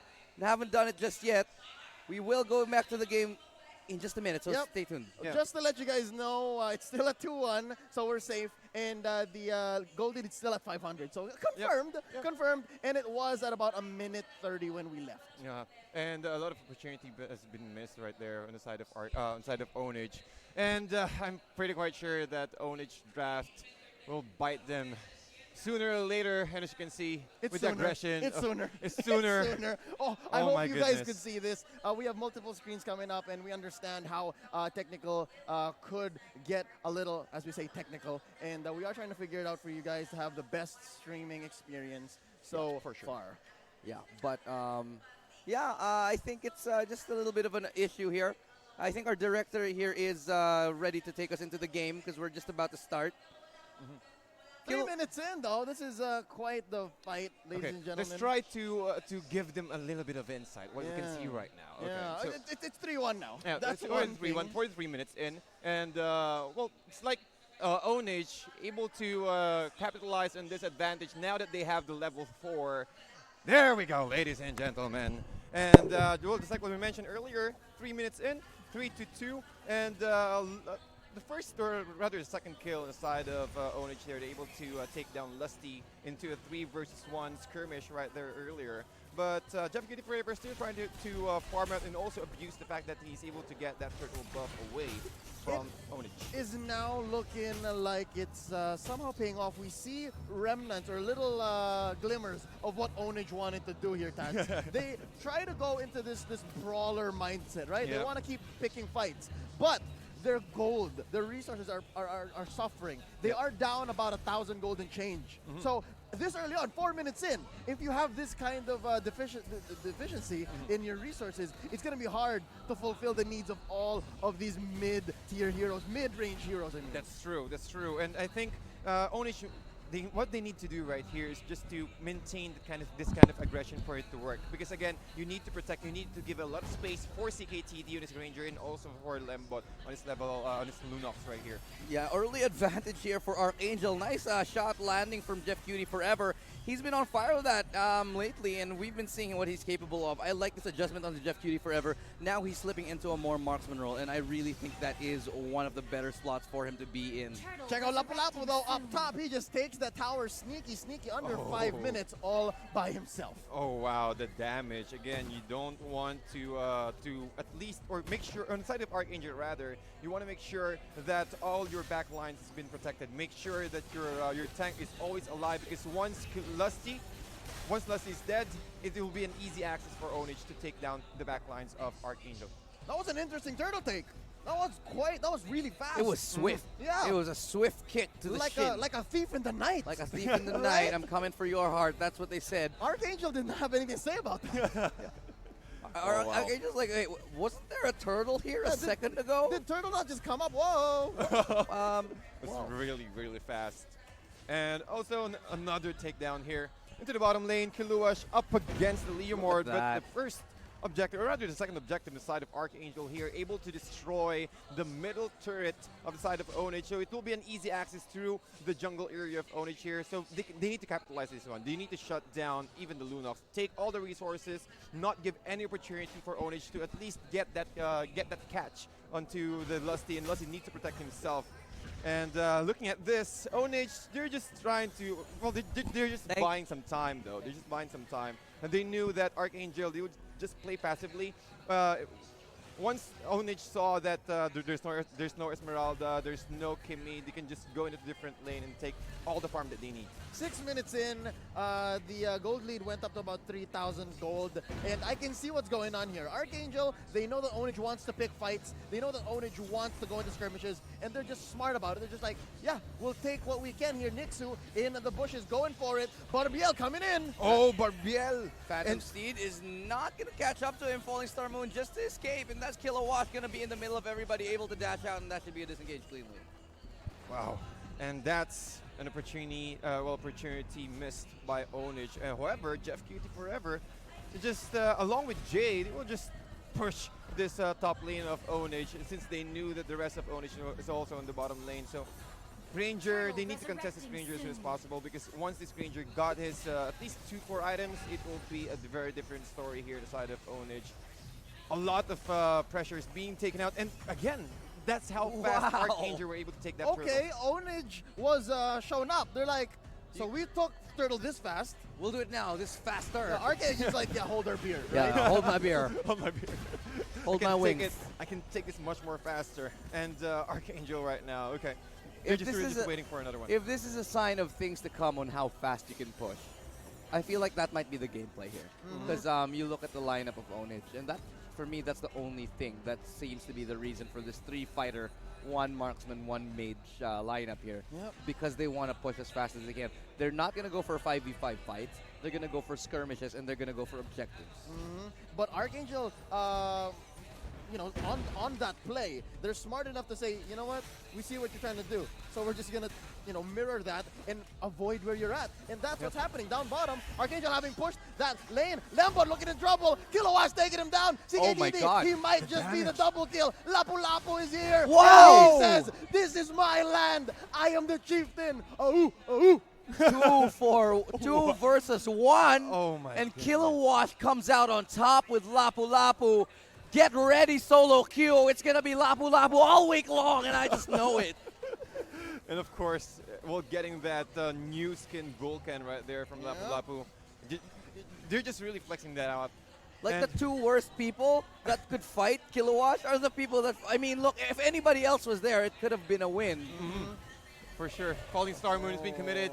But Ownage, because the fact that there are 3 melee heroes and they're not ready yet, they cannot defend that tier 2 turret on the top lane. And I think ArkAngel will not going to stop there, or maybe just wait for the next, for the turtle, for the Lord summon for the next 10 seconds. They're gonna go for the earliest Lord possible, but they are still gonna apply a lot of pressure here onto mid.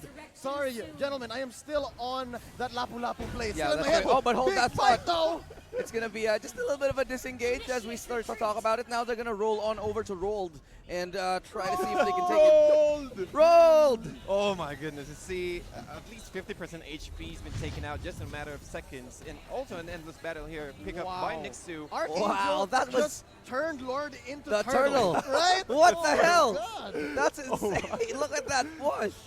Oh, wow. That's crazy. That's so crazy. It is really crazy right there. But again, as long as ArkAngel were able to continue this this kind of aggression, Ownage will be choked out inside, or choked inside their base without any resources at all. As you can see, even the lane equilibrium is just still even. So Ownage, they're forced to go outside, and ArkAngel are quite ready for that kind of engagement. Now that the Lord is already marching in, Ownage, they need to defend this. Yeah, well, with the presence of Lord, as you mentioned, Tads, it is quite an equilibrium, but it's turning blue slowly as they knock onto the front door. Oh, here we go. BMO gonna get caught off. That's a falling star moon in the middle of everybody. Reverse time's gonna lock him up. Here comes Lapu Lapu. I am here. I am a chieftain, he says. And that goes down. The first tower could go down another one, but they could end the game right now. In fact, they want to go for it. That's Kilowatt. He's out of position, but it doesn't matter. Right now, Nixu gets a kill, but he's traded out. Lars gonna get taken down now, and they successfully fend off the invasion of ArkAngel. From Mactan with love. From Mactan with love, in fact, indeed.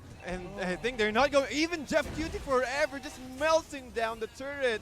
Another objective taken out, and as long as there's a Sage Creep right there in the bottom lane, this tier 3 tower will going to the back, taking CKTD down. All towers are off. Ladies and gentlemen, they are going to take Rio, though. Lembo taking revenge onto that Esmeralda. BMO getting hit by reverse time. Shun pulling out just in time. Lembo taking so much damage underneath the core. Jeff Cutie forever is left by his lonesome. He is unsupervised. Somebody get this child's parents. And now it is time for Ownage to, I think, visit the orphanage. Might be just time for them to find another new parents to watch over them. It's a little bit of a dangerous situation here. It is. Ever since Panda left them, it's like, Daddy, where are you leaving me? We're going to go pick 3 fighters now. No, but then again, you're leaving me now. I picked 3 fighters. Ownage is putting up a fight here, although they are down all inhibitors. Their base is basically vulnerable. It's all in from here. What base? Well, they have the core. That's what's left. That's not a base. What is That's it? a core. It's a vulnerability. It's a vulnerability. It's a liability. It's an inevitability in a liability. Oh, but then again, it's not over. We've seen crazier things happen in Mobile Legends, ladies and gentlemen, and this is just a best of 3, right? So this is game 1. Yeah. I'm not sure if Ownage is on that level of downloading plays, I but don't yeah, know. it looks like ArkAngel is about to knock, but not until Kilowash is done cleaning up the lanes. Yep, the Wait, bottom lane. guys, wait up. I'm about to come into the base. Okay, now we can go. Now we can fight. go. There Yeah. we go. And, well, as you can see, how they can defend this one. They don't have any tanks at all. 3 fighters plus a mage and also marksman. Oh, my goodness. Lusty coming in. Lusty just walks in right there. There's a wild charge. Here comes the Phantom Steed, and that's going to be the... Oh, it doesn't matter. That's going to end it. Look how fast they end it. Yeah. They don't even need to fight. They just end the game. No, all that Lusty did was, look at me, look at me. We're Look done. at me. Okay, oh, we're done. That's amazing. Ladies and ArkAngel. gentlemen, this is Mobile Legends, and this is the reason why we love this game so much. ArkAngel taking game 1 against Ownage in a best of 3. Gentlemen, And I think that was the fastest game, or if not. it felt fast because so it many things felt were really happening. fast. How Yeah. many minutes was that? We'll take a look later. But I think that was 11. 11. Yeah, Yep. 11 minutes in, Oh and my there's no God. towers been taken out yet by One. Ownage. Oh, One. just one tower. It was Oh, my. one. It was one to however many that were. Oh, wow. that's crazy. Gentlemen, 100% correct on our predictions so far. Wow, doing pretty good. 3 fighters, not the way Ownage should be going. I mean, you would think that's a giveaway, but it's not. I don't know. I don't know. I don't know. We've seen I don't know. Maybe 6 months from now, if I told you that Estes would be killing it, a Mobile Legends Professional League Season 4, you'd be like, get out of here. And, Get out and of that, here. like, that Estes would be getting solo kills against the Tamos in top lane. Right. Yeah. Get out of here, right? But then again, let's watch the highlights. Highlights. Up top, this is where we went crazy. You know you love this one. That's so wow. nuts. I mean, Kilowash, man. How the... You know, we not criticized, but, you know, we got on the back of Kilowash for a bit for his lack of hero pool. He was an amazing Tams, didn't bring much to the table with that, but now with this Lapu-Lapu. Whoa. I mean, you could pick up the Terizla, you could pick up it, but no, let's just pick Lapu-Lapu. Okay, sure, it works. I'll have to talk to Panda about the logic behind this, why he picks Lapu-Lapu himself. Yeah. But to be honest, I'm convinced, man. If he can 2v1, sure, why not? And here we see the siege upon Ownageville. And it ended quite briefly there, ladies and gentlemen. This is a best of 3. So yeah, as awesome as game 1 was, this may just be ArkAngel starting it up or Ownage just getting warmed up. Yeah, I think, Ownage didn't really need to do something about their draft. And yeah, again, it's that draft, right? It's that draft. What else, Stats? Is there anything else you think Ownage could have done? I think, well, Not pick if they want. Not pick 3 fighters. I'm That's sorry. one, that's I'm step sorry. one. That's the only thing. Step 1. Yeah, not one. But if they really want to go for the three-man fighter, they need to go for all out. They need to be hyper aggressive, just like what happened from the previous Just series. be on ArkAngel. Yeah, beyond ArkAngel, because if that for the first 5 minutes, or make that for the first 3 minutes, if nothing's working out, just try to go all ham. Because again, just 11 minutes in, and there's really no way that they can breach the back lines of ArkAngel. So again, if they want to go for that, just go all in. You know, this happens a lot with people, with teams that you are really familiar with. One is going to sniff out the other one because one knows what's up. One knows what's up. And that game, that was ArkAngel. I don't know if Ownage can find a way to get back into this. It's going to take a lot. Maybe it's going to take less fighters. Maybe. We'll see. It was one thing to pick 3 fighters, but to not pick Lapu-Lapu seems to be a mistake. Right? Jokes aside, though. Jokes aside. And, you know, Kilowash's Lapu-Lapu withheld. ArkAngel, they did really well here. They drafted immensely, showing off variety, showing how deep their pool is now with the Lapu-Lapu, as aforementioned. But yeah, is there anything else you gentlemen want to see come up in game 2 to maybe close it out clean 2-0? Well, for me, ArkAngel just needs to do that again. It's really just as simple as that. They have a read on Ownage. They have a read on Ownage. They know how Ownage plays. They know how to win this game. I feel like Ownage, the only way that they can win this is if they somehow use their star power and go for that I'm unpredictable, you don't know what I'm going to do. I think they tried that, but they tried that a little too hard in the first game. Yeah, they didn't have a wild card, they had a wild deck. Yeah. The whole thing was like, what's this? It's all jokers. Exactly. What's going on? Yeah. So I think that's a little bit too much. I think you scale that back a little bit. You keep the unpredictability, but at the same time, you keep a consistency of a good lineup that has a lot of value in terms of sustainability and stability for like a whole long-minute game. Because you think about the long term of that game, by the end of it, it was just a drive-by onto the core.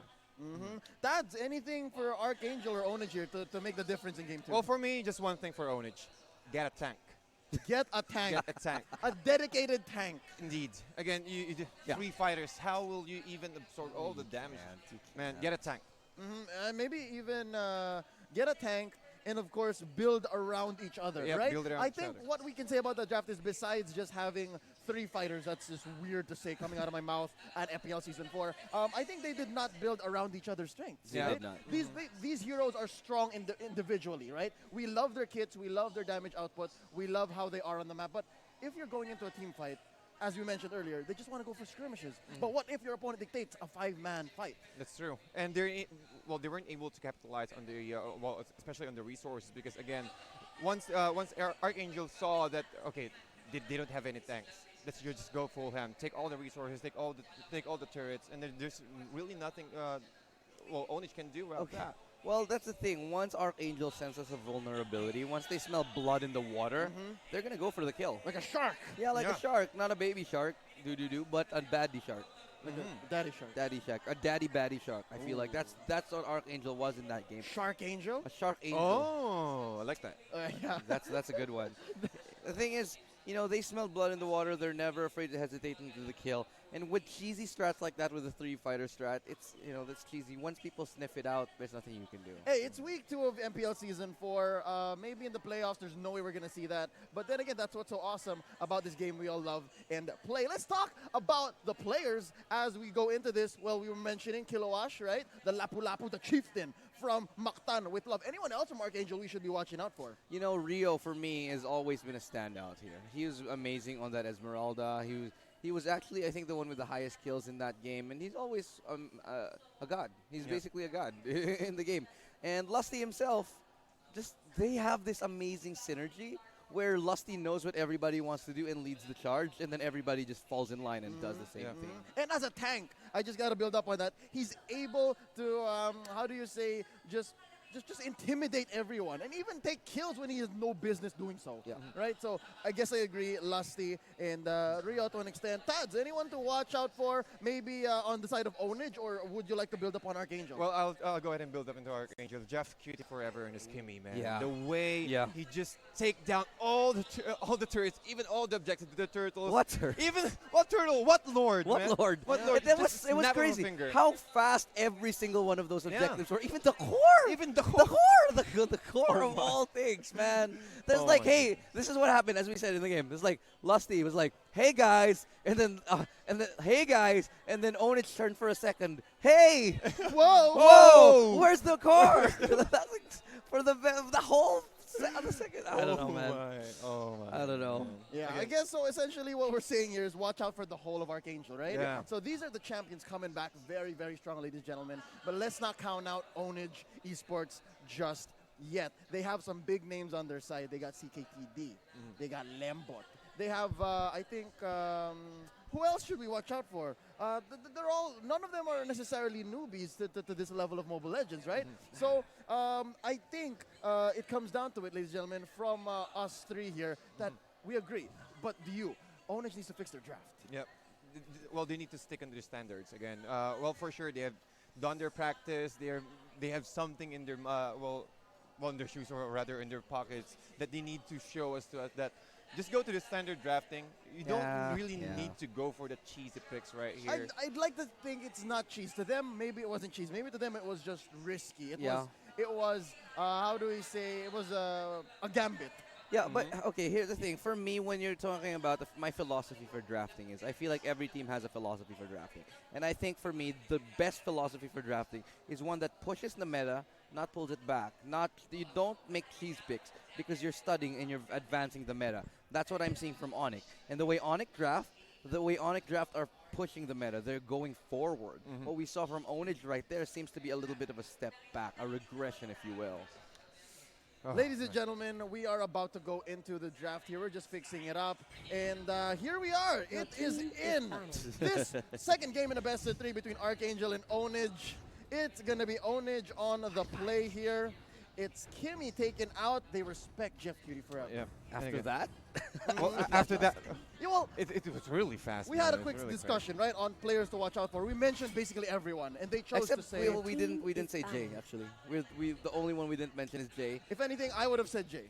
Okay. Right? Oh, okay. Because I love how the Diggy interacts with all those fighters. Yeah, he does. And he picked it last, and he's like, you know what, Diggy, reverse time. It's over. Actually, if you ever give Jay that that Kaja, like game's over. Actually, so Jace, they're all superstars on ArkAngel's side. There's no star player on this squad. I mean, They're all star players. They're all star players. It could be Lusty. Everybody is a star player. This is like a dream team for me. ArkAngel, to me, they're at the moment, I'd say #1, definitely. Well, they technically are. They are champions. They are defending champions. So they have that big target on their backs, but just as well, they are earning that target, carrying it with pride as they dominate their once brothers in Ownage Esports. Second ban coming up from Ownage is the Grok. No surprise. Lusty. Yep. Lusty is as like, well. Lusty, just stop. And I think he just set up the momentum earlier from game 1 with that 2 kills on the bottom lane that really messed up a lot from on the side of Ownage right there. So for sure, and on the side of ArkAngel, they have removed the Harith and also the Teresa. They really don't want to play with that. Exactly game 1. Yeah. Okay. Almost exactly the same. game 1. So this is what the ban say to me. Ownage are banning against ArkAngel. ArkAngel are banning to their strengths. You know, they're just banning players, heroes that they don't want to go against because they have a plan that they want to execute. On the other side, Ownage are banning heroes that ArkAngel are known to be good at. You can tell from this kind of philosophy how much more mature the banning, the process is for ArkAngel. I would like to agree and say definitely ArkAngel is now at an advantage because of how they set the pace. Yeah. But I'd like to defend Ownage and say that it's less mature, it's immature. It's just that this is the mindset that they have now. They have to stop ArkAngel from taking these power picks, right? I don't want to say that they're just being immature about it. I don't want to say that they're on the back foot, even if, you know, they technically are. But I just want to give the benefit of the doubt that maybe they can still draft to their strengths here and maybe take it to game 3. Yeah, but look at the first picks here. Come on, I mean, Kaja, it's a good pick. Kaja's But are you really gonna let Rio have that Lilia? Now they did. Exactly. So Rio is a god, man, and you're giving him Lilia, which is one of the most broken mages at the moment. This is such a powerful start for ArkAngel. And they get Cho. Gotta comment on that exactly. Cho and Lilia answering Onage's first pick, Kaja, Tams, and Esmeralda. I gotta comment on Ownage though. They have good pick-off potential in that Esmeralda and Kaja. But then again, how are you gonna fill up your big team fight strategies with these last 2 picks?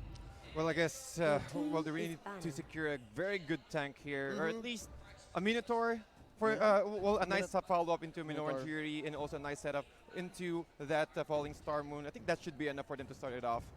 What if they don't get a tank again? Yeah, ArkAngel can ban that out. ArkAngel can ban that out. That's just getting stressed out by the idea of it.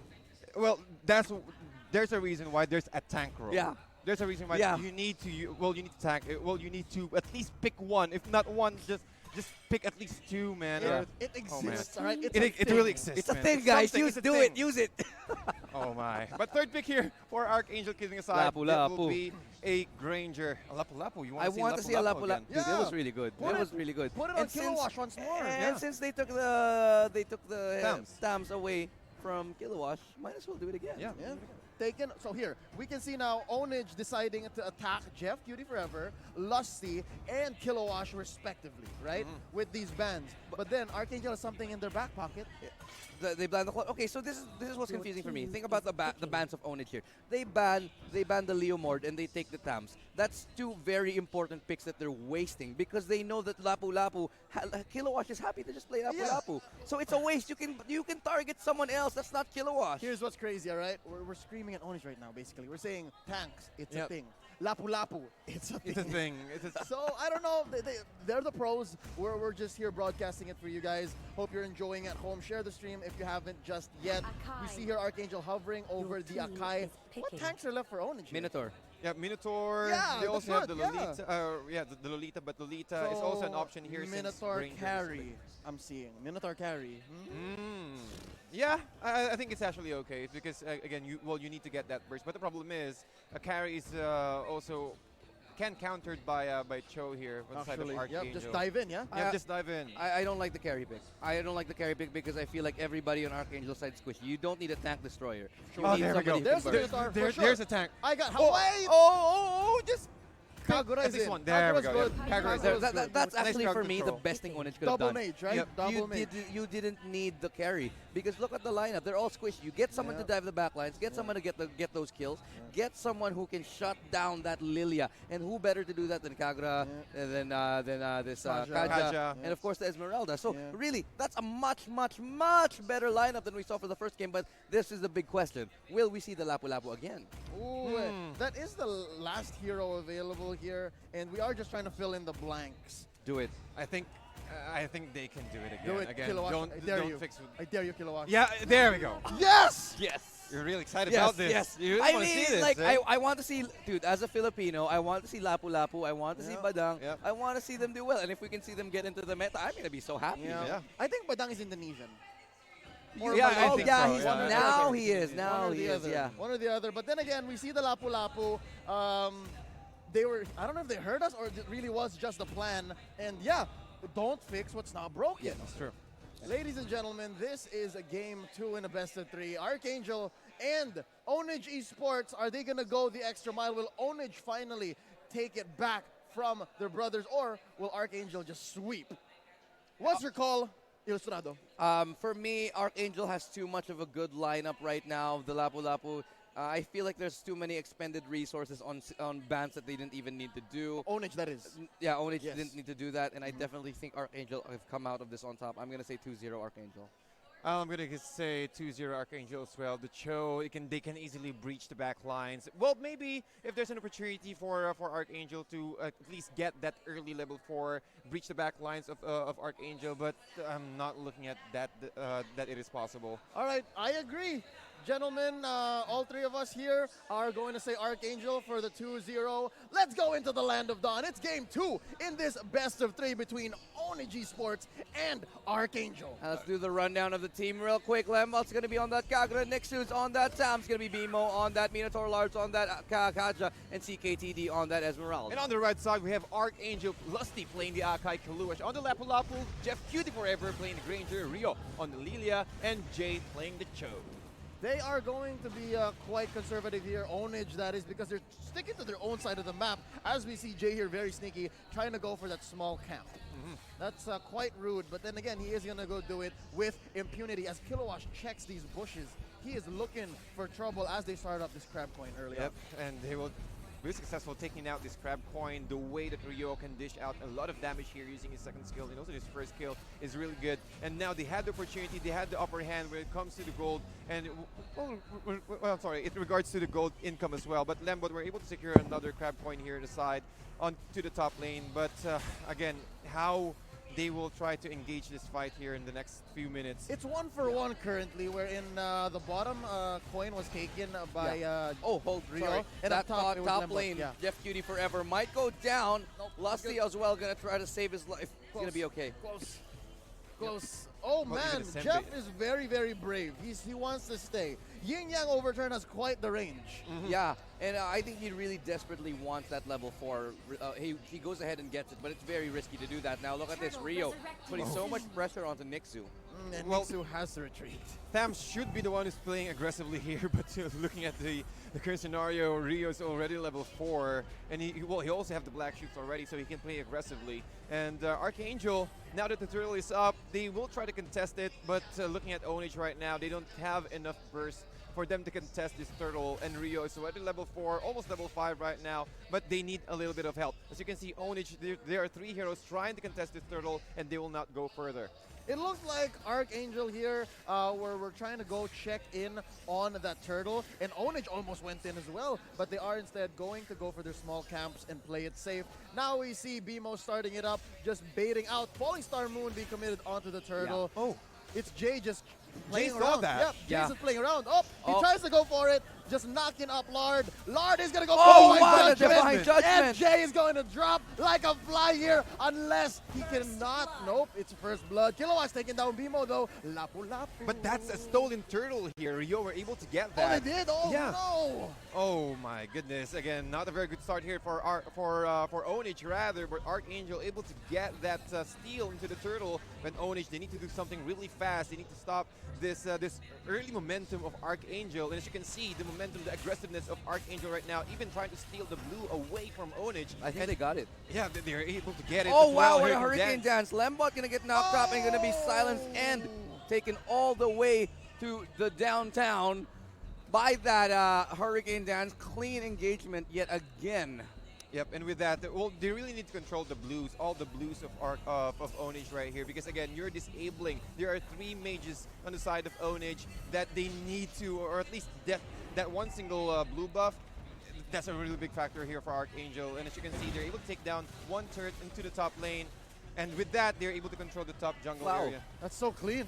Look at how dominant ArkAngel is, and it's 4 minutes. Dude, the score is like 1-2, and it's 4 minutes in, but look at how much map presence ArkAngel has.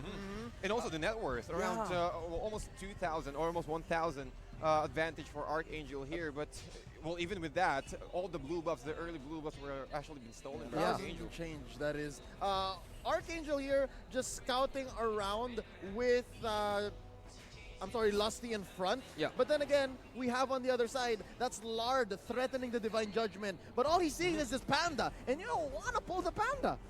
You don't. You don't really want to pull Panda. It sucks. You don't want to overcommit, or at least commit 2 ultimate for that one. That's a very big risk here. But Lusty Falling Starman will not connect, but Kaluash able to hide between or inside the brush area here. Yeah. And yeah, they can do this every single time. CKTD just using all of their ultimates here, not giving any opportunity at all for Ownage. Well, but Turtle now, that's the next point of contention as ArkAngel look to zone in, but Oh, there's a Divine Divine Judgment, and it's good! It's onto Rio, that's a Lilia now, dude. That's the way of the dragon onto Lembot, not enough to get a kill now. Jay might have been able to pay the price, he actually does. Now Lembot's starting to do the chase, and this should be a Turtle any day for Ownage. Jeff is not dealing enough damage. I understand how he and Lusty were trying to go for it, but Kilowatch is coming in. Lapu Lapu taking down Lembot and the turtle. But it is going to go for Ownage here, but Lapu Lapu wants blood. CKTD taking the brunt of it, but he has all those shields. Bimo, now the target. He's dropped by Kilowatch, and they are going to take down CKTD as well. No way. Jeff Cutie says thanks. You're welcome. I'm sorry, Kilowatch chasing Lard, and he's going to get away. This is insane. Jeff Cutie Forever is still alive though. Even after the Falling Star Moon. Yeah. The burst damage from from Jeff Cutie Forever is way too strong. And taking another one, that's a nice kill here on the side of Ownage. They really need to get all those pickups as early as possible, getting that momentum back. But Nixu, again, they're able to at least, Lilia, we're able to steal another blue buff away from Ownage. Why is Lapu Lapu so strong? What's going on? What are they doing? That is actually 301, currently level 8, with the Bounty Hunter talent. That's crazy. We'll have to check on the items. We need to check on the items. What is Kilowatch exactly doing? I think I'm buying Lapu Lapu tonight. Yeah, Blade of Despair, he has that. I'm pretty sure right now.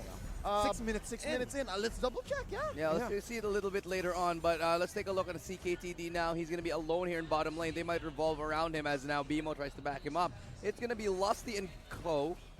They want to take this tower because this is the last remaining, I think, tier 1. Yeah, it is. It is now as the Clock of Destiny finally coming out for Lembot, but bottom lane, here comes Jay. Nice knock up. We have the Dragon going to get used just to push him back away from this tower, and that's a clean take. That was quite just insurance. Like, Jay was like, I need to make sure this tower goes down. Go away, Minotaur. Go away. Just use the weight of the Dragon, push him back, not giving any opportunity for Minoan Fury here. He literally herded Bimo away.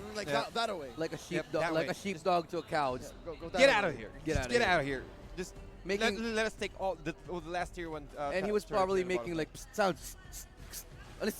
Go away. Go away. Go away. Get away from me. 5 more seconds for the turtle. ArkAngel, and also the side of Ownage. But 5 members here, or rather 4, while Kalua is just trying to push out the top lane. Thames also there, but who will take the last turtle? Turtle has been taken by the Lilia, and also Minoan Fury into the Falling Starman, but it's not enough, though the damage still not there. Oh my God. Jeff Cutie Forever able to take down, again, the Kaja, but they're not done yet. They're trying to take down another hero here. CKTD will go down. Lembot needs to run away. He will just rush your Umbrella Flea, but Oh, the flicker in! Nice flicker in. But BMO is also, they're taking a lot of shots from Maniac! Rhapsody. Maniac! Plus Maniac! Oh my goodness. The Caprice damage is way too much. 4-4-0 exchange in favor of ArkAngel here, man. Wow. How can you stop this 4-4 bleeding right here, man? all in the hands of Jeff. Jeff is. I think actually the play of that game, that engagement was actually Jay. Simply for the reason because Jay actually caught Kaja mid Divine Judgment and stopped that Divine Judgment from pulling. I think it was Jeff Cutie, was it, from getting back into that team fight. Yes. Check it out though, that is Jay actually on the tank emblem. This, I believe, is, that's not Tenacity. It's the Brave second Smite. one. It's Brave, Brave Smite. Smite. Ladies and gentlemen, that is the emblem that in which gives you 5% health whenever you CC an opponent. So yeah, any... well, Jeet Kune Do can always CC. Yeah, any Jeet Kune Do, any way of the dragon hit is going to heal Jay, so yeah. That's actually interesting because I've actually seen Electro Flash being used onto Cho as well. Yeah, that marksman was also talent. effective, Yeah. It does work. Oh, even the Death Sonata, one more hit Oh to my BMO. That's the God. tank of Oh, Ownage. If Jeff Cutie killed BMO, they'd be eating burgers tonight. Unfortunately, there's no steak nor no burgers this time Not around. yet. Not yet. Not yet. Not yet. Oh, there you go. Finally, Kilowash picking up the Sad Sword, Blade and Spare. Quick item check, Bloodlust Axe, and the Swift Boots were what he had earlier. So yeah, Kilowash is able to go ham with just 2 core items earlier on. One in boots. My God. Bloodless Axe with the lifesteal. Now that he has the BOG, well, I like Ownage needs to really play carefully. BMO needs to man up. He needs to get a lot of items right now. Even with the Athena shields, that is not enough. I like the item choice as well of Cho here. Jay actually got the tough boots. That's actually a really good item choice to pick up for me, especially given this lineup. A lot of CC on the other side. That's Divine Judgment. That's the Minnow and Fury. That's the Shabia Nabia. That's a lot of CC you want to fight, so it's a very intelligent pick as Lord now starts to dwindle down. Oh, Lusty starting a big fight though. Nixu getting kicked away by Jay, and they are going to reset this Lord. Oh gosh, that's a little bit anticlimactic as both of these teams fall back. Or will they? Yeah, Kilowash decides enough is enough. Maybe Steak is. I'm not in the mood for Steak this time. Yeah, not tonight. Not tonight. Not tonight. So much red Or meat. they are in the mood for a quick rolled session here. Roll. But you can see Jeff Cutie forever now. But I think it's just ArkAngel trying to bait out Ownage, try to show themselves. Well, they knew that they don't have enough damage for them to even take this one out, or rather steal this Lord.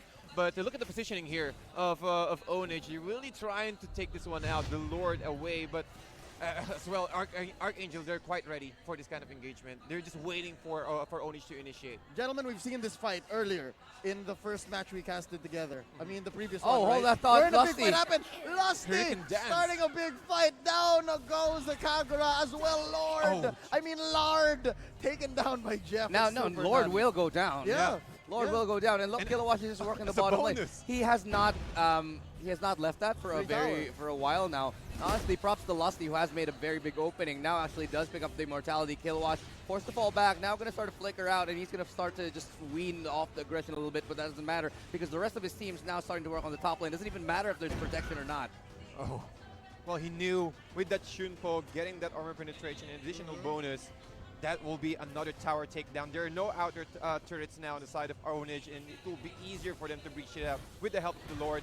Even the Death Sonata ripping down the armor of Lembot right now. And, well, they really need to go all in. Because this might be the last clash right here for the side of for this game right now. Dropping so low, almost had the lifesteal, didn't have enough to keep it in the fight. But Lusty. look at that, that's a divine, that's a Hurricane Dance to keep out Lard. And that's a good one because now it's a mega kill for Kilowash, Minnow, and Fury, but it's too little too late. BMO now being chopped up into pieces, taken down to the Butcher, but not yet because that's a nice way of the Dragon from Nyx too. And he gets Legendary. Oh, to Jeff Cutie forever as the tower now goes down. Hail Mary play, and now CKTD tries to do his best, but that's a double kill as well. Now they're going to re-engage, and this should be a game for ArkAngel. Can they do it? Jay just trying to posture a little bit more, a little bit longer, and Lusty just stuns up BMO, and it's Steak Night for dinner! Steak Night for dinner as ArkAngel take it 2-0! Ladies and gentlemen, ArkAngel taking the best of 3 against Ownage, 2-0.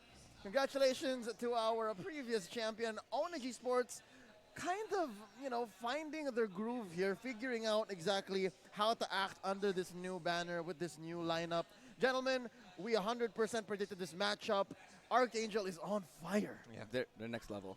Their drafting is really on point. They're able to execute what they planned for, and the momentum not giving really any space at all for Ownage to even farm, or well, even Nixu, or rather even the BMO rather, Ernest Minotaur just won that Sonata from the Granger. Yep. Just all of his HP, you're gone right there, man. That Granger gets fed and it's over. Look at that, 10-0.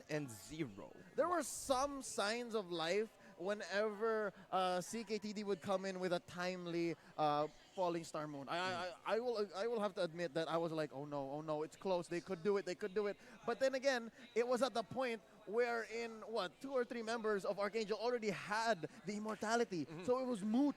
Really, they would throw out all of these ultimates just to find out that ArkAngel wasn't ready to go for more. Yeah. Well, unfortunately, they could not go for more because Ownage was found wanting in that last match. For me, a lot of it went wrong is they did again play the ArkAngel.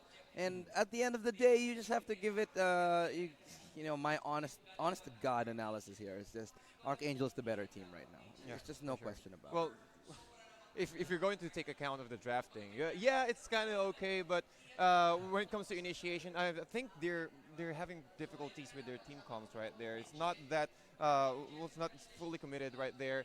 There was a scenario where Esmeralda were able to get that 5-man Falling Star, but there was no follow-up. Yeah. It is an improvement. They went back into their fundamentals. They picked up a tank.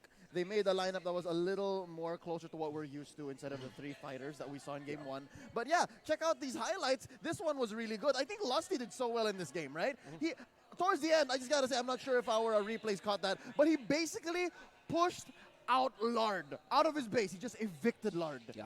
He went the long way around through the mid, down bottom. It was ridiculous.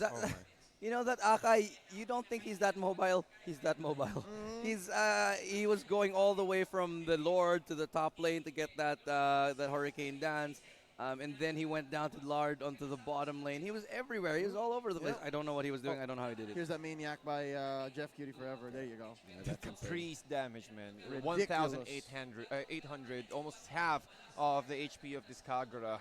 Not even an opportunity. Yep. I think that was that moment. Yep, that was the moment. Where he got pushed out. And as you can see, Jeff is just going for business. Malefic Roar being picked up 12 minutes into the game. Yeah. They were just wanting to go in. And they don't want to mess around at all. Esmeralda was not really a mage tank right there. Yeah. Just one Rhapsody from Granger, just all HP got. Yeah, that's a little bit of a shame because you think about Esmeralda, and the main thing that you need to do is for her to do DPS damage over a long period of time. Unfortunately, that didn't happen. But again, that was the game. I'm really quite. I wouldn't say disappointed because I really felt like I saw that coming. But I'm a little bit disappointed because I thought our Ownage would do a little bit better.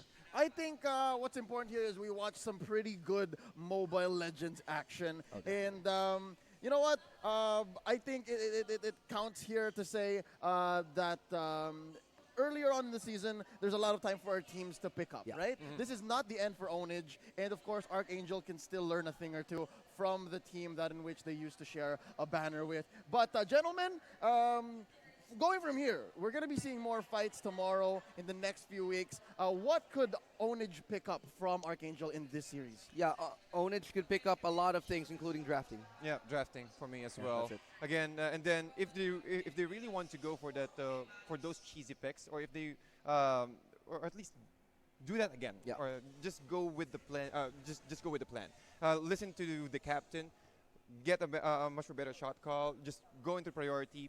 We'll just prioritize on just one single target and then work around with it. All right, I assume that ArkAngel can actually learn a thing or two as well in this match, but then again, they need to celebrate their victory. Congratulations, 2-0 in this best of 3, once again against Ownage Esports. We are going to see one more matchup tonight, but before that, we're going to take a quick break. Once again, my name is Leo. I'm TDZ. I'm Illustrato, and this has been the MPL Season 4 3rd Series. Don't go anywhere because we've got one more coming at you. It's going to be a big one, so stay tuned. Don't go anywhere.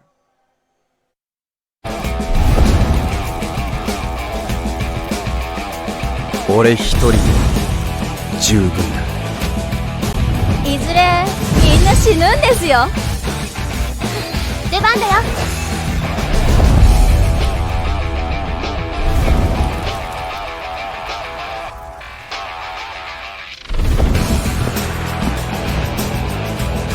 せい。いや。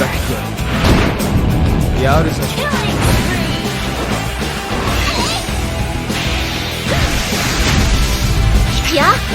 Double kill. Impossible. 出ておいで、僕の炎。はい、死んでください。Legendary.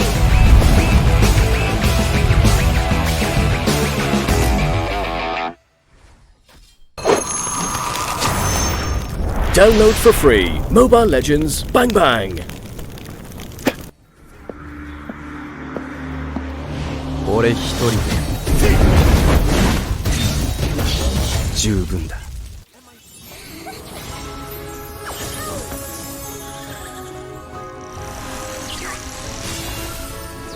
Let's play together.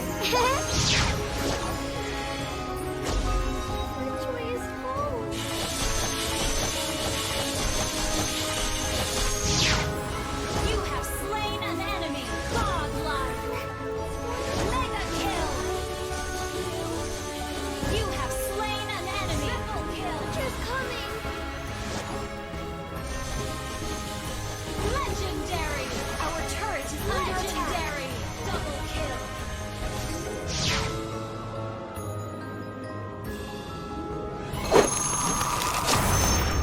Download for free Mobile Legends Bang Bang. 出番だよ。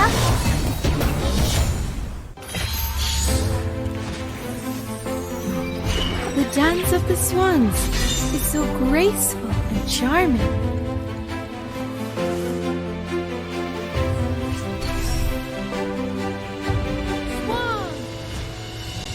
Double kill.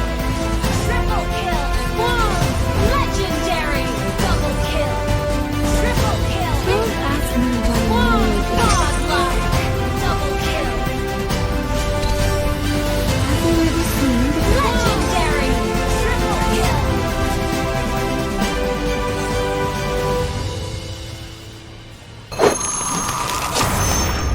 Download for free Mobile Legends Bang Bang. 出ておいで、僕の炎。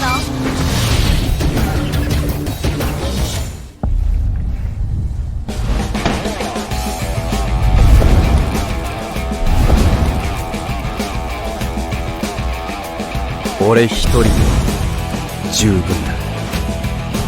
いずれみんな死ぬんですよ。出番だよ。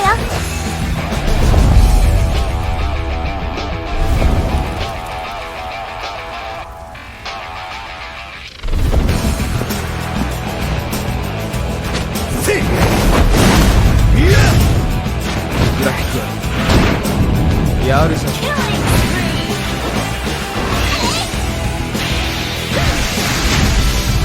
Yeah? Double kill.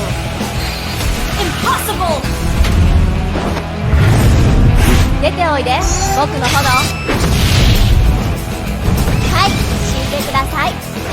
Legendary.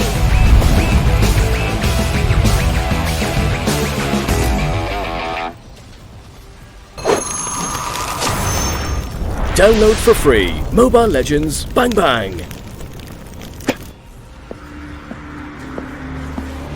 俺一人で十分だ。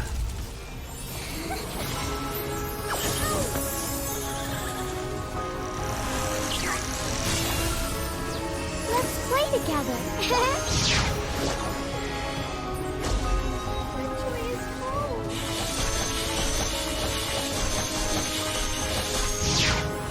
You have slain an enemy. Godlike. Mega kill. You have slain an enemy. Triple kill. She's coming. Legendary. Our turret is under attack. Double kill.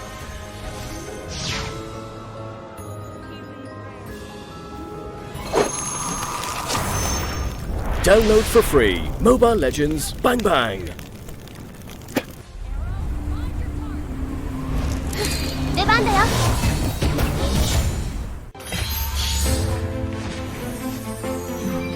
The dance of the swans is so graceful and charming.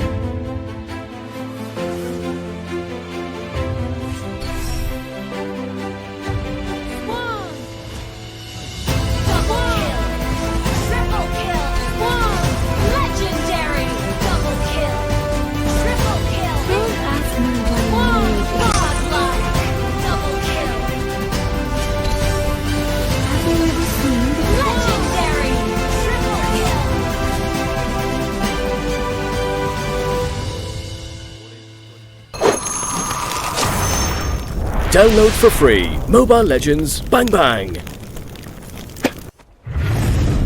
出ておいで僕の炎。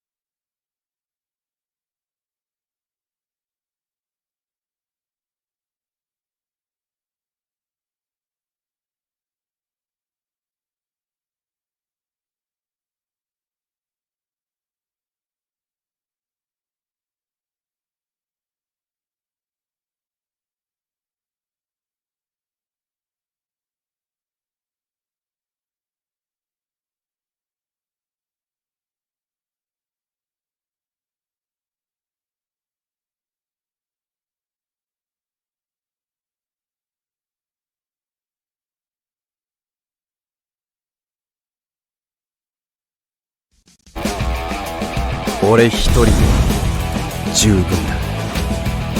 いずれみんな死ぬんですよ。出番だよ。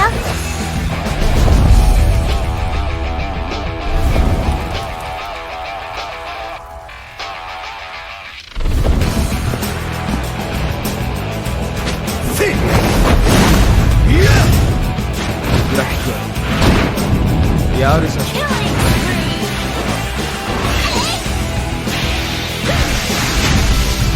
いや Double kill Impossible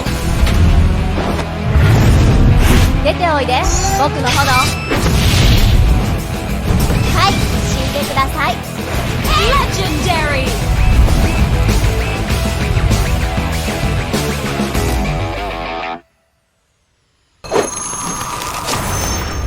Download for free Mobile Legends Bang Bang. 俺一人で十分だ。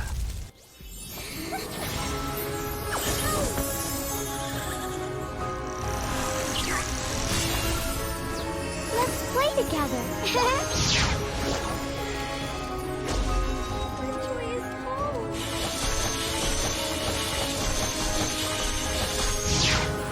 You have slain an enemy. Godlike.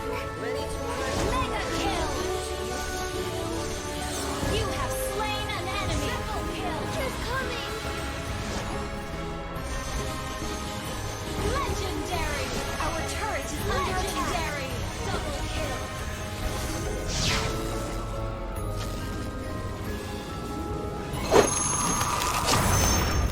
Download for free Mobile Legends Bang Bang. 出番だよ。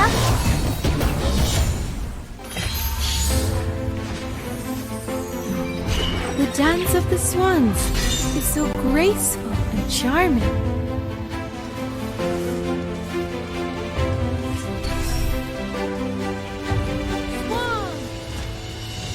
Double kill. Triple kill. Legendary. Double kill. Triple kill. Don't ask me why I know this. Godlike. Double kill. Have you ever seen the Legendary. Triple kill.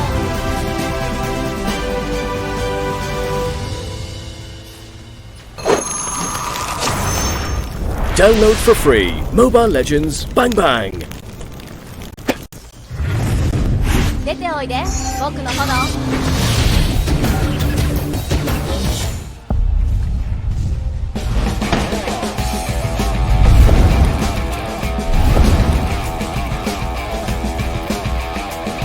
俺一人で十分だ。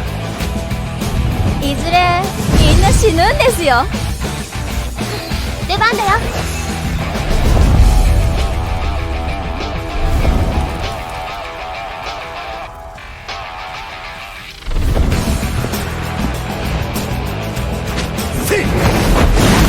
Yeah!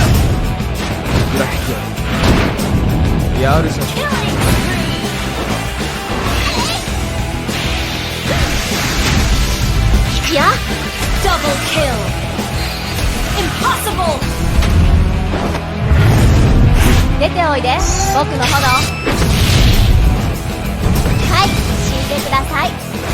Legendary.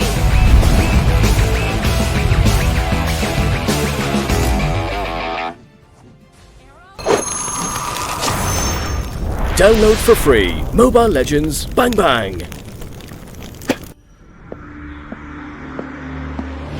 俺一人で十分だ。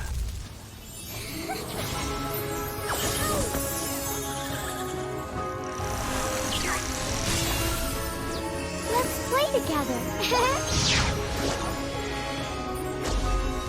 Joy is home.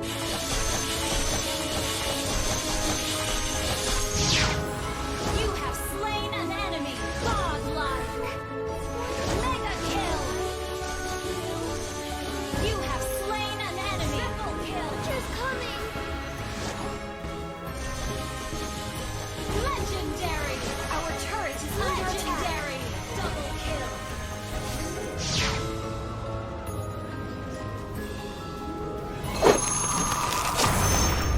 Download for free Mobile Legends Bang Bang. 出番だよ。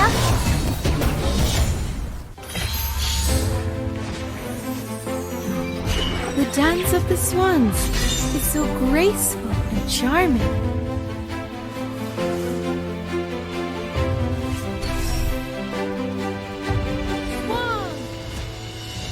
Double kill. Triple kill. Legendary. Double kill. Triple kill. Don't ask me why I know this. Godlike. Double kill.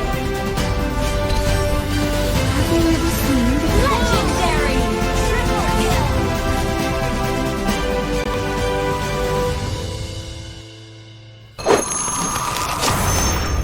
Download for free Mobile Legends Bang Bang.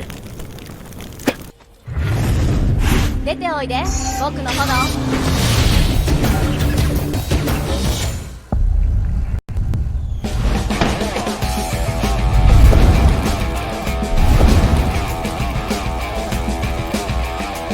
俺一人で十分だ。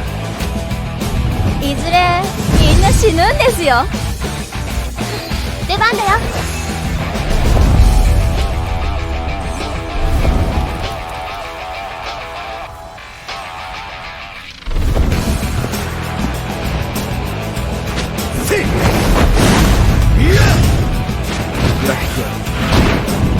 やるさ。い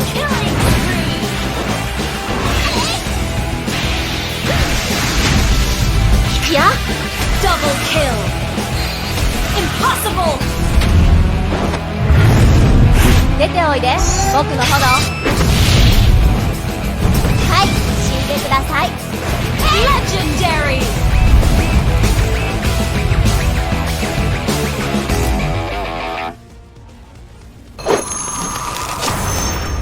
Download for free Mobile Legends Bang Bang. 俺一人で十分だ。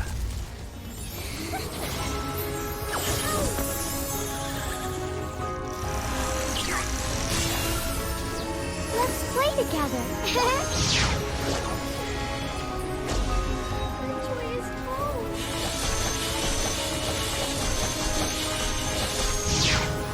You have slain an enemy. Godlike. Mega kill. You have slain an enemy. Triple kill. Just coming. Legendary. Our turret is legendary. Double kill.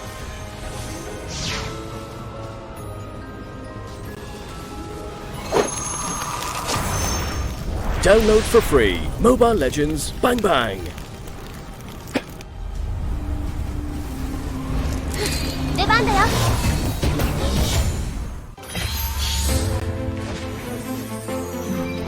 The dance of the swans is so graceful and charming.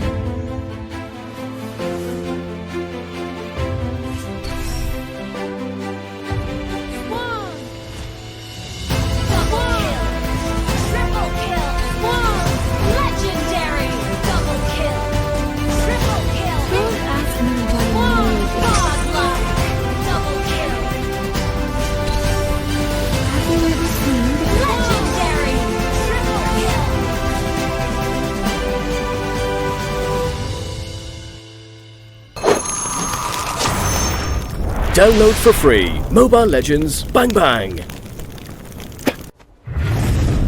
出ておいで僕の炎。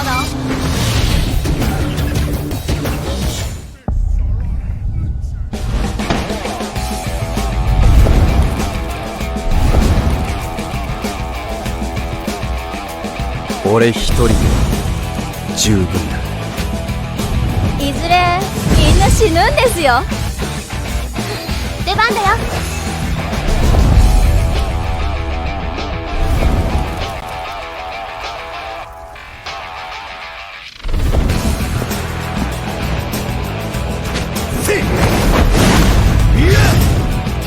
ブラックやるぞ。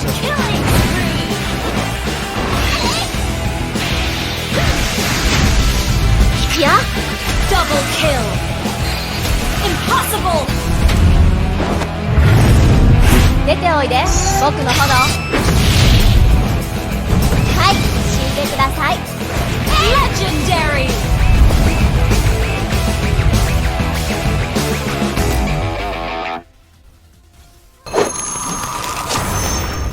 Download for free Mobile Legends Bang Bang.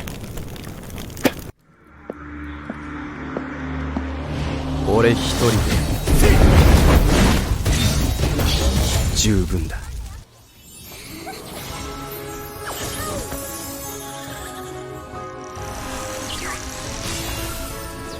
Let's play together. Victory is close.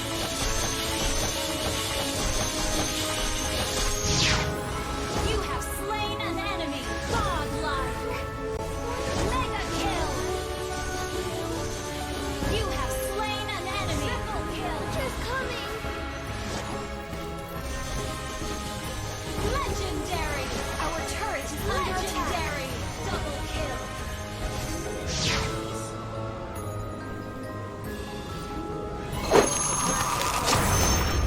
Download for free Mobile Legends Bang Bang. 出番だよ。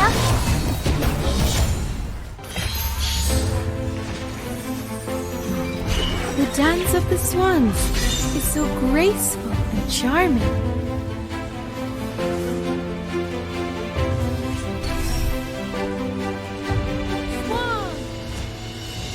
Double kill. Triple kill. Legendary. Double kill. Triple kill. Don't ask me why I know this. Godlike. Double kill. Have you ever seen the Legendary. Triple kill.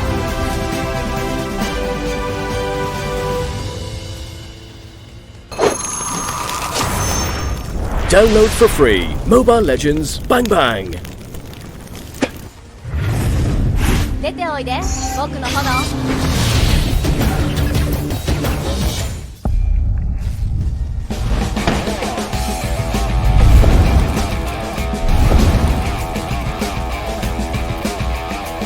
俺一人で十分だ。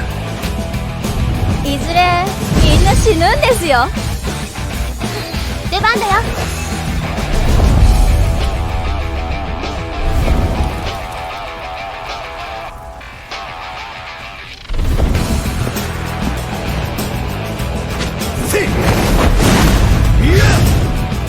ブラックやるぞ。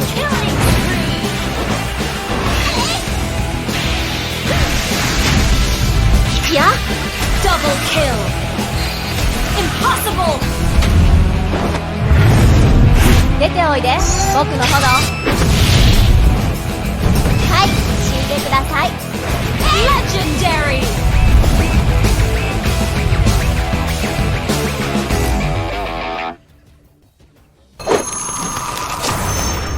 Download for free Mobile Legends Bang Bang. 俺一人で十分だ。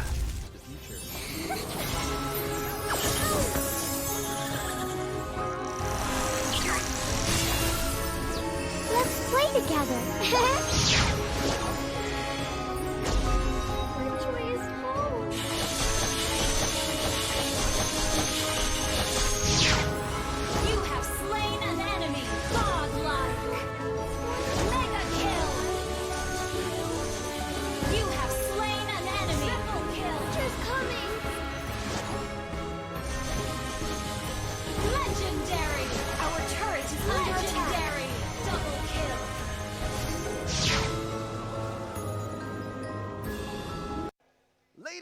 gentlemen, brothers and sisters, everything else in between, welcome back to Mobile Legends Bang Bang Professional League Season 4.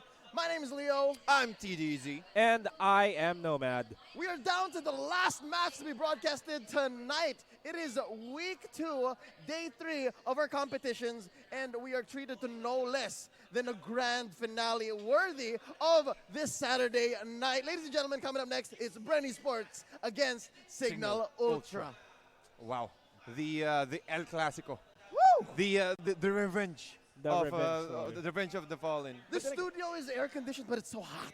Yeah, it's hot right now. We already have an electric fan right under our feet because we just can't contain the heat of the emotions of both of these teams. Because if you guys are new to the Mobile Legends Bang Bang Professional League scene, these guys at some point in time were champions in the previous seasons.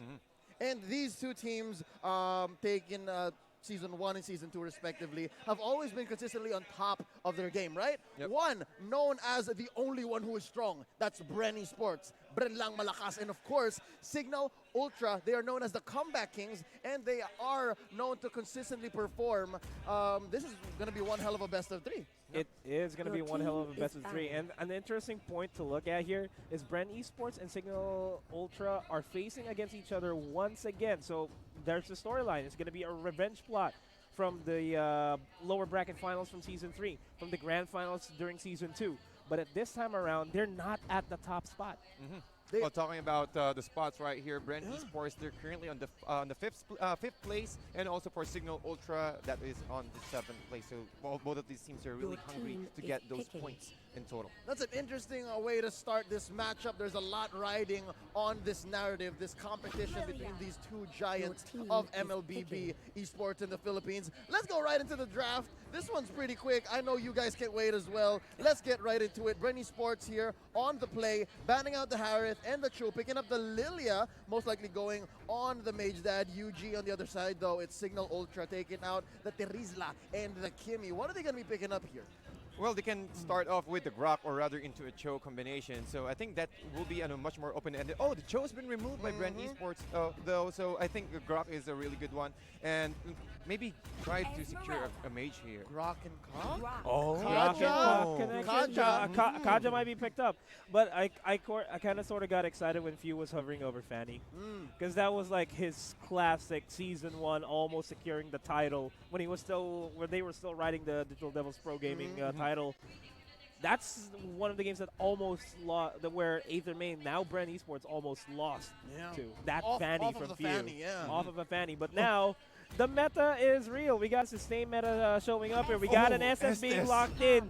Second pick, Estes. Okay, so we've seen teams like EVOS, we've seen teams like Execration pick up the Estes, play it to good success. But then again, the reason why we're acting so crazy here, that's why we're so surprised, is Bren Esports, we know has been around for quite a while, right? And we know them to play fundamentals. But now we can confirm right now, that Estes is part of the meta. Yep, it's already part of the meta. Again, more sustainability. And as you can see, even with the Thams, well, we all know Thams is really good when it comes to early aggression. Plus, with the Estes, with the Moonlight Immersion, they can just go full ham, even inside the turrets. And once they are able to get that, or at least disable the core hero Cignal Ultra, it will be an easy-go-lucky early game for Bren Esports here. But the question here is, how will Cignal Ultra react to this? They reacted by picking up Rafaela there. Selena is going to be banned here, so that's not going to be a few. That's not going to be a few Selena. That's going to be a respect ban. Yep, that is. If I do say so myself. This is a new meta, and I think what they're doing here is like they're respecting their weaknesses still, right? And part of this long written story is that Bren Esports has a kryptonite to a Selena. Not just any Selena, it's Fuse Selena. Specifically Fuse. Because during Season 3, any other team that picks up Selena, Bren can shut them down, but not Fuse for some reason. Because, I don't know, maybe Fuse the god of Selena. Not this man over here. Not this guy. Not this guy. Your team But also with Rafaela, of course. So if we have, an Estes, we will get Rafaela as well. I really like this. I really like that now we are confirming that this is now the sustained meta. We are in this new phase of Mobile Legends in 2019, and you guys should not be surprised if you see these in your ranked games. I'm not gonna lie, I'm a tank spammer. I might just pick up SS later after the broadcast. Yeah, yeah, for sure. And on top of that, a Franco. Franco, that you're really good at. So I'm the best. I was told I was the best. But anyway, that's Franco pickup. I don't know. They haven't locked it in yet, though. We haven't locked it in. I mean, we during the earlier games today, when Franco was picked up, he wasn't as effective. With Bren Esports, Franco is effective, but that was when Pain was was when Pain was using Franco. AKA Scorpion. Get over here. Get over here. Right? Yeah, so that's one thing to consider. But let's look at what Cignal Ultra is going to be picking up here. They are hovering over the Hayabusa. That is a Yako special, right? That's the main event when it comes to Yakomania, right? The biggest show in esports entertainment, Yakomania. So they are going to pick that up, but it could also be on Few. It could also be on Few. I mean, with the pickup of Carry and Hayabusa, back to back, yeah. It feels like Cignal Ultra is gunning in for a late game centric fight where Carry's just gonna go balls to the wall, so to speak. And now there's the second part where in Yako, I feel like it's Yako. It's gonna be locked in on Yako. Nice. Yako going in for the Hayabusa with the execute. With the execute too. So it's gonna be a very deadly Hayabusa that will also go for split push, which is Hayabusa's specialty. Yep. So looking at these two lineups, you very well dissected what Cignal Ultra is trying to do. Tads, what is Bren trying to do with their lineup? Well, again, we'll just talk about what I mentioned earlier. It's all about sustainability. They have the THAMs. They also have all the toolkits that they need. They just need to play aggressively here. Make sure that they're able to utilize the ultimate from Estes. Because if you're going to pick Estes, you really want to go ahead and group up as early as you can. Once the level 4 is already active, that should be enough. And with that current lineup from Cignal Ultra, they need to counter. They need to take down and shut down Yako as soon as possible, even the carry. Real quick before we go into the Land of Dawn, predictions. Cignal Ultra 1-0. Nomad, Cignal Ultra. I'll go with Bren this one. Tads, Bren, it's 50-50 for our panelists. I'm not even going to bother split it down. Split it down. Middle. Split it down. Bren Esports, let's go. Black and yellow. Ladies and gentlemen, this is a best of 3 between Bren Esports and Cignal Ultra. This is the El Clasico in Mobile Legends Bang Bang in the Philippines. Let's get right into it. And side of the, rather on the blue side, we have Bren Esports here. Coco playing the Claude, Hayes on the Estes, Yuji playing the Lilia, Teng on the Thams, and Doc Ribo playing the Franco, there we go. Right. I'm just waiting for him to speak up because that is favorite. Yes. I know, but going over to the side of Cignal Ultra, we got Few on that carry, D on that Grok, Tets on that Rafaela, Yako on that Hayabusa, and Daisenia on that Esmeralda. That is also your favorite. Yep, that's true. Whoa. Whoa. Yeah, just matching it up, right? Whoa, baby. Gentlemen, check it out. I just have to note here, Bren Esports hero pool is so deep right now. That's Hayes on the Estes. It's Doc Ribo, PhD, MD on the Franco. He started to pick up tanks now. And we have a new member in Teng, right? EJ going back into the 6th man / strategist position and letting Teng play. Arguably maybe the youngest member of Bren Esports, I'm not sure. But yeah, I'm excited to see how his Tham's going to perform here. Yeah, well, as long as he can at least control the lane. But looking at the current situation here, Thams is also joining the fights. They really want to control this middle lane on the side of Cignal Ultra. And also Cignal Ultra responding with a 3-man response as well. So I guess it's just about, it's just both teams really giving a lot of space for their core heroes. As you can see, even Coco right now just hit its level 4. And with that, it will be easy transition. They can easily rotate into the turtle. And, well, they have the upper hand. They're on the lower side of the lane, and they can get that, positional advantage. Another point I want to put out there is that Bren Esports and Cignal Ultra has been playing against each other for the longest time now. They know exactly how their rotations are. We are 3 minutes into the game. We haven't seen a decisive clash just yet compared to the previous series that we've had where a minute into the game, immediately we'll be seeing a lot of clashes. Now, we're seeing Cignal Ultra and Bren Esports just waiting each other out, just testing the water, so to speak. And as I'm saying that, that was almost a clash there, but Bren Esports decided to back off because they don't want to mess with Cignal Ultra just yet. 3 minutes in, we still have not seen a kill. Yep, no kills at all. These two teams are just so disciplined, and they are going to play footsies upon Turtle 1. Yeah. And Rebo's hooks have been connecting too, so that's something. But not a lot of follow-ups. We might see engagement here.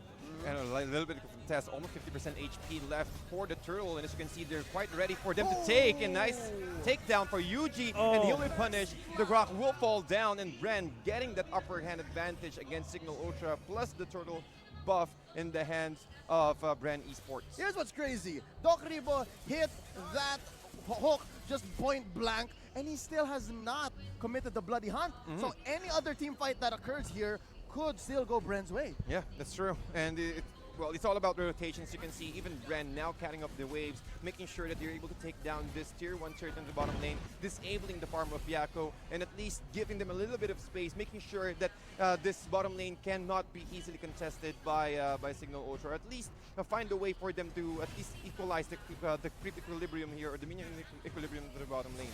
Man, Rebo's coming in from the back lines, actually. Well, not Rebo, but the rest of his team, because Rebo is going to be farming over the bottom side. D's going to fall down by the hands of Yuji, so that's going to be another farm, another kill and an assist going into to Yuji there. That's going to significantly buff him up. But the HPs of Bren Esports is really low here. If anything, Cignal Ultra can still fight back. But we do see Rebo going in, does have the flanker in, and goes for the bloody hunt. It's going to secure Tets, and that's going to be Tets going down. That turn's going to go down as well as Few is almost going to go down. Doc Rebo and the rest of the gang are going to try to stop it up. And D is also there. Nice power of nature into wild charge. The damage is not enough though, but enough for Desanya to run away, and he will be punished right there. But at least they're able to save both of their cores in exchange for D's life. Okay, to level 6 though. Here's what's crazy. That whole fight was started by Cignal Ultra. Was kited by UG and Co. They took a kill, picked him off. They started another big fight as Doc Rebo rotated from 12 to 6. Oh, I'm sorry, 6 to 12, and still made it in time. Yeah. That's why we're sitting at 4-0. Bren Esports having a 5,000 gold lead. 3 towers to none. Cignal Ultra, I think this is where they're comfortable though. They are known as the comeback kings. Yep. During Season 3, Bren Esports has been known to be the team that has to rotate as a 5-man unit. We're seeing a complete different change here during Season 4 where they're rotating as a 3-man, 2-man unit and making it work. Even Cignal Ultra is having a hard time keeping up with their rotations. This is impressive, and I think off of the back of that fight that lasted maybe a minute or two up top, we have to give kudos to our man, Hayes, right? He made the Yuji last much, much longer in combination with the heals on Estes and Black Shoes. Yuji can stay for days. Yep, and we're talking about Yuji. They just killed the turtle, and Yuji will be the one again who will take the turtle buff. Nice bloody hunt here, nice control from Bren Esports, and they will take another one, shutting down Desanya and possibly taking another turret here into the bottom lane. And with that, if they really need to protect this bottom lane here, Cignal Ultra cannot afford to lose at least one more lane because, again, they're going for a 2-core lineup. They need to find some space, or the cores of Cignal Ultra, they need to find some space for them to farm freely. But that's, well, looking at the current net worth here, 19,000, almost 20,000 net worth lead, 7K for lead rather for Bren Esports. And with that, another tower takedown. Map control for Bren Esports is really way too high right now. And it feels like Bren Esports completely read Cignal Ultra here because that is almost going to... That almost wiped them out completely there, but good thing D is still tanky.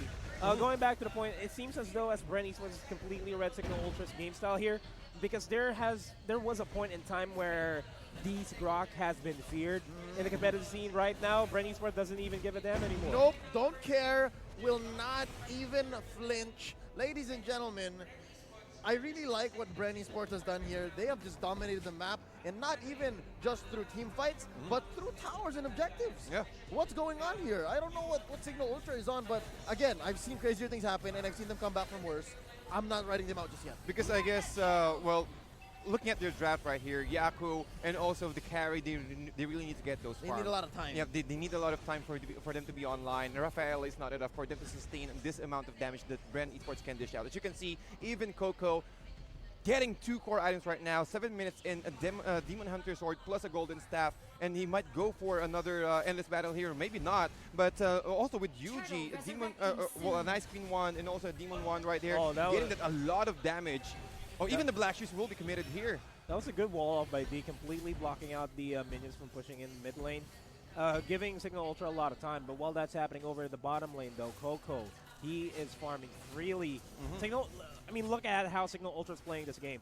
They're rotating as 4 guys, but they're not able to secure any foothold outside of their base. They're only zoned in their base. Not even a scratch for all tier 1 turrets of Bren Esports. And this happened not in a single snap. Bren worked towards this, right? Bren slowly and in a very disciplined manner used this to their advantage slowly over the 8 minutes of this game. So now they're going to turn that into a Lord, not as quick as ArkAngel's take earlier, but this is quite free. Yep, it will be an uncontested Lord here, and Cignal Ultra, again, the back of their seats, they really need to defend this next skirmish. That will be sent by Bren Esports, and as you can see, Desanya really struggling a little bit here, trying to get every kind of resource or every kind of goal that he can get for the next skirmishes. 10k net worth lead now for Bren Esports. And Bren Esports, they're just waiting for the Lord to march into the middle lane, and that will be the go signal for Bren Esports to go in, or maybe try to go into a different lane, wait for Cignal Ultra for them to take down the Lord. All right, here's what's crazy, Listen to this. I wish the blazing duet to hold that thought, because Yago's going to be able to get a double kill there. Just as I was going on a thought, Coco just decides to come in, take a double kill, and lead Bren into going into Cignal Ultra's And base. Death is going to go down as well. It's just going to be a D alive as well as Desanya. They don't have enough firepower. Desanya is not deadly enough. 9 minutes into the game. That's the fastest game that we've had today. Ladies and gentlemen, the doctor has an appointment to make. They are calling this in. 9 minutes, 22 seconds in. Bren Esports takes game 1 against Cignal Ultra. Gentlemen, who called Cignal? All right, so 1-0. All right, 1-0. I'm not even going to score myself anymore. I was hesitant, and this is why. This is why it's so hard to call this down the middle. It's so hard to make decisions on the fly like that. And it really could have been anyone's game, right? That's true. That's true. First of all, before we go into the highlights, Nomad, why did you say Cignal Ultra? I said Cignal Ultra because look at their lineup. They got Carry, they got Hayabusa. They should, on paper, should be able to dictate the tempo in terms of being able to secure objectives, melt down everybody else. And we have Desanya there on that Esmeralda as well. Esmeralda can quickly help carry out and, wiping out the rest of the team. But that wasn't the case. They need too much time to go online. And that's what Taz was saying, right? Taz, why did you say Bren Esports so early on? Well, because they have the Estes. Again, if you're going to pick Estes, you need to go full hand. They have all the toolkits that they need. Again, you have Coco. You have the Bloody Hunt disabled from Franco. You Confirmed, have a lot. Right? One target. Yeah, just one target. That should be enough. And also with the AoE from Lilia, that's a lot of damage right there. And they can easily clear out the jungle areas of their side and also try to take down all the jungle areas on the side of Cignal Ultra. And also on top of that, plus the fact that that Carry and Hayabusa really takes a little bit more time for them to be online. Here we see the winning moment for Bren Esports. Just a quick little sliver of what went down. Nomad, going into game 2, what does Cignal Ultra need to do to get back? Cignal Ultra needs to. They're drafting smart. They're drafting at the same pace as Bren Esports. The only thing that they have to do right now at this point is to be able to play the draft properly and make sure that they get the control away from Bren Esports. Because we saw during game number 1 that Bren Esports was able to control the rotations of Cignal Ultra, ultimately forcing them in a bad corner. That's what Cignal Ultra needs to do, force Bren Esports in a bad corner on their own. They need to out-rotate Bren Esports, or if they're going to try to go for a rotation here with Bren Esports, they need to rotate at the same time to catch Bren Esports off guard. They draft smart. They drafted really good today during game number 1. They just need to play it real. I gotta get on that. I do believe that they drafted well. I agree. As well, they were able to take their old style, as we saw. That's a Yako Mania special. Few picking up the carry. That's really good. The Grok on Tets. It's a classic, right? Or was it on D? No, it was on D. It was on D. Tets was on the Rafaela, right? So again, this is just the good old Cignal Ultra, the championship winning Cignal Ultra that we know, taking this new meta into consideration, and that's really good. But then again, you mentioned you're right. They need to learn how to rotate. They need to make Bren walk in the corners that they have no business walking out of alive, right? That's how do you think Bren should adjust to this maybe game 2? Because we know that Cignal is the comeback kings. Yeah. How does Bren just basically guarantee the 2-0? What do they need to do? Yeah, well, again, just continue what they're doing right here. Well, the game one for Bren Esports was really spectacular. It was really on point. It was really clean. Again, just continue with the draft, outdraft them. Well, it's not really a complete outdraft for game one, but at least you are forcing Cignal Ultra to at least play within your own pace. So you mentioned earlier, but I think I'll just go Magis onto Cignal Ultra right here. Just play along with the wave of Bren Esports here, how they will play. Try to go for an early core heroes that is easily that go online much faster. Go online much more faster. Okay, here. I see. I agree. Yeah. Ladies and gentlemen, here we go. It's game 2. I think I was right when I said, I was kidding originally, but when I said that the doctor had an appointment, he needed to make it. We are going to go into game 2 that much faster. Here we go, Cignal Ultra versus Bren Esports. Bren has the advantage. They are 1 game away from walking with the 2-0. Cignal Ultra on the play here, banning out the Harith and the Terizlap. We've seen this couple ban so many times today. As well, Bren Esports answering with the Lilia and Kimi ban. Cignal picking up the Cho first. Boys, what do you think? That show is looking like a good spot, but it's still going to depend on how they're going to be drafting it. But right now, on the side of Bren Esports, we got a Thumbs in the first pick, Estes. Almost the same pick here. Again, don't fix what's not broken, right? That's true. Again, well, we've seen it as a lot. Even the Thams and Estes will just easily rotate into the middle lane. The old meta where Thams will just stay in in the off lane, it's over. It's done. But I think Estes really enables Thams here. With the early rotation, making sure that he will survive, even going deep, really facing it, making it easier for Bren Esports to capitalize or also snowball into the early game. Really big pick here for Bren Esports. Cock block. No, Croc and Cock connection. It's over. Put it in there. I have a good feeling for Cignal right now. Yep. I have a good feeling for Cignal right now. They get it in. The Grok and Kaja locked in as their couples pick to end this phase of picking. All right. I was going to say, as UG picks up the Gushin, that's not his #1 go-to mage. Yeah. But Gushin has pretty good stock right now in this meta at least. Wow, wait, I wanted to talk about how Thams helps Estes or the other way around, but look at Cignal Ultra banning out the Franco. Okay, well, I think Franco really disabled the jungle, or Franco can control the jungle area of Cignal Ultra right here. They can even use the Iron Hook to at least disable or destroy or the momentum, trying to reset the blue buffs, which is a really big impact for Bren Esports, especially for the game 1. This is why I advocate learning how to use Franco in one of your games, because Franco has a lot of utility. Yeah. So many tools, right? So many ways to use it, too. I mean, you could go for the second skill for Franco in the early game, or you could go for the Iron Hook. Either way is going to help out your mid lane in getting that much advantage. Now, the Iron Hook is going to be used to, just like what you said, disrupt the take for the buffs. Or you could use it to pick somebody off while they're taking the buff. Either way, we're going to take something. We're going to take something. And then the Bloody Hunt.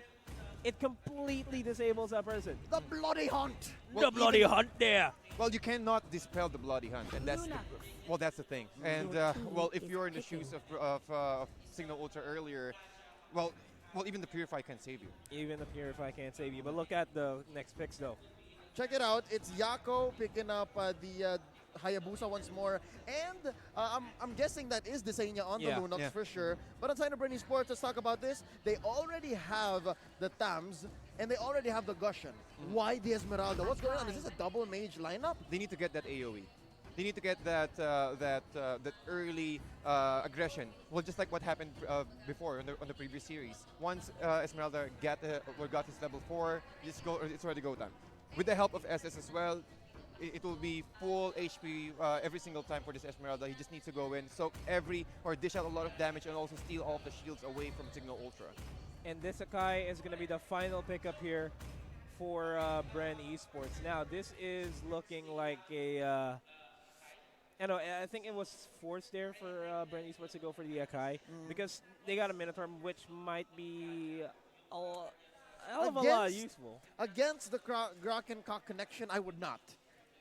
I would not Minotaur. I'm sorry. Right. I would not Minotaur. Minotaur is good in very many situations. I think still one of the best tanks in the game. Ilustrado would argue that it was Akai though, but in this situation, I do agree. It is Akai. Akai is the right choice. It's not that they were put into a corner, they had no other choice, but it's the best choice. Yep, it is the best choice, and also one of the best ways for them to at least, just in case that there's a perfect barrier placed by Grok, well, he can just use the 1000-pounder, or rather use the Grok, or rather use the block in his advantage. To trap someone. Yeah, to trap someone using the Hurricane Dance. I forgot that they had Lunox. Right? Yeah, I forgot that they had Lunox. Then again, real quick, predictions, boys. Nomad. Cignal. Cignal. I'll go with Cignal as well. Here we go. We might see a Game 3, ladies and gentlemen. Cignal Ultra versus Bren Esports once more. Game 2 in a best of 3. Hayes looking really low. And immediately, look at that. We haven't even introduced our players. Yeah. Look at the HPs from Bren Esports, though. Extremely low, thanks to D. Cignal is angry. Well, this is what I'm talking about. Just go with the flow. Bren Esports playing aggressively before, and now it's time for Cignal Ultra to play aggressively as well. Yuji couldn't even farm. He can't even hit like the big buff. He's like, I'm afraid. That'll kill me. I mean, look at this. Cignal Ultra is already dictating the tempo for Bren Esports. And And that's gonna be the small camp killed him. You never see that happen. First blood came from small camp, #1. Nobody benefited from that. No I guess the audience did. Yeah, that's a little treat for you guys. It is a little late in the evening. Thank you very much for sticking with us. Once more, this is the best of 3 between Cignal Ultra and Bren Esports. It's Game 2. Let's introduce our players. There we go. Cignal Ultra on the blue side, we have Tiu playing the Cho, D on the Grok, Tets playing the Kaja, Yaku on his Hayabusa, and Desanya playing the Lunox. And on side of Bren Esports, we got Coco on that Esmeralda, Hayes on the SS, Yuji on that Gush, and Tank on that Thompson, Doc Reba on that Akai. And I think with Akai getting that tenacity, he really wants to go in.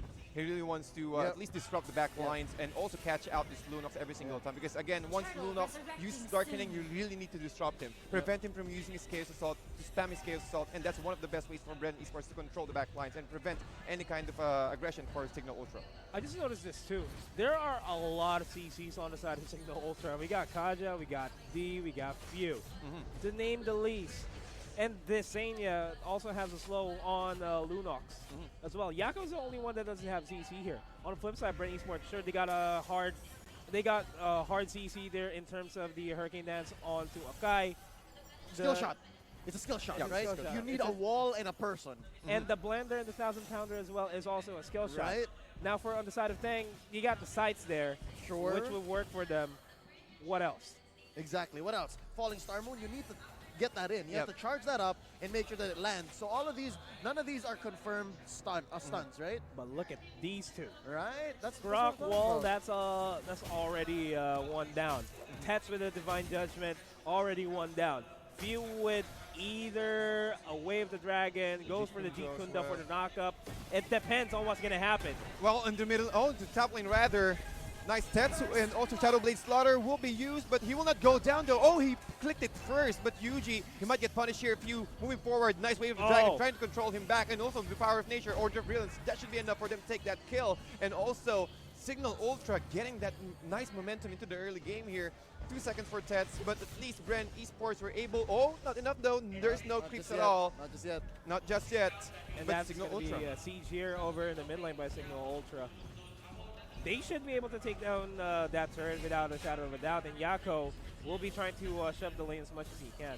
Oh, look at those Chaos Assaults onto Doc Rebo. It seems like the doctor might need to get some treatment himself. As you recall, that was so much damage. That was so much damage. Again, still the threat, even with the nerf from the Lunox, you still really need to respect the damage output of the Chaos Assault, plus the Darkening from the side of Cignal Ultra. As you can see, 2,500, he's the highest net worth gain on the side of Cignal Ultra, and with that, he will easily transition into that Lightning Truncheon, and once he got that, just one simple Chaos Assault, that's a lot of magical damage that he can dish out. Look at how crazy this is. Few on that show, right? Few on that show, high and dry. He's maybe this much closer to about maybe a 6-minute Blade of Despair. I saw his items. He's on the way. 6 minutes Blade of Despair. He's on the way. This is going to hurt. Yeah. It's going to hurt, and Desanya securing that turtle is going to hurt as well. But we do see Bren Esports having a very deep push here over to the bottom side. There goes D trying to whittle down the HP. So wall off is very effective there. It goes for the Hurricane Dance as well. The haste dropping dangerously low on HP. It's not going to be enough to sustain that, and that's going to be Cignal Ultra coming in on top of that fight. It's a 0 for 3 trade there, and I believe this is going to be a third down. That block from Grok was really, so perfect. Really perfect. Even with the ultimate of Estes, there's really no way for them to control. Even forcing the the falling star moon from Coco, just trying to transition and also save the Gushin, but the damage is already enough for Cignal Ultra. They have the blue buff as well, and also the turtle buff in the hands of Bisanya, so that Crisis Assault is really big. Oh, big fight up top though. D walking in and he doesn't care. Rebo looking really low. He is gonna drop here. The wall spelled his demise. Few being taken down by UG, but he is instead going to pay the price as well. It's a 2-for-1 currently. Jasmine barely getting away. UG is gonna drop the Tets. Ladies and gentlemen, it's 3-for-1 in favor of Cignal Ultra. Bren seeing little slivers of life, little slivers of hope, but it's never enough. I think Cignal Ultra has dug the grave and Bren is just waiting to dive in. We might have ourselves a little series here because Cignal Ultra is looking really strong. I mean, look at how Cignal Ultra is playing the entire map. They got in complete control over the jungle of Bren Esports, and we've been stressing this out since Season 2, since Season 1.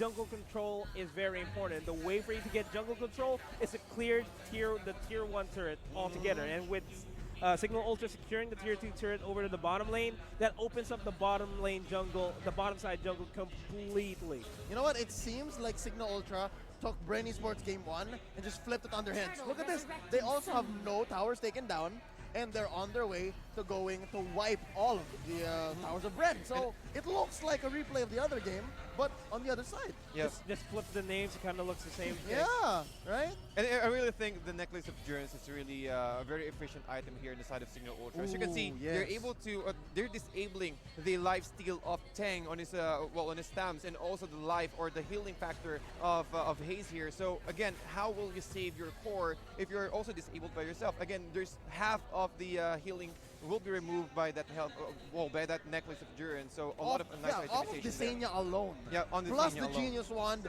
no life steal, no regen, no heal, no armor. Where do you go? Yes, this is nullified. Basically nullified at this point. What am I gonna do? It's really difficult. Well, as you can see, Auto attack.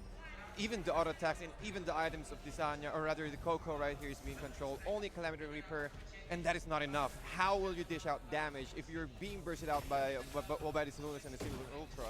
Right now over the top side, Cignal Ultra is pressuring this top side jungle, the top side turret, as well as the middle lane. And they're looking to see, they're trying to take this down. Bren Esports needs to go for the defense of the lifetime here. The Hurricane Dance is available.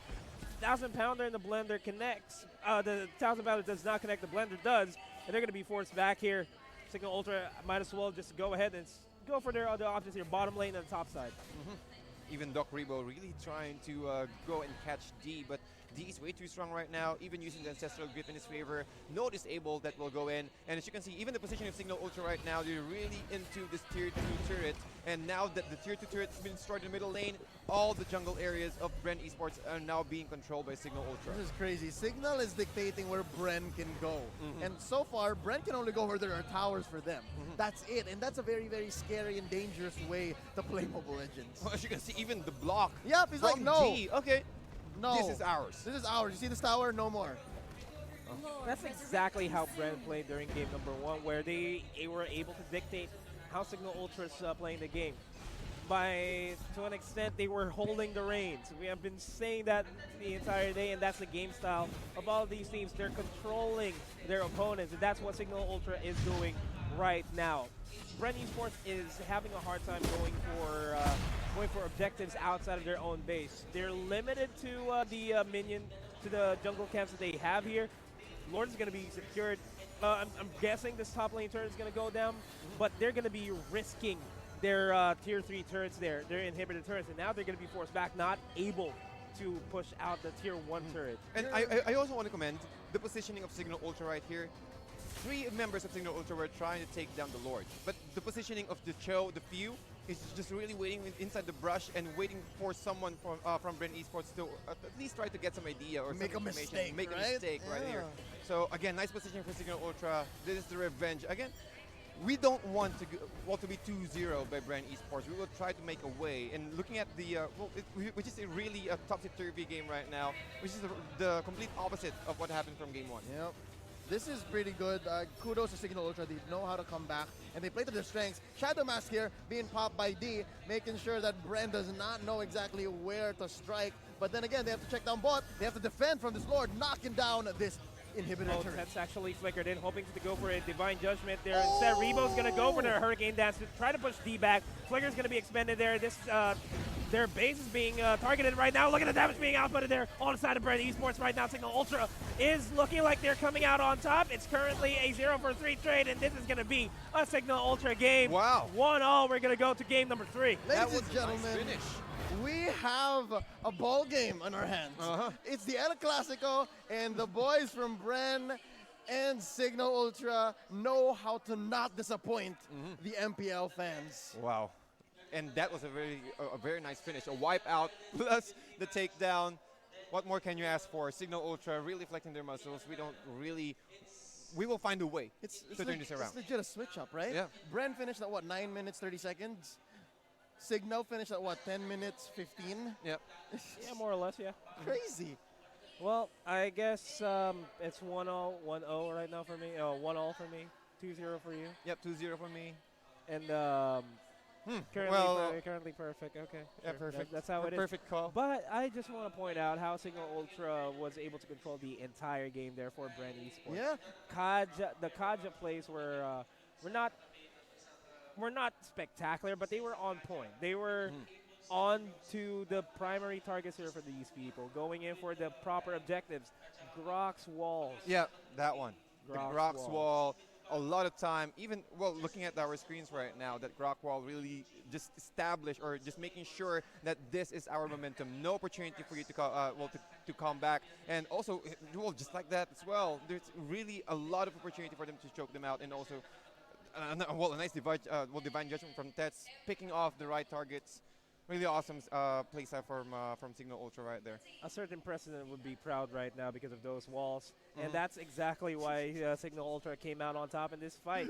The walls. The walls. The walls. Right? D built the walls. Yep. They built the walls. And through the walls, they got the win. I think they were listening to Coach Nomad when he said they need to dictate the way Bren plays, right? They need to put him into a corner, and that they did.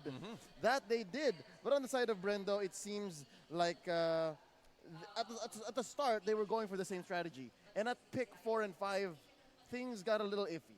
And towards execution, especially when Yuji died to the creep camp, that was a little painful. And that lost them a lot of tempo. Real quick, let's talk about what Bren Esports needs to do to get back into this.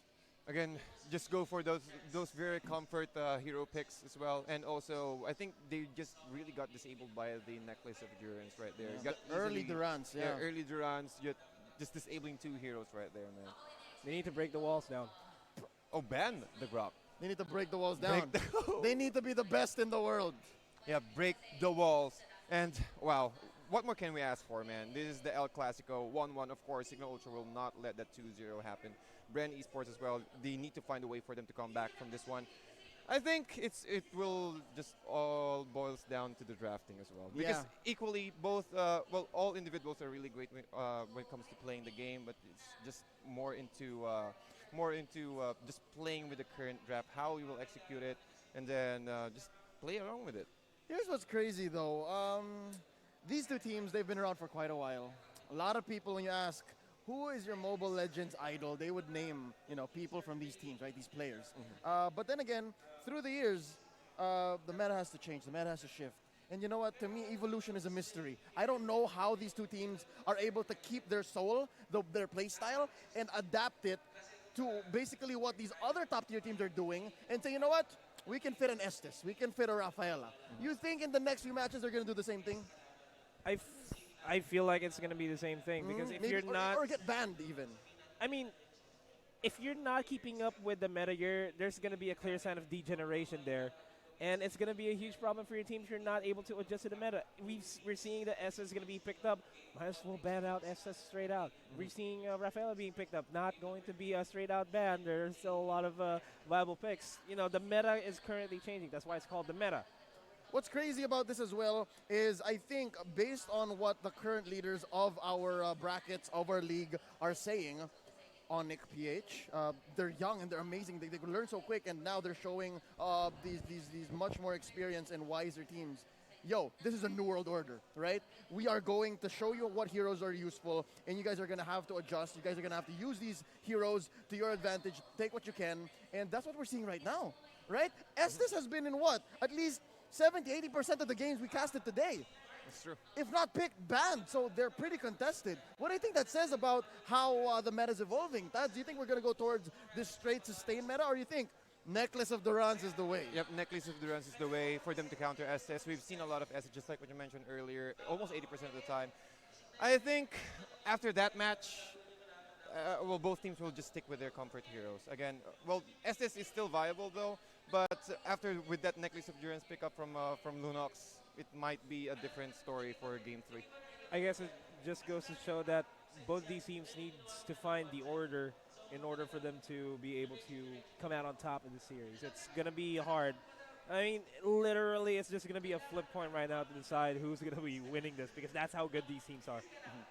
It's crazy, yo. Once again, ladies and gentlemen, we are going to go into Game 3 of this El Clasico matchup. Once again, it's Bren Esports versus Cignal Ultra. These are essentially the mega powers of Mobile Legends Bang Bang in the Philippines, right?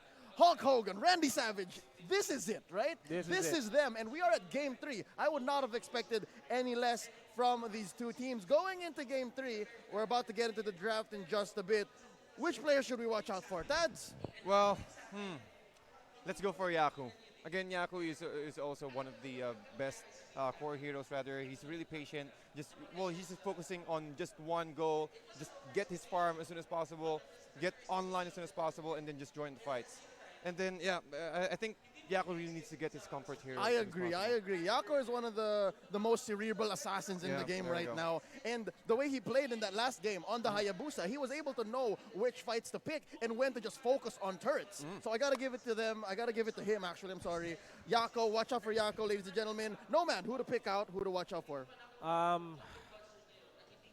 I'm going to say it's going to be, as a medical professional myself, I'm going to go for Doc Rebo right here. Okay. I'm going to go for Doc Rebo right here, because right now he's the pedigree here in terms of being able to command his team. You know, if he's going on for the reins, he's switching up his roles. He's bringing a lot into the table right now. So I'm really looking forward to see Doc Rebo go into game number 3, how he's going to be able to command the team. I agree. There was a past, quarter, 6 months, wherein Bren's communication, Bren's authority, Bren's chemistry was at jeopardy, right? And now I'm just so happy to see that Doc Rebo is taking the reins, and he is this new central figure for Bren to get around, understand, with the help of Coach Mitch, and of course, Bangs as the managerial position, the authority behind the scenes. Let's not, go around the bush anymore. Let's get into Game 3, ladies and gentlemen. Bren Esports on the play. Cignal Ultra responding. It's do or die for both of these teams. Banding out the Harith and Cho is Bren. Cignal taking out the Kimi and Lilia. Let's look up pick 1. That's going to be the Terizla. Yep, Terizla almost, I think Terizla is one of the highest banned hero right here on the side. But Bren Esports able to get that.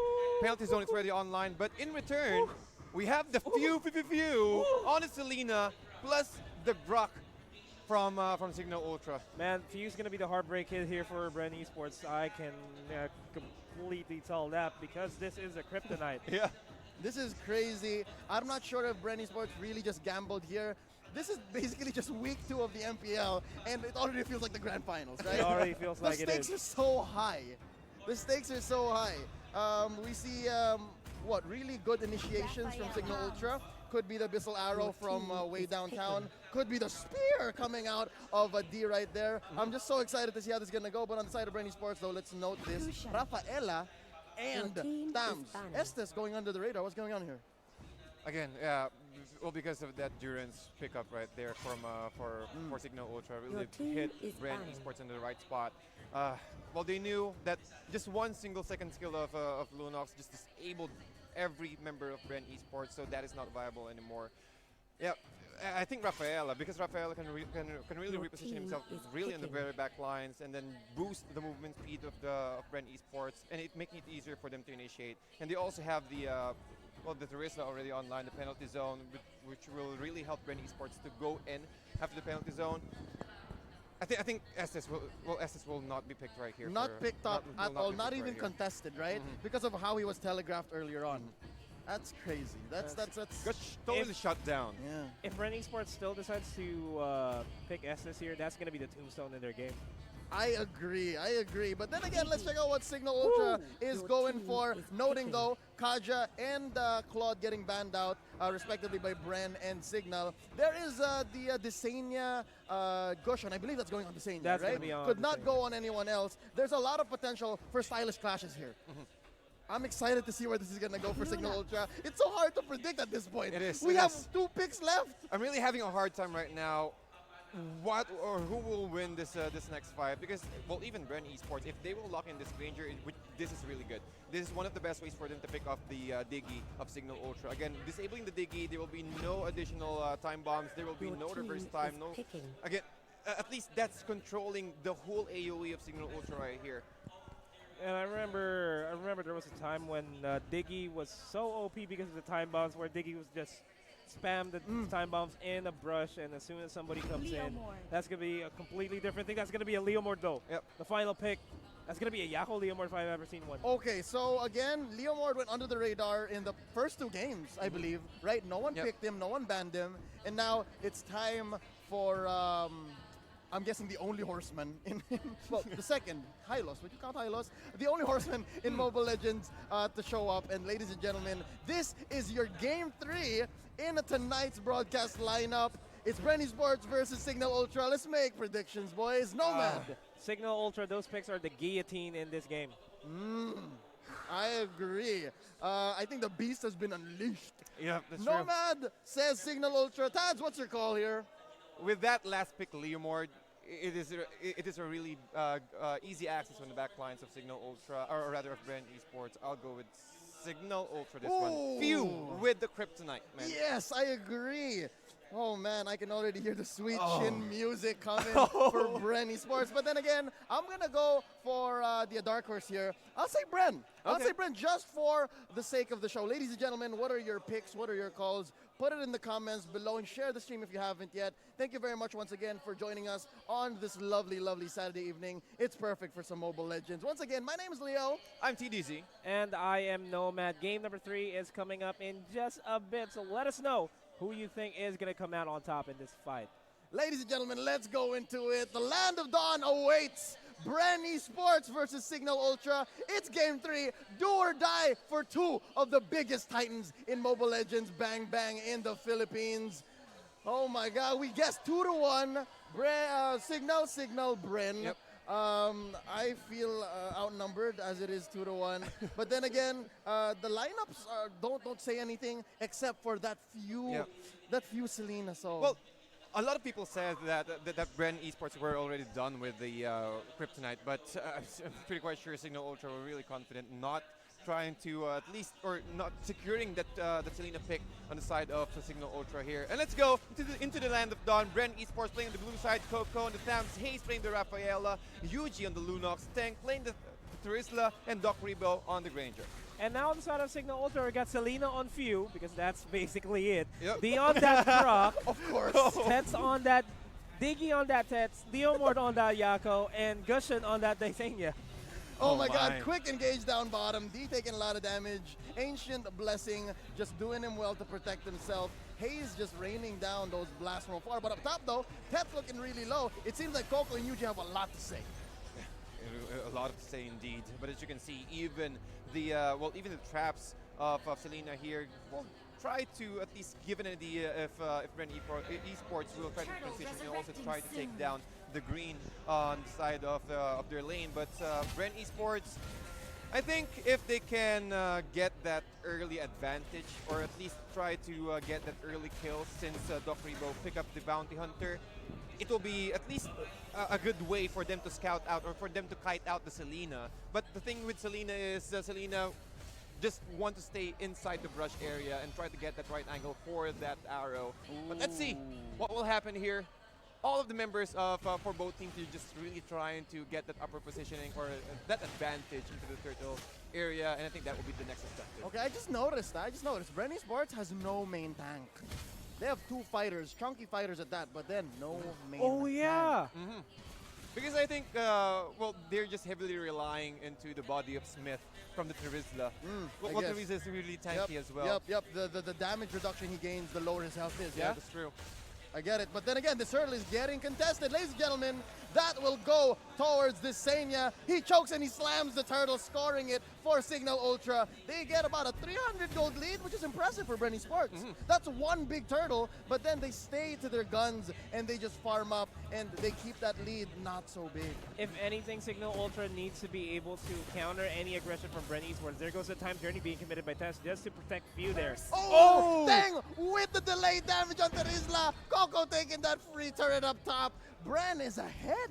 Yep, they're really ahead right now. I really think because of this Terizla, and there's a reason why Terizla was always almost always getting banned right here because of the penalty zone, and also with strike right that delayed damage. It will not really force a lot of ultimates, especially the times journey from Tets here, and that really not change a little bit of fact that Bren Esports is already ahead in terms of the net worth and also in terms of the map control on the side of Cignal Ultra. Daggers being thrown out here by Desenia, trying to dwindle down the HPs. Zentanga's going to go down by the hands of Desenia there, but at the same time, Yuji going to go ahead to kill down D there. At the same time, Yako going to go for Hayes and Rebo all at the same time. Rebo dropping things with low on HP, but Yako's overstaying his welcome. That turret hit is going to be more than enough to secure the kill. And thanks to Hayes, Abyssal Arrow's not going to be connecting onto UG. They're going to be backing off. Right now, there's no signs of any cripples across the face. Look at things, sneaky. Oh yeah. He's deep. What was he doing behind? Just cutting off the lane? Just cutting out the lane, and then he will try to join the fight because with that, at least it will be easier for him to rotate. It will force at least one member of Cignal Ultra to defend the top lane. Quick rotation by Teng from 12 to 6. He is going to catch up to this fight. Time journey pop by Tets. And they are going to reset here. I don't know what Coco's thinking. Oh, I'm sorry, that's Coco. Yep, that's Coco. That's not Teng, that's Coco. It's really easy for you to push out a lane, especially uncontested with Tams. Yeah. But right now, it's trying to take up Few. Few needs to run away though, and also with the block from the Grok, trying to at least hold down, try to buy a little bit more time for Cignal Ultra, try to burst out Coco, but Coco is way too tanky. Popping that Cotter Inferno, throwing out the sights to get a little faster. He did what he could. He's fine. For sure, but the next objective will be the Turtle. Bren Esports getting an upper hand when it comes to positional advantage, and they might be successful to take this one out. Wow, Bren just taking objectives on the map left and right. This is quite the blowout. They're not going to stop right now. Again, with this Terizla pick. Well, you don't really need to have a tank with Terizla. Again, just one penalty zone. It's an automatic. Cignal Ultra will be forced to get out of the penalty zone. They cannot afford to stay inside. With the Chaos Assault damage from UG, it's way too much. I agree. And yeah, basically with the penalty zone, let's talk about that again. UG, the nerf on Lunox's movement speed is nothing anymore. Yep, penalty zone be sucking people in. Just one genius wand rather will solve that nerf for this Lunox. Check it out though, Desenia picking up the necklace of the runs, not even picking up any other core items first. It looks like Rafaela's heals will be moot. Yep, with that game 2 earlier. The damages are just way too much. A Spinaroonie coming in from Grok is more than enough to dwindle down the HP. That is a 1-for-2 trade. And it is going to be a huge handicap on the side of Bren Esports if they decide to go for another fight here. 10 seconds in the sidelines for this Rafaela. They need to do something fast. They need to do something fast. Few trying. Desanya! Almost there. Overcommitment. Few might get punished here as well. He just hit his Blessing of the Moon God. Not available for the next few seconds, but Garot, easy escape. But at least, Cignal Ultra, they don't want to overextend. Desanya is on the lead right now, 2-1-1, but with that kill, at least trying to buy a little bit more time for Bren Esports. And he also lacks damage because of the Necklace Durance pickup. Yeah, so again, let's check it out. Bren Esports has been winning on the map. They've been taking more towers. It's 2-0, and of course they've taken the Turtle and other camps due to how mobile they are. So yeah, 5 times they've killed the members of Cignal Ultra to be able to make these objectives work for them. But then again, we're still pretty close to equilibrium here. 19,000 to 17,000. How could this turn? You think we're gonna have to wait for Lord? I feel like the Lord is going to be a viable objective for both of these guys to be able to edge out fights here, to be completely honest. Yep, they need to find that perfect opportunity, right, to cash in, to be able to say, you know what, we're going to switch here. Penalty zone onto 2 members. Yako taking a lot of damage. Slain by UG. Mage Dad is going to go down. Desenia taking revenge in just the nick of time. D here blocking the way of Coco. But he's going to get punched and hit by the Counter Inferno. But then the blessing is going to make him chunkier. The tank walks away. This might just be the money in the bank here for Bren Esports. They're slowly... look at Desanya. Can he TP in? The Rhapsody! He doesn't, and Coco just continues the job like it's no one's business, and he's gonna try to push once more. It doesn't matter if he's gonna go home. He's still gonna be taken out here by Bren Esports. Another objective has been taken out. Bren Esports taking every objective at all. Again, it's a topsy-turvy game. Game 1, side of Bren, Cignal Ultra for Game 2, but Bren Esports right now, no touch turrets for Bren Esports. Really, Cignal Ultra having a very difficult time. That's true, no touch turrets, but it's not a total stomp either, right? They've been trading left and right, so Bren Esports are taking casualties here. So again, Cignal Ultra's not out, not out. They haven't gone for the 1-2-3 here. The core's still standing. Yep.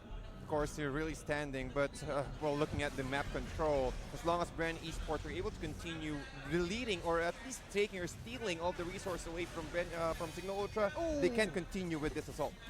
Doc taking a lot of damage from those traps. He is going to come in, maybe get some lifesteal off of these hits, but they are going to force the rest of Cignal Ultra to retreat. Visual Arrow connects. Haze needs to play carefully though. Power of Nature being charged up. Well, Doc Prebo as well with the Rhapsody. I think that should be enough. With a turtle buff, he should be able to delete Tets with just one death of, that's Sonata, but they're just waiting for the right moment. Now the creeps are already coming in, tier 2 is already exposed, they can try to go ahead and initiate, but also, well, I think it's just one of the best ways for them to control, but the real objective will be the Lord here for both teams. Desenia dealing a lot of damage onto Coco. Few throwing out that arrow. D, wild charge, spear into a wall. He finds himself in trouble. Coco popping the Contract Inferno, trying to trap D. The Rock is trapped between himself and a hard place. He's gonna bite the dust. D going down. Coco says, "You're welcome." You're welcome indeed. And that's the bottom line. That's the bottom line there. Bren Esports is gonna have the huge advantage here in this game. Wow. And well, with that, Bren Esports will now try to take out the Lord. And looking at the positioning here, Tang will just hide between or inside the brush area. They will try to at least try to contest this Lord here. But Desanya taking a lot of damage. Even just one case assault. Tets will go down. Again, another case assault right there. But Yaku will try to get that revenge kill. He will be successful to do so. But Bren Esports, one-to-one exchange. Still, the real objective will be this Lord.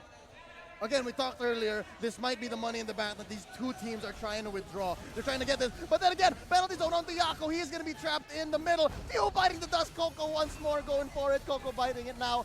Due to Desenia and Haze as well, it's just Tang and Doc Ribo left. They are going to go for it, marching towards victory as D and Yako try to walk away like nothing happened. The problem I'm seeing here for Cignal Ultra is that they don't have a dedicated stunner here.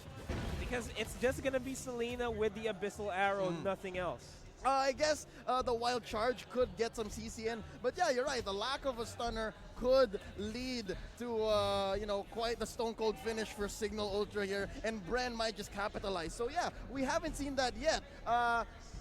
We just got a note here. No towers for Cignal just yet, and we are already 12 minutes almost into the game. Yeah, I'm just going to say, though, that Tang is kind of looking like the rattlesnake here in this fight because he's been in almost every single engagement in this game. All his penalty zones have been on point. It's like they're trapped in a hell in a cell. Ooh, I will have to agree. Ladies and gentlemen, this is quite the game. I can't call it just yet. Even though Bren Esports is dominating the map, there are no more outer turrets for Cignal Ultra, but they still manage to somehow make it work. Oh, wow. Really making it work right here for Bren Esports. I think this next fight will most probably just turn the tide right here. This Cignal Ultra really need to take this Lord, or at least get this Lord, try to buy a little bit more time for them to farm. But look at the current scenario here, a little bit of power charge or power of nature here on D, trying to at least control the HP regeneration on members of Bren Esports. There goes a stun onto Teresa, but no follow through. The arrows are finally connecting. The people's arrows are finally connecting. Ooh. But no follow throughs. No follow through indeed. D trying to just There's another one. the members of Bren Esports. They are not going to have any of it as Teng and Coco just stand strong. Oh, wow. Oh, Few might get caught on here. He will be punished. Oh my goodness. Even Yaku committing his Phantom Steed. But they knew, Bren Esports knew that the Phantom is already committed. They can fight right now inside, trapping inside the penalty zone. Yaku with additional movement speed, slowing him down with Coco. But the damage not enough though. Again, the real objective here for both teams is this floor. As you can see, they're not trying to force this tier 3 tower objective. They need to get this Lord ASAP. This is quite ironic because I said there are no main tanks on Bren Esports, but Coco and Teng are able to act like shields. It's ridiculous. It's really ridiculous right here. It really depends on the position, but Hey is able to take another one. Bren Esports, Coco. Oh, Teng. Oh, man.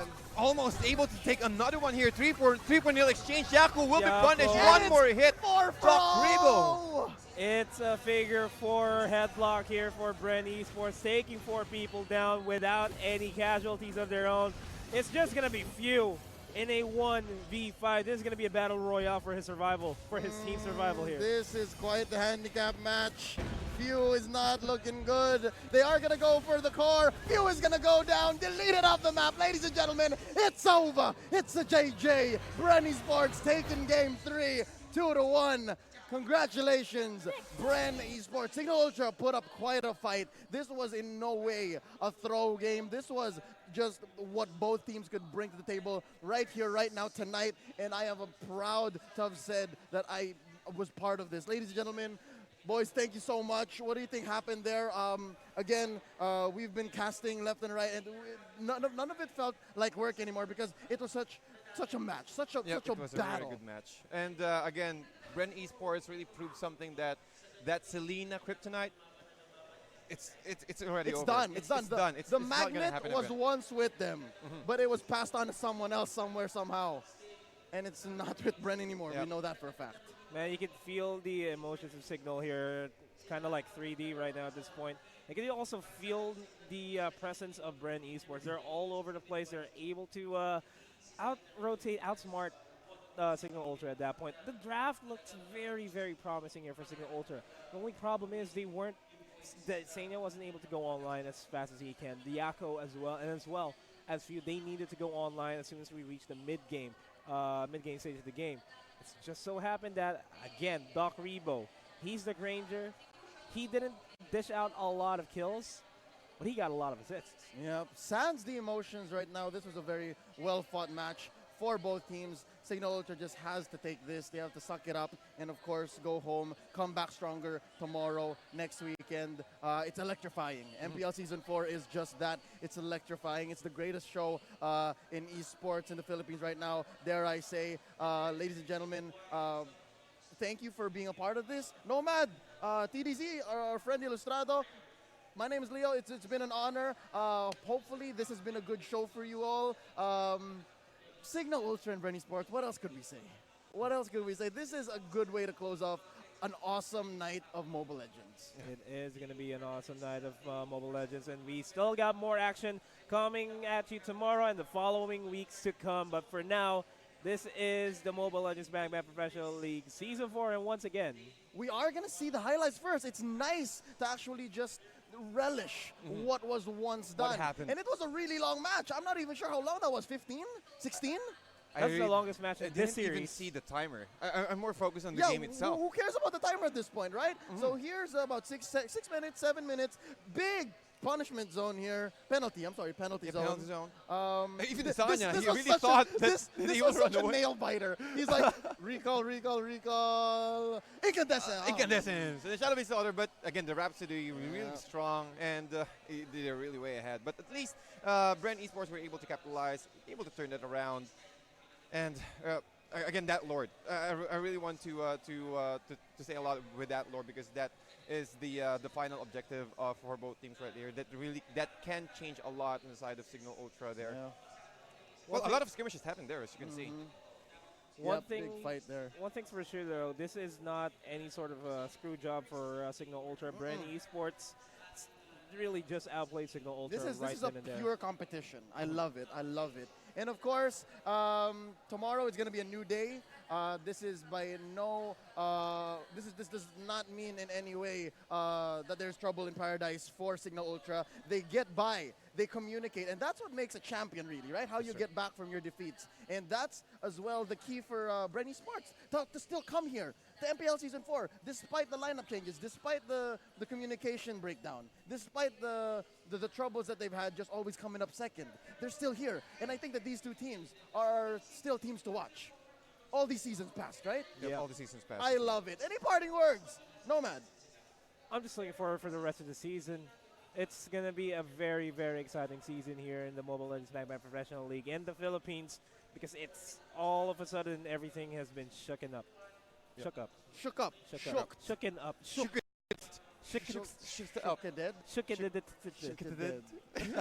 TDZ, any last words? But for me, yeah, again, well, we are seeing this Mobile Legends Bang evolution right here. Even the newcomers, even the new teams really flexing their muscles up. I think we are seeing all teams are able to adapt to the meta, and we've seen how they can counter the meta. So again, a lot of things can happen, a lot of things can brew up. But as long as you can get back from that defeat again from Cignal Ultra, that should be okay. Sans these two teams here, Bren Esports and Cignal Ultra, are there any other teams you guys would suggest and say people should watch out for? You know, teams who have the potential to say, this is my yard. Who else would that be for you? I'm still an ArkAngel fanboy, so I'm still going to stick with ArkAngel. ArkAngel. TDZ? I'll go with ONIC-PH. ONIC-PH. Okay, I was going to say ONIC-PH, but then again, I'm a sucker for new teams, so I'll just say Geek Fam, right? Watch out for Geek Fam. Ladies and gentlemen, it has been an honor to have brought this broadcast to you guys live from the MPL Season 4 studios. We have to see more of your faces live, at least, very soon. Once again, my name's Leo. I'm TDZ. And I am Nomad. Thank you and good night. We'll see you tomorrow.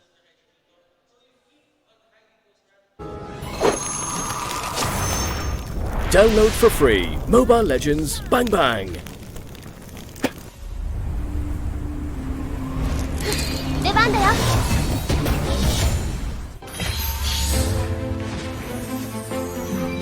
The dance of the swans is so graceful and charming.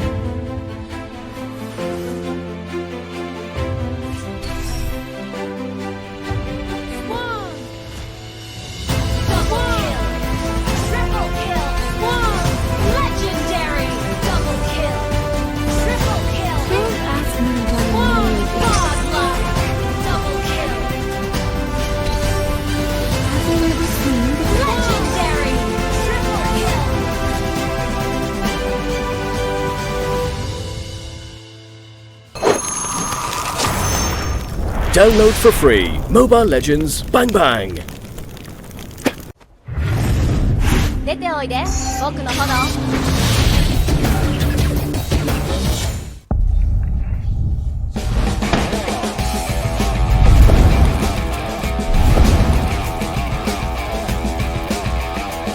俺一人で十分だ。いずれみんな死ぬんですよ。出番だよ。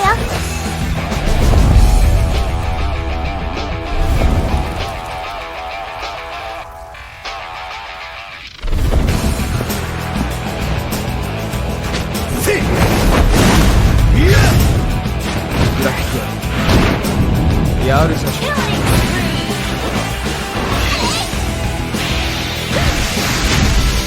いくよ。Double kill. Impossible.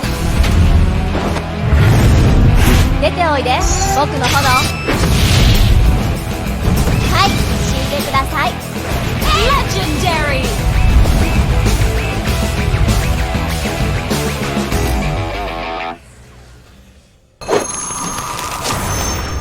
Download for free Mobile Legends Bang Bang.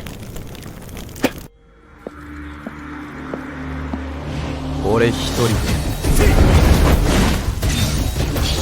十分だ。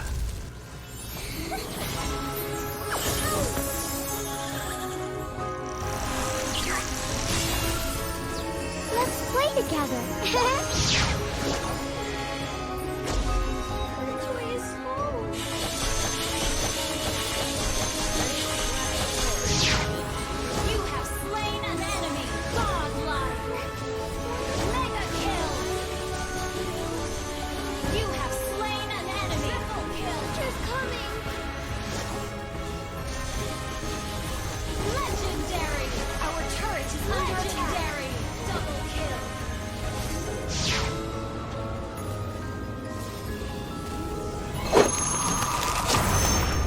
Download for free Mobile Legends Bang Bang.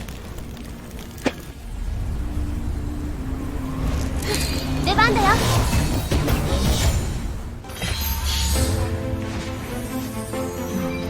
The dance of the swans is so graceful and charming.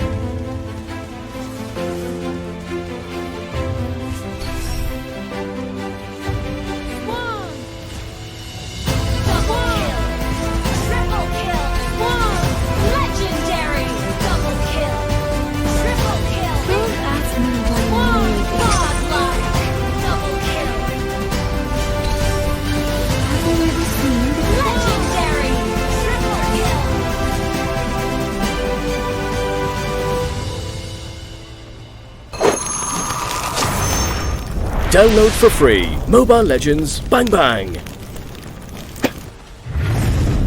出ておいで、僕の炎。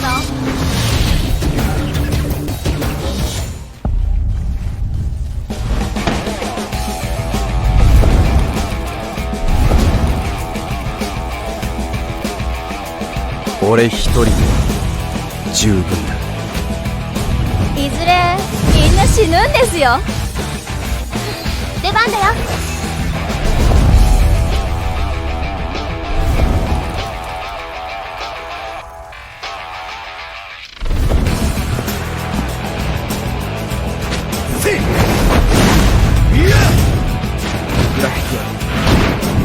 やるぞ。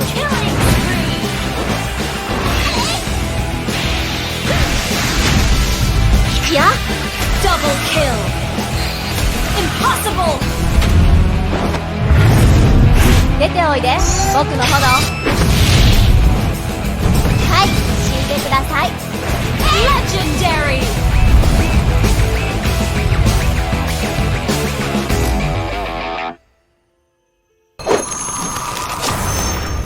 Download for free Mobile Legends Bang Bang. 俺一人で十分だ。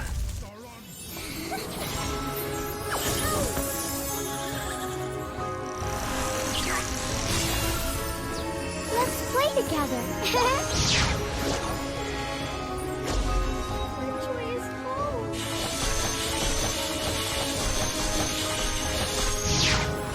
You have slain an enemy. Godlike.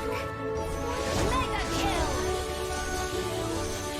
You have slain an enemy. Triple kill. She's coming.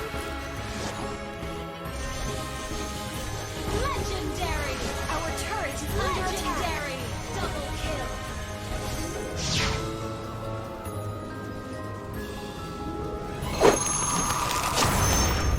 Download for free Mobile Legends Bang Bang. 出番だよ。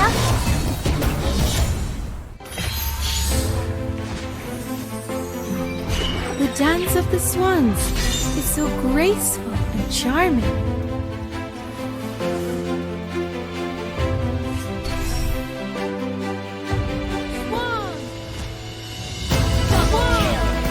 Triple kill.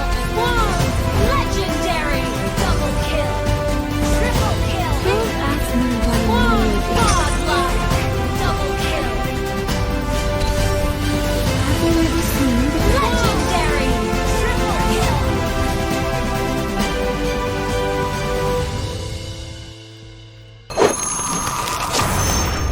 Download for free Mobile Legends Bang Bang. 出ておいで、僕の炎。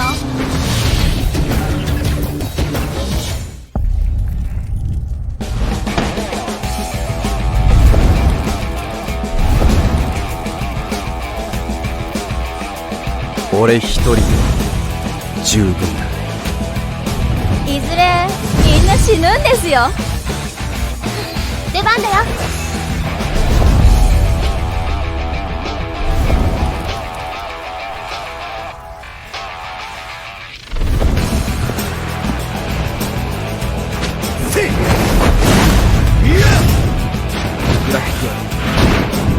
やるぞ。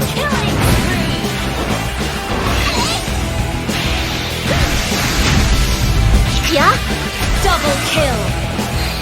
Impossible. 出ておいで、僕の炎。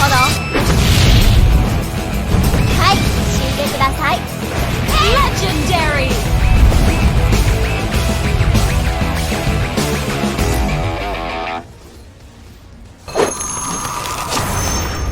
Download for free Mobile Legends Bang Bang. 俺一人で十分だ。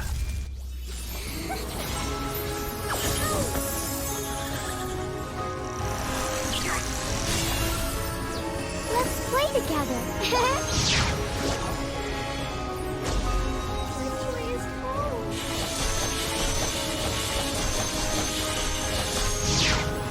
You have slain an enemy. Godlike. Mega kill. You have slain an enemy. Triple kill. Just coming. Legendary. Our turret is legendary. Double kill.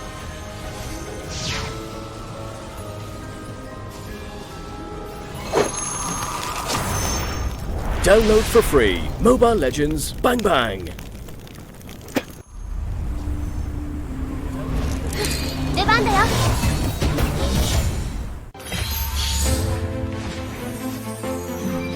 The dance of the swans is so graceful and charming.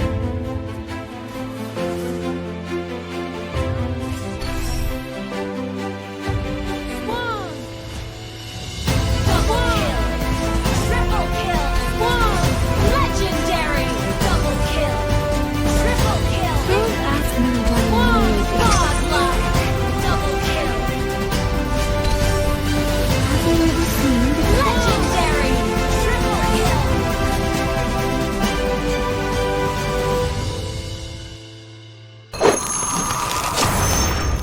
Download for free Mobile Legends Bang Bang. 出ておいで、僕の炎。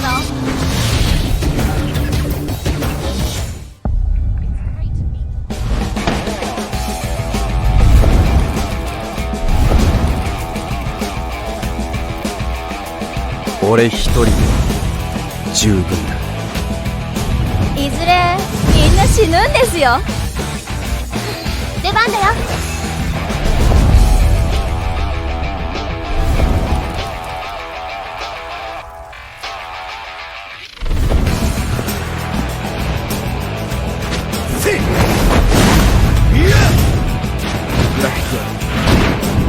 やるじゃん。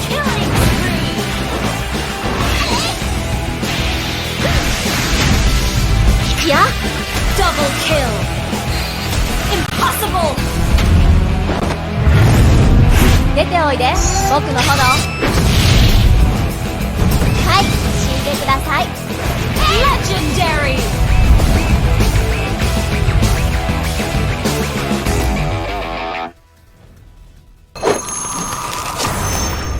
Download for free Mobile Legends Bang Bang. 俺一人で十分だ。